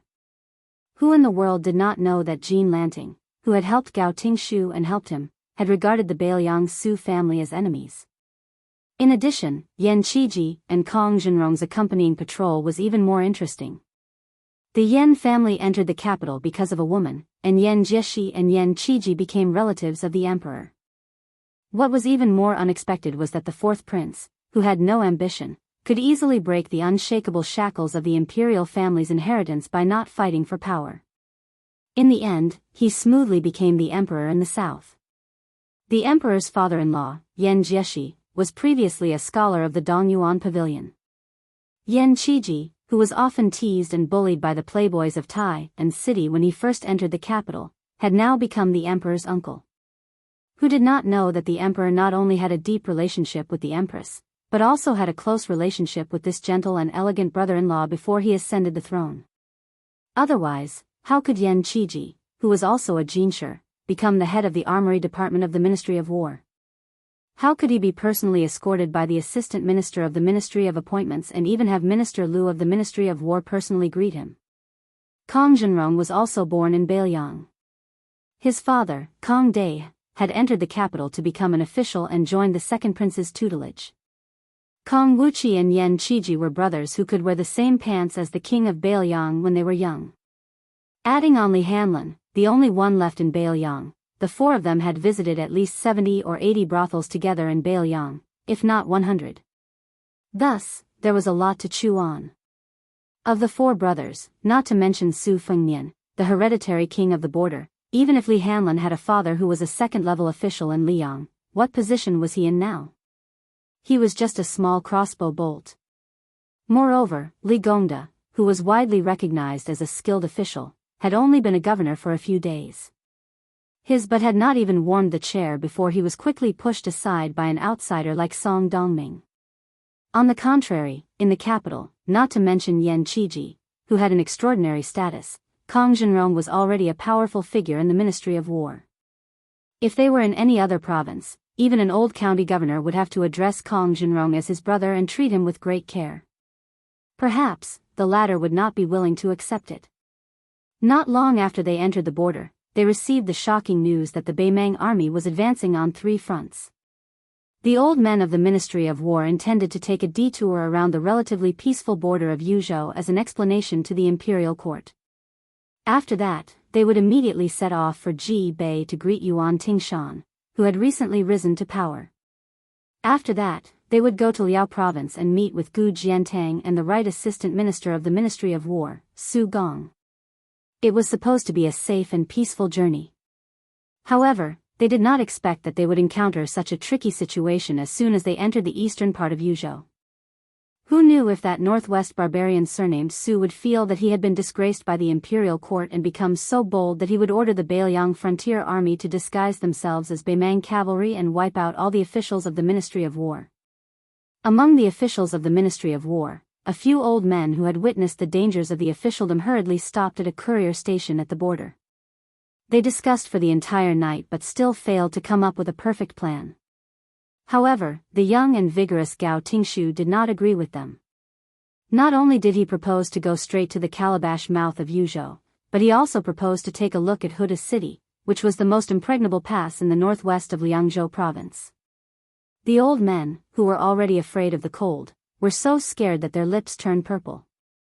If not for the fact that the bannerman was a junior in the officialdom who had a good impression on both Gu Jiantang and Minister Lu, he would have been kicked out of the Ministry of War by the time he returned to the capital. Compared to Gao Tingshu, who was like a newborn calf that was not afraid of tigers, Yan Qiji, who had been gentle and courteous along the way, was much more amiable in the eyes of those old foxes in the officialdom. After a torturous night at the courier station, they did not know how many times they had picked the wick. In the end, it was Yan Qiji who came up with an idea that made the old men feel more and more appropriate the more they thought about it. The imperial uncle proposed not to go to Yuzhou province or the northern line of Liangzhou province, but to go directly to Beiliang Palace and Mount Qingliang. Liang Shihu, who was in charge of the specific affairs of the department for purging officials, stroked his beard and made up his mind. He squinted his eyes and smiled as he said, "Good." Official Liang found this young imperial uncle more and more pleasing to the eye. Going to Mount Qingliang, which was famous throughout the world, was a good idea. No matter how unruly the king of Beiliang was, even if he had dared to send troops to resist an imperial edict, he would not be so daring as to kill someone in his own palace, right? Besides, with the friendship that Yan Qiji and Kong Zhenrong had built up with the king of Beiliang, even if there was not much left, going to Beiliang Palace would not be a hongmen banquet. Besides, who had not heard of the spectacular sight of tens of thousands of carps swimming in Tidehark Lake? There were so many officials in Grand Peace City, but how many of them had the opportunity to see it with their own eyes? After leaving the capital, Gao Tingshu, who appeared to be in high spirits, hesitated for a moment. In the end, he did not say anything that would offend the public. It seemed that Manager Yan's status as the imperial uncle was not something that he, the second-ranked scholar with an unstable foundation, could provoke. Chapter 1351. When the political observation team stopped at the relay station bordering Liangzhou to rest, Kong Zhenrong, who was returning to his hometown for the first time since he entered the capital, found Yan Qiji, who was reading Sages at night. He sat down and did not say anything. After a few years of polishing, Yan Qiji gradually lost the childishness of a foreigner entering the capital. Furthermore, he had a scholarly temperament. After the Yan family had a meteoric rise, this young scholar with a weak temperament had imperceptibly become more assertive. This made his father, who was the Grand Secretary of the Grand Hall, feel very gratified. Kong Zhenrong did not speak, and Yan Qiji did not take the initiative to speak either. There was only the sound of him flipping the book and the occasional sound of the lamp wick cracking in the room. In the end, it was Kong Wuqi who could not hold it in and asked in a low muffled voice, "Yan Qiji, do you think Brother Feng will be angry and refuse to see us?" Yan Qiji continued to read and seemed to be unsure. He said softly, "I don't think so." Kong Zhenrong, who had just shaved his beard this morning, touched his stubble and sighed sadly. "You are lucky. You and Hanlon have been together with Brother Feng for a few more years. I ran to the capital a few years before you. The last time Brother Feng went to the capital, my father was muddle-headed and tricked me to go to the south of Jingji early. In the end, we did not meet. Yan Qiji, you read more books. Do you think Brother Feng will think I am not loyal? If I had known it would be such a depressing situation, would not have gone to the capital with my father even if I had run away from home." Yan Qiji did not flip the book again. He stopped at the page in his hand and was silent. Kong Zhenrong asked, "Why don't you go to the Ministry of Personnel or the Ministry of Rights? Why did you come to the Ministry of War? Didn't you hate war and bloodshed the most since you were young?" Yan Qiji sighed. "It is because I hate it that I want to go to the Ministry of War." Kong Zhenrong rolled his eyes. You scholars have a lot of tricks up your sleeves. You don't say it directly. Others take off their pants to fart, but you wear your pants to shit. Yan Qiji's eyes suddenly sharpened. He looked out of the window and whispered, when you go back, tell Uncle Kong to stop writing to King Tang of Gangnam-do. Seeing Kong Zhenrong's confused appearance, Yan Qiji almost squeezed out word by word. Especially the matter of King Tang sending people to the capital to present the auspicious white deer. Tell your father not to get involved. Kong Zhenrong wondered, isn't this a good thing? Yan Qiji sneered, you don't have to care about anything. You just need to tell your father that it was an unintentional remark I made after a family banquet. Your father knows the severity of the matter. Kong Zhenrong, who used to be Yan Qiji's shield, looked at Yan Qiji's face and said softly, eating chicken Yan, I don't think I know you. Yan Qiji's originally tense face softened a little. He picked up the book on the table again and said almost to himself, I didn't want to either. The following trip to Liangzhou made the hearts of the officials, including Liang Zhenrong of the Department for Purging Officials, slowly relax. Not only did the local armies of Liangzhou open the gates for them, there was also a newly appointed lieutenant who personally escorted them to the outskirts of Liangzhou city. Although there was a hint of surveillance, at least on the surface, it gave enough face to the Ministry of War's political observation this time. Liang Zhenrong did not have a military background, but as an old official of Jianghu of the Ministry of War, his vision was not bad. He could tell that Beiliang's local army was strong, far superior to the capital and Jizhou. Naturally, he began to feel fear of the Su family's 300,000-strong cavalry. He sighed with emotion. It turned out that Beiliang's light cavalry was already so majestic. When the group of officials, who were looked at like monkeys by the people of Liangzhou, arrived at the gate of the king's mansion at the foot of Mount Qingliang and saw the 2 stone lions that were as tall as 2 people, even the experienced and knowledgeable old men of the Ministry of War looked at each other and gasped. How majestic! Yan Qiji and Kong Zhenrong's expressions were complicated. Gao Tingshu snorted coldly, scaring Liang Zhenrong into coughing heavily, afraid that the people of Beiliang Palace would hear. In Liang, there had always been a saying that the local officials were 3 feet lower than the officials of the capital. This meant that the prestige of the officials of the capital was naturally 3 ranks higher than that of the local officials. Now, there was no need to mention the officials of the Ministry of Personnel who were arrogant towards the officials of the capital. Although the Ministry of War, which had lost its backbone, was beginning to be overshadowed by the Ministry of Personnel led by the new, heavenly official, of Liang, Yin Mao Chun, its prestige was still there. Liang Zhenrong was the chief official in charge of all the political plans in the world and a proud scholar. Therefore, when he led the way through the side gate of Beiliang Palace, he had the air of a capital official that swayed his sleeves as he walked. Even the steward of the king's mansion could not help but take a few more glances. The king of Beiliang, Su Fengnian, did not appear from the beginning to the end. It was the deputy of Beiliang's Ministry of Economy, Song Dongming, who came out to greet the guests. He said that the king of Beiliang was in charge of military affairs at the border and could not leave. Liang Zhenrong and the other old foxes could not wait for the son of a butcher to ignore them.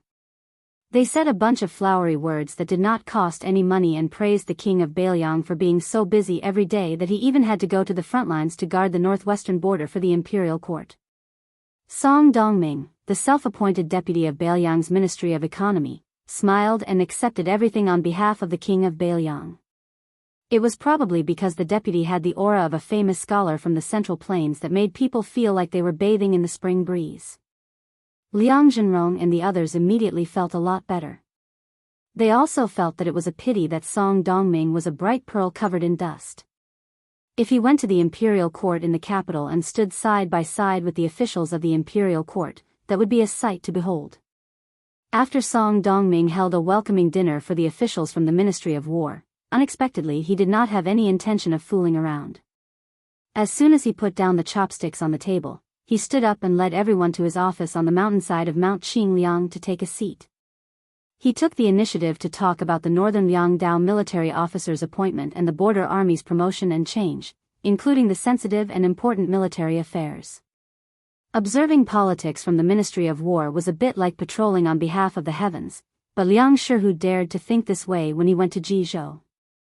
How could he dare to be so arrogant in northern Liangdao? He had originally thought that they would be lucky if they could eat a few meals and drink a few pots of green ant wine. He had even prepared himself to be ignored. The elders, including Liang Zhenrong, insisted on only listening and not speaking. However, Gao Tingshu was not so particular. He asked many times about the distribution of troops in Beiliang and the specific military affairs at the border. Song Dongming did not show any displeasure and always found some excuse to skip the questions.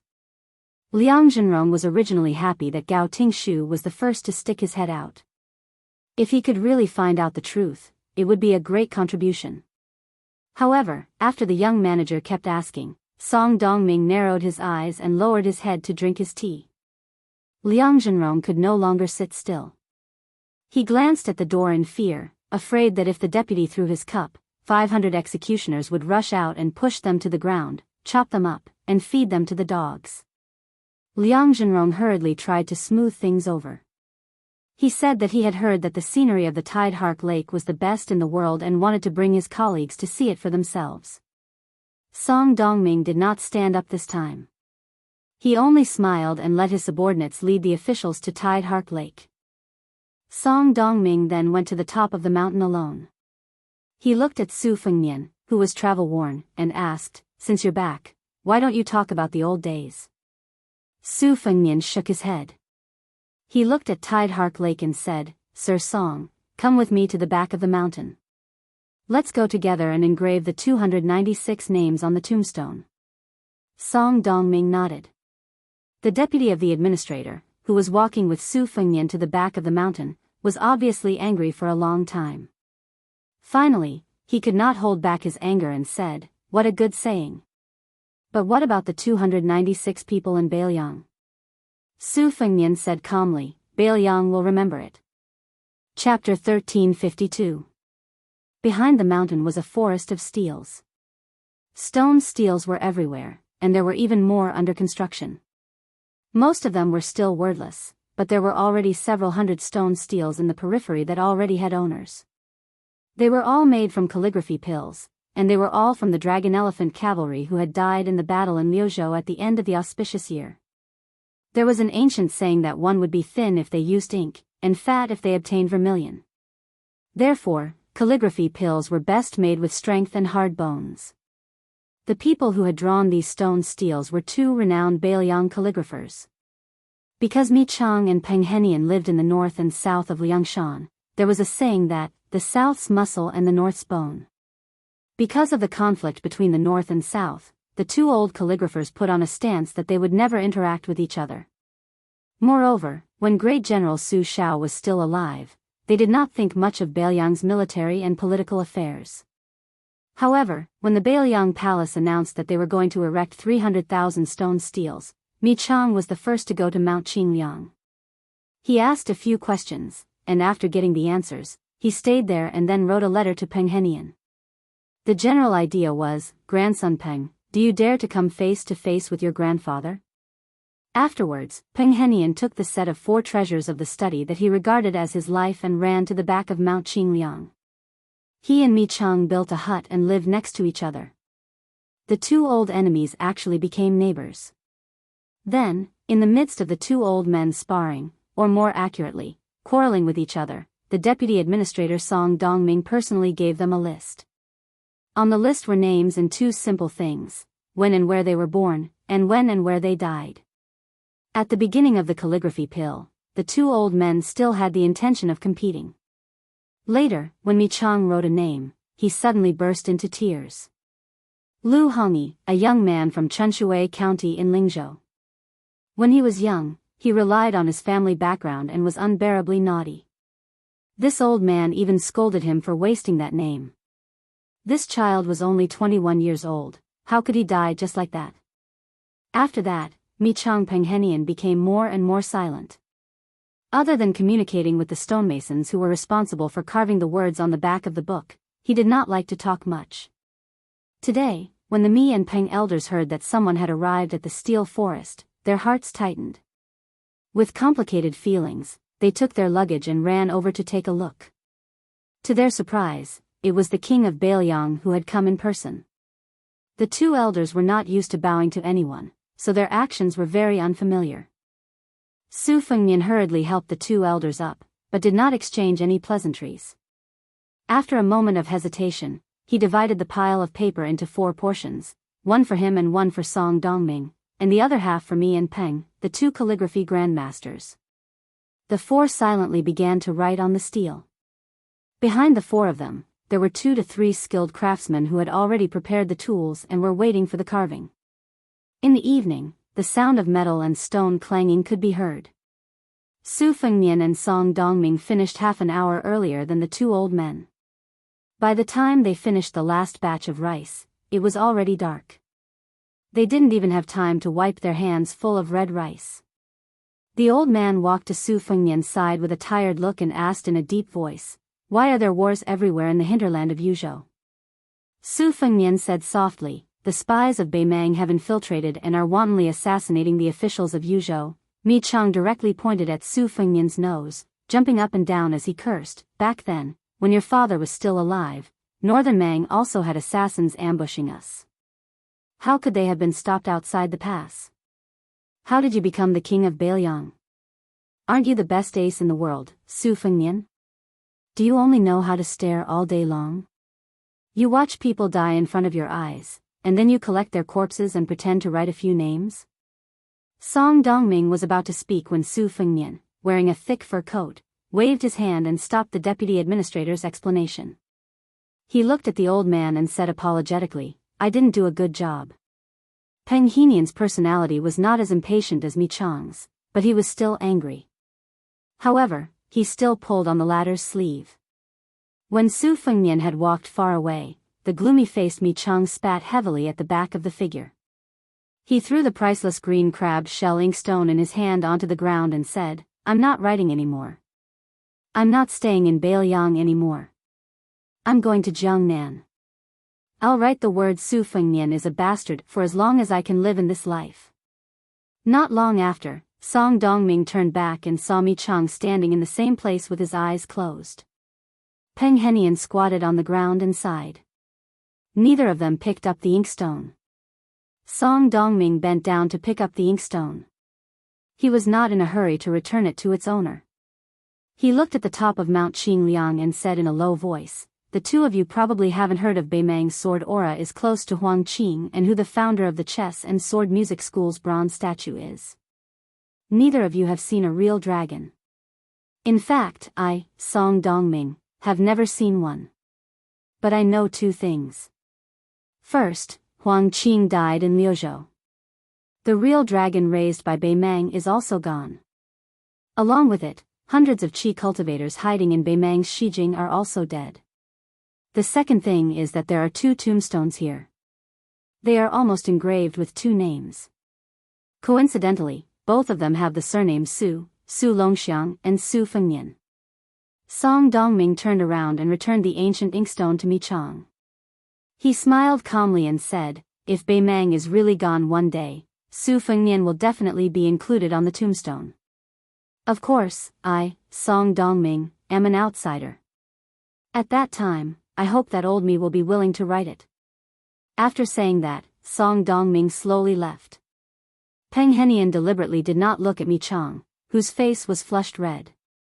He counted with his fingers and seemed to be talking to himself. "Su Fengnian is a bastard. That's not right, old me. You calculated wrongly. It's 9 words, not 8 words like you said." Mi Chang carefully kept the ancient inkstone. He rolled his eyes and said, "Mi Chang is a bastard, okay? It's exactly 8 words." Peng Henian laughed out loud and said, "Sure, why not? Isn't your birthday in a few days? I'll write a piece of calligraphy for you. How about that?" Mi Chang did not care about being polite. He flew into a rage out of humiliation and said, "Write your head." Chapter 1353. After that, the 2 old men did not immediately leave the steel forest. Like last time, they carefully examined the stonemason's carving to prevent any mistakes. Generally speaking, even for the book core, because the stonemasons who carved the book core were often very different in terms of calligraphy, there was often a situation where the book core was out of shape. Although Mi Chang and Peng Henian did not ask for too much, they still wanted to make it perfect. Perhaps the two old men felt that this was the only thing they could do well. However, the stonemasons' carving skills were satisfactory. Although they were not as good as the original, they were enough to express 50 to 60% of the original book core's charm. The stonemasons' meticulous carving was naturally much slower than their writing. Mi Chang carried a lantern and checked the steels one by one. Suddenly, he heard Peng Henian anxiously calling him over. Mi Chang thought that one of the stonemasons had made a mistake and ran over to take a look. He did not expect that Peng Henian was standing in front of a row of steels. There was no stonemasons working in front of the steels. He only saw old man Peng squatting in front of a steel with a lantern. He could not wait to stick his eyes on the steel as if he had discovered the book core. Mi Chang went over to take a look. It was the king of Beiliang's Su Fengnian's book core. At first glance, the meaning was not ordinary. However, in Mi Chang's opinion, although it was indeed superior, it was still far from being a celestial item. It was far from enough to make Peng Henian make a fuss. Peng Henian did not turn around. He stretched out his hand and touched the carving. Soon, he staggered backward and fell to the ground. His eyes were closed and tears flowed out of his eyes. He threw the lantern away and covered his face with his hands. His expression was extremely painful. He pointed at the steel and shouted, "Old me, come closer and look with your eyes wide open. But remember, don't look for too long. Remember." Mi Chang raised the lantern and looked carefully. He only felt a sharp chill in his face, making him feel as if he was in an abyss. Obviously, this was not because of the Su Fengnian's book core, but because of the finishing touch of the carving master. Mi Chang's eyes soon stung. He closed his eyes and shook his head hard. He murmured, "The beginning and the end are decisive, like the kundo cutting jade. How could this be carved by the best stonemason in the world in such a short period of time? This is truly a work of the gods." Peng Henian sat on the ground and rubbed his eyes. He sighed. Someone wrote it with their fingers. That's the only explanation. Mi Qian said incredulously, "Most martial arts grandmasters can make swords with their fingers, but there is no one in this world who can write such charm." Peng Henian smiled bitterly. Could it be a ghost? Mi Qiong stood up and looked at the night sky with the lantern in his hand. "I didn't believe in ghosts and gods before, but now I hope that ghosts and gods really do exist in this world and can bless us, Beiliang, and defeat Bei Mang." Peng Henian slapped his head. "Hurry and have someone tell His Highness about this. Don't complicate things." Su Fengnian quickly rushed over. Beside him were a man and a woman who carried the lantern. There was a great difference in age between them. One was Mi Fengjie, the master of the heavy sword cave, whose realm was still steadily rising. The other was Fan Xiaochai, a loyalist of the northern Han nobility. The former had been guarding Huangfu Jin during the Battle of the Spies in Yuzhou and had not accomplished anything. However, Fan Xiaochai had killed Cui Wazi, the Daoist priest of the Daoist sect, on a clock tower in Chang'an City. By the time the spies from Wutongan and Fushui went up to clean up the mess, the scene they saw was truly tragic. Minced meat was everywhere, and the walls were stained with blood. At the time, they saw Fan Xiaochai sitting on the balcony railing, fiddling with the flybrush that had been left behind by a Xian finger expert. She did not seem like a powerful top-notch assassin, but rather like an innocent young girl.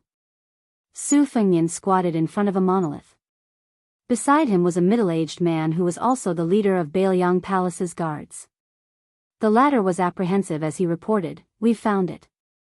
This stonemason is called Wu Jiang. He should be using an alias.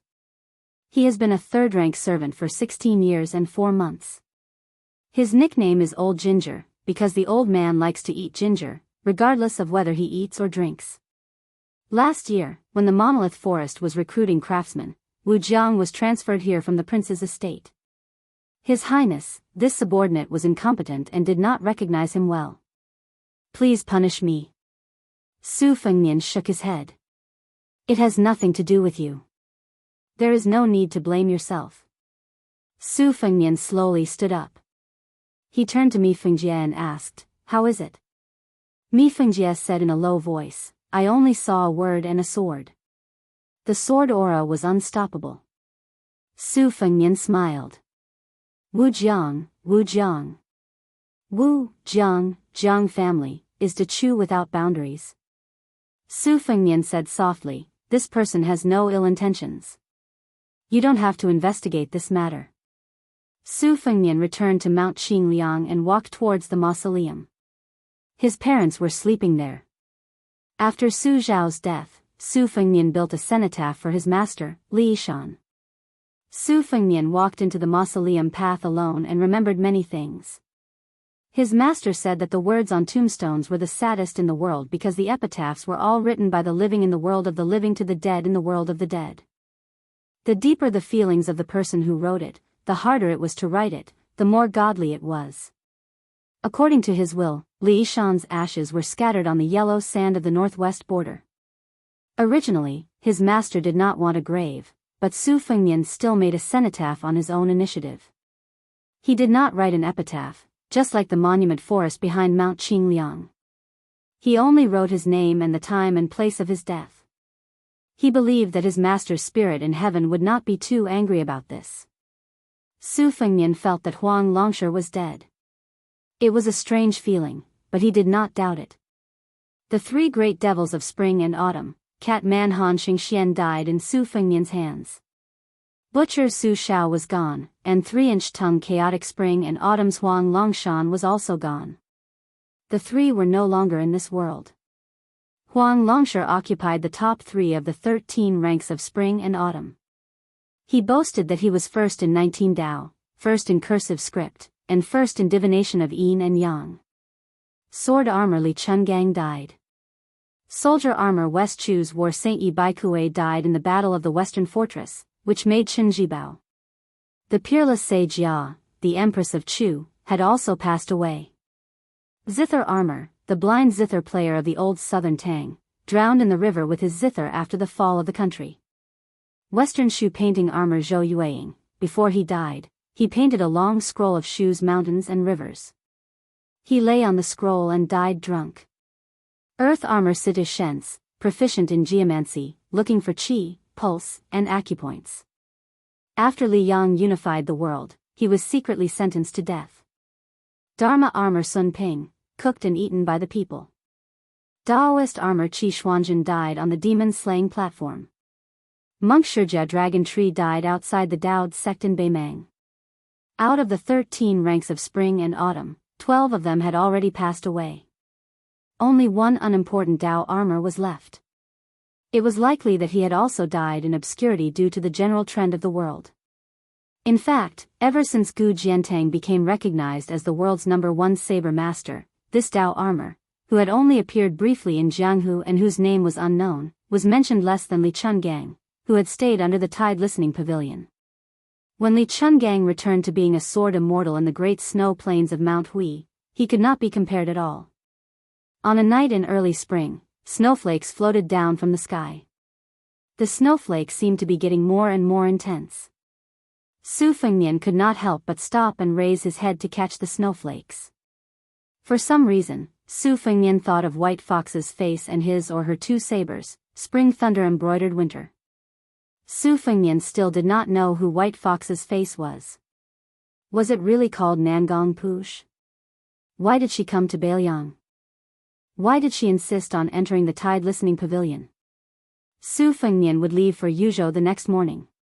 The reason he did not meet Yan Qiji and Kong Zhenrong was not because he had a problem with them, but for their own good. But even if he was misunderstood, even if he did not meet them, Su Fengnian still rushed back to Mount Xingliang. This was what brothers were like.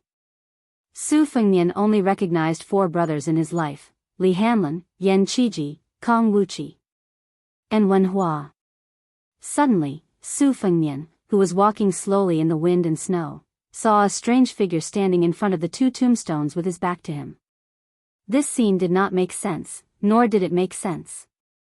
The Bailiang Palace of today could be said to be heavily guarded, compared to the situation in which His Royal Highness had deliberately created a loose exterior and a tight interior in order to fish. Not to mention entering the forbidden area of the mausoleum. The figure turned around and said flatly, "Return on a snowy night." Chapter 1354. Su Fengnian did not know who the person on the stele was referring to, but with his excellent memory, he recognized the old man's identity at a glance. It was the old servant of Mount Qingliang who had temporarily become a stonemason, Wu Jiang, who loved eating ginger. When they first met, the old man was standing among the group of stonemasons. His figure was stooped, his face weathered, and he was not eye-catching. If Su Fengnian had not fallen so much, he might have been able to see some clues at that time. Su Fengnian did not retreat, but instead advanced slowly. Only then did he realize that the old man, who had straightened his back and did not pretend to shrink back, had an excellent bearing. He actually had the powerful aura of an elder in the palace hall. In Su Fengnian's impression, the older generation of masters who were pure Jianghu people, except for Han Xingxian and Sui Xiagu, were easily intimidating. At first glance, old Huang, the old man in the sheepskin coat, and the old Jinren of Mount Longhu, Zhao Shituan, were not even close to the high and mighty masters of the martial arts. This confirmed Su Fengnian's previous guess. Even if the old man, who used the pseudonym of Wu Jiang, was not the West Chu dynasty's master of calligraphy, Qi Lianhua, who was known as the second of the millennium ranking, he was still closely related to the master of calligraphy. It was not difficult for a person to hide one's inadequacies, but it was not easy to hide one's inadequacies in calligraphy. Qi Lianhua, who was born in a powerful family, was recognized as a master of calligraphy with extraordinary talent. However, in the Dechu dynasty, he was only an official in the Hanlin Academy. He only did small things like helping the emperor surnamed Jiang write articles on titles and inscriptions on steles. He edited half of the history books of the previous dynasty that died without any illness. Therefore, at that time, he was also nicknamed Qi Lianhua and Tianhua Lang. The latter implied that Qi Lianhua could only add flowers to brocade and not provide timely help. After the fall of West Chu, the Qi family of Guangling declined. Qi Lianhua's whereabouts were also unknown. Qi Lianhua was originally the West Chu's book armor, who was known for his semicursive script. As soon as his Warring State Style was published, it was praised as the world's second semicursive script. Later, Nailan Yusi, who was appointed by the Liang government as the double champion of spring and autumn calligraphy, had the world's first semicursive script, Xinguan style, to compete with him. However, the people of the world were not willing to accept this saying. They did not recognize Nailan Yusi as the double champion, and only recognized that Qi Lianhua's calligraphy attainment was close to that of the ancient sages. However, as for the spring and autumn book armor, it belonged to none other than Huang Longshi, who was known as the unrivaled champion in cursive script. Later on, Liang impatiently pushed out this old man of the Song family as the first champion of literature, but he was also sneered at by the people of the time. It was fine if this old man of the Song family was content to be the head of the literary world as a lackey of the Zhao family of Liang. However, with the Shangyin Academy's chancellor Qi Yang Longzhu in front of him, how could he be the first champion of literature for the spring and autumn book armor? The Liang imperial court was not satisfied. Although there was no first champion of literature, there was no second champion of martial arts. Therefore, they wanted to push Wang Xinji of the martial arts city as the first champion of literature. However, they were directly rejected by the self-proclaimed second in the world old monster Wang.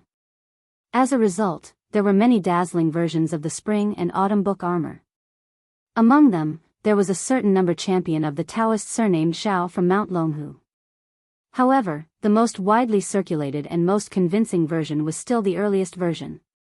Although many people missed out on the spring and autumn book armor, no matter what, as long as they were nominated by others, they were naturally dragons and phoenixes among men. Su Fengnian's master, Li Shan, praised Qi Lianhua's calligraphy skills to the extreme. He said that the running script was worthy of being called the best in both ancient and modern times. Therefore, Su Fengnian was naturally implicated. When he practiced running script in his youth, he always copied the few authentic, cheap ads that had been handed down for generations. He didn't know how many times he had scolded Qi Lianhua. Su Fengnian was very curious. If the old man in front of him was really Qi Lianhua, how did he become a West Chu loyalist who had slipped through the net of Mount Qingliang? In order to make the Beiliang Palace, which was full of experts, misjudge him, it was not enough to rely on mere forbearance. It was necessary to have the support of terrifying strength. Su Fengnian was not surprised by the old man's hiding in the Su family. Jianghu was the only bloodline of the West Chu imperial family. Naturally, the West Chu scholars, who had been raised by the country for 200 years, would not be able to repay the kindness of the king even if they did not die. However, what really made Su Fengnian apprehensive was that the fact that the fallen princess Jiangxi had been brought back to Beiliang by Su Shao was a huge secret. Otherwise, Chao Chongqing would not have secretly investigated the Liang court for so many years without any results. How did the old man in front of him know about this? Su Fengnian did not immediately retreat from this mausoleum. Instead, he looked into the eyes of a remnant of the old Chu. This was actually a very big risk. Although Su Shao had taken the liberty of leaving behind a precious, remnant evil, surnamed Jiang for West Chu, after all, Su Shao had personally taken down the western fortress. He had also personally led the troops to break down the main gate of West Chu's imperial palace. The emperor and empress had died right in front of Su Zhao's eyes. It could be said that Su Zhao's feelings toward West Chu could only be described as personal gratitude and national hatred. Moreover, the current Guangling road was filled with smoke, and the battle in Liang was not going well. In the eyes of the common people, even if the Beiliang cavalry could not withstand the invasion of Beimang's million-strong army to the south, it was definitely more than enough for them to retreat out of the barren northwest and run to the central plains to clean up the West Chu rebel army. At present, from top to bottom, many people felt that this was undoubtedly the king of Beiliang, Su Fengnian's choice of retreat. Leaving Liang would not result in the loss of a single soldier, and Beiliang would also have enough military merit to arrange a retreat for its generals. Everyone was happy. As for the 300,000 border troops, at worst, they could just disband them. In any case, the Great Pillar State Gu Jintang's Tu Liao border troops could absorb more than 100,000 soldiers in one go. For this reason, the imperial court of West Chu paid close attention to the Beiliang frontier army's movements, especially Su Fengnian's. They were afraid that the young vassal king would one day lose his mind and lead his army all the way to the central plains, using the Dechu as a proof of allegiance to the new ruler of Liang. At this moment, the only experts at Su Fengnian's side that could act were Mei Fengjie and Fan Shaochai, and they were both outside the mausoleum, forbidden from entering the forbidden grounds. The sword-eater ancestor, Sui Shiegu, and the Wu clan's 100 cavalry were on the northern front of Liangzhou, in case Beimang tried to assassinate Chu Lushan in the Beiliang protectorate, regardless of the cost. Su Yanbing was still single-handedly pursuing that group of top-notch Beimang experts that had infiltrated Yuzhou. Tantai Pingjing and the disciples of the Guanyin sect were also working with Su Yanbing, determined to keep that little idea and the great Yu house in Yuzhou. In the past, where in the world would Su Fengnian not be able to go? The old man carefully sized up this somewhat absent-minded young man, a complicated look in his eyes. Perhaps his very existence made the surrounding atmosphere a little more hostile, but for some reason, the old man in his twilight years did not seem to harbor any hostility. Su Fengnian's peak cultivation was no longer present, but his sharp intuition was still present. As a result, when Mei Fengjie and Fan Shaochai realized that something had happened in the mausoleum and rushed into the garden, Su Fengnian only raised his hand, indicating for them to withdraw. Mei Fengjie silently left. Fan Shaochai hesitated for a moment, then continued to stand in the distance. Su Fengnian also did not make a fuss about this female sacrificial warrior's overstepping her bounds.